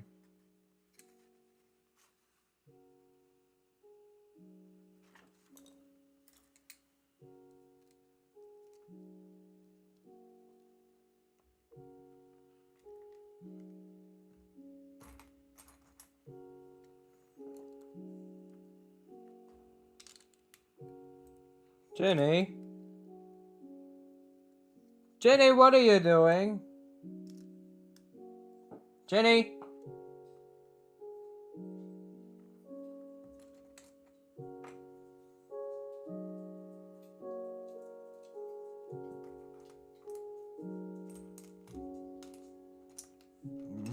Where? Jenny, where? Where is this piece?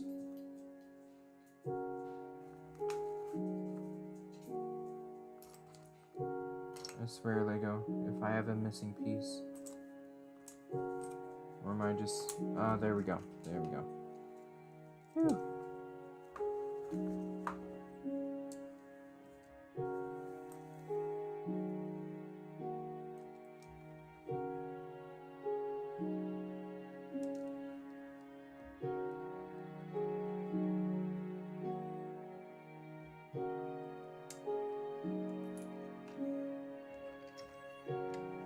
Using this piece. No, it's too big.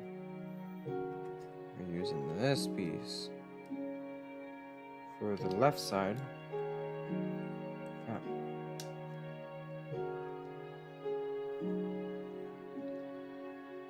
Where is it? Here it is.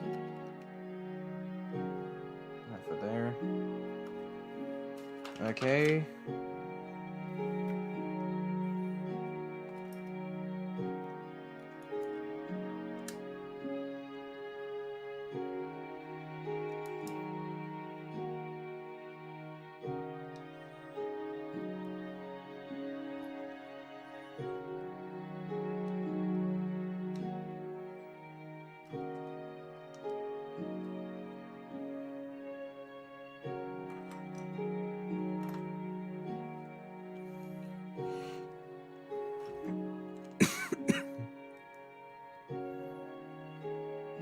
Don't worry, I don't have Verona.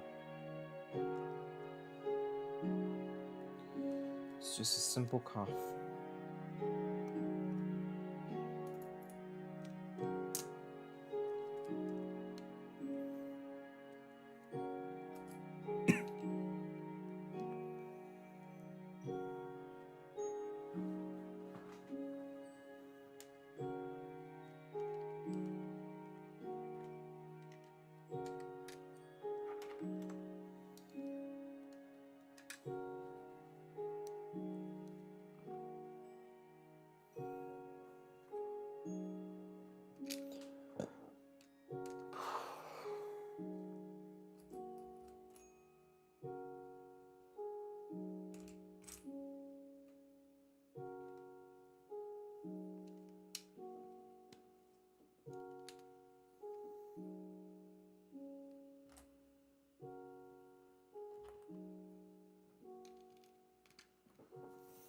But though that's pretty awesome that we are getting the cave update.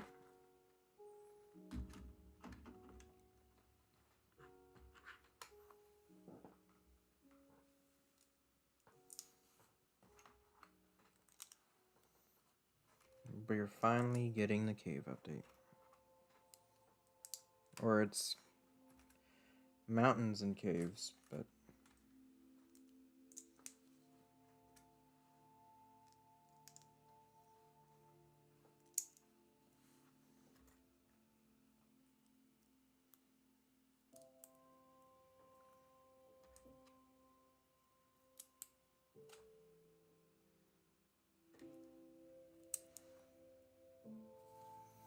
I still think the Isolager would have been a better mob.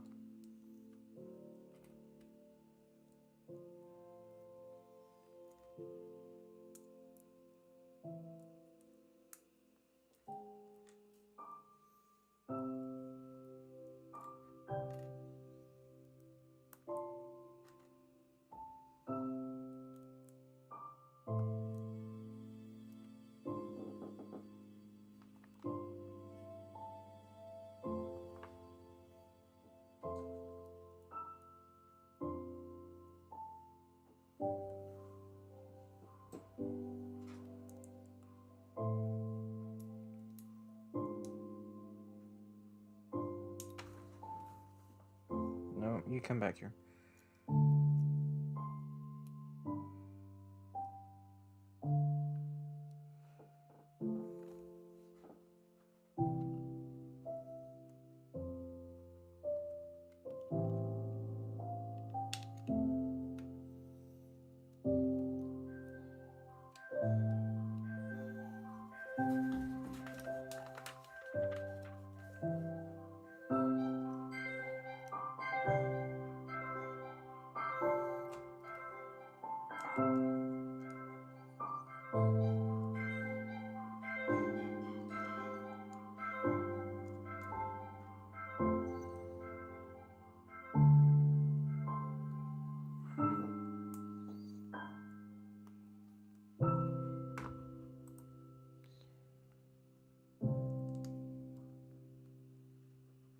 I'm surprised someone is still watching. If you are still watching, thank you. I mean, the stream's kind of been boring. The only non-boring part has probably been the Minecraft Live.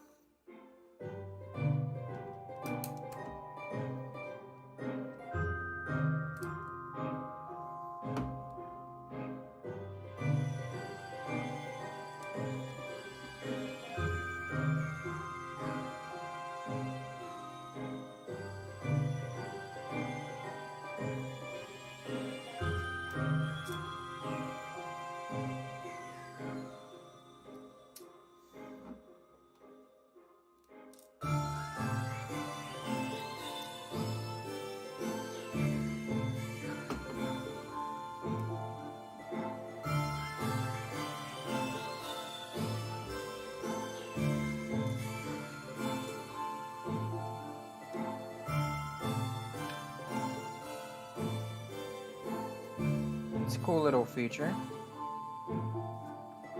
Get some waffles. You want some waffles? Huh, Ginny? Do you want waffles? I know you're behind me.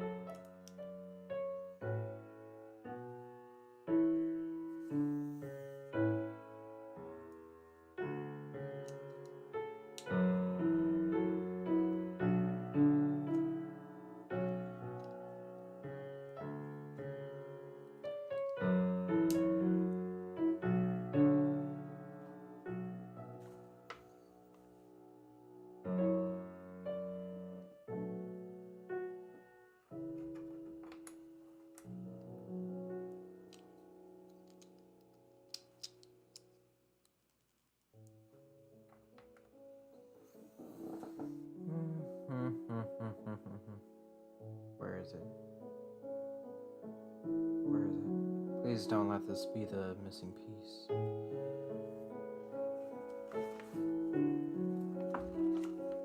Please don't let this be a missing piece.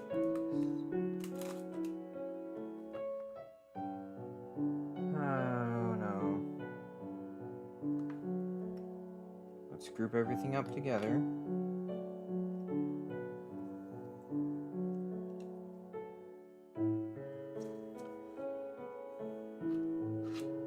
I think this is genuinely a missing piece. I don't like this.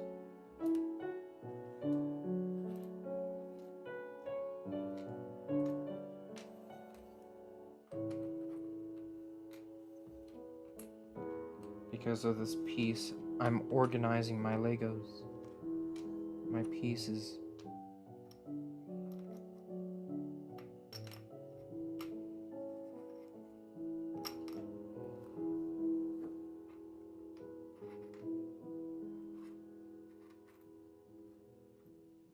It is not here.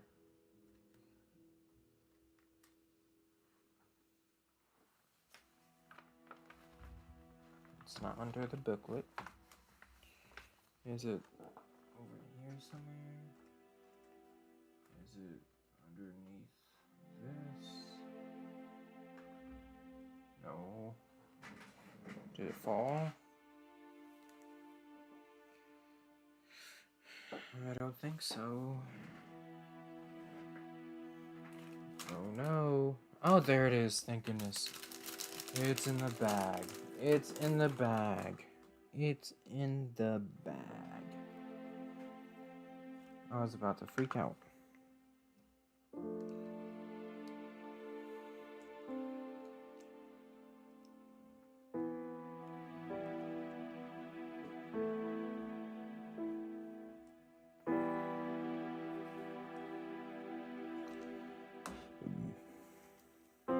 I was about to be like, Lego, buddy, I think you forgot a whole piece. But no, it's my own fault.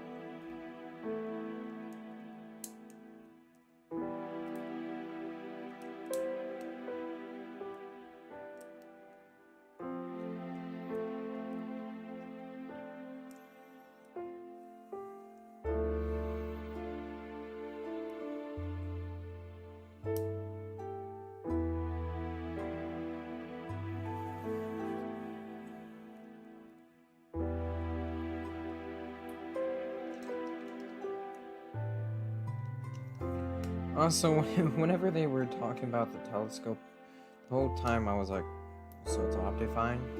It's Optifine, right? That's all it was. Is Optifine. It's not even a telescope, it's basically, it's just binoculars. If it was a telescope, you could see into the stars. I mean, you can probably still see into the stars.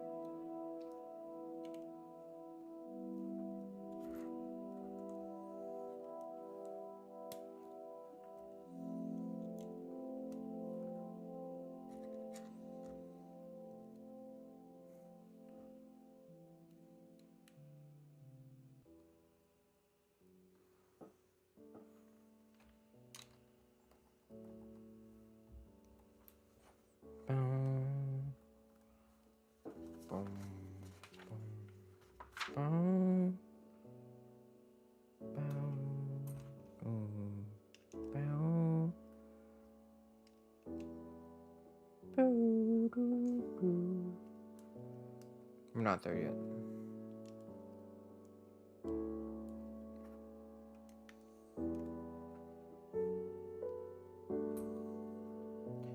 Ba-da-na, ba-da-boo,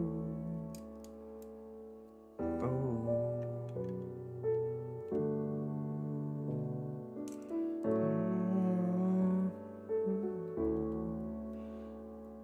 My goodness, we are almost there. A few more pieces.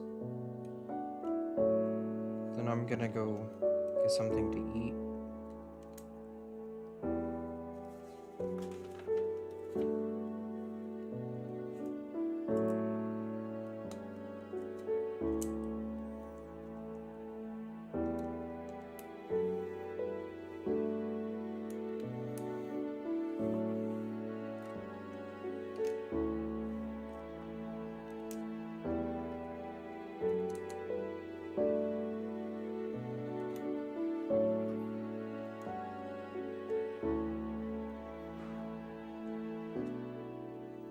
Jay, stay.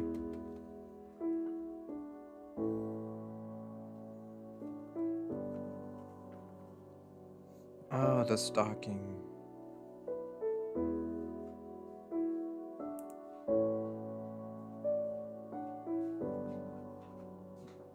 Hey, I need your help with something. Okay.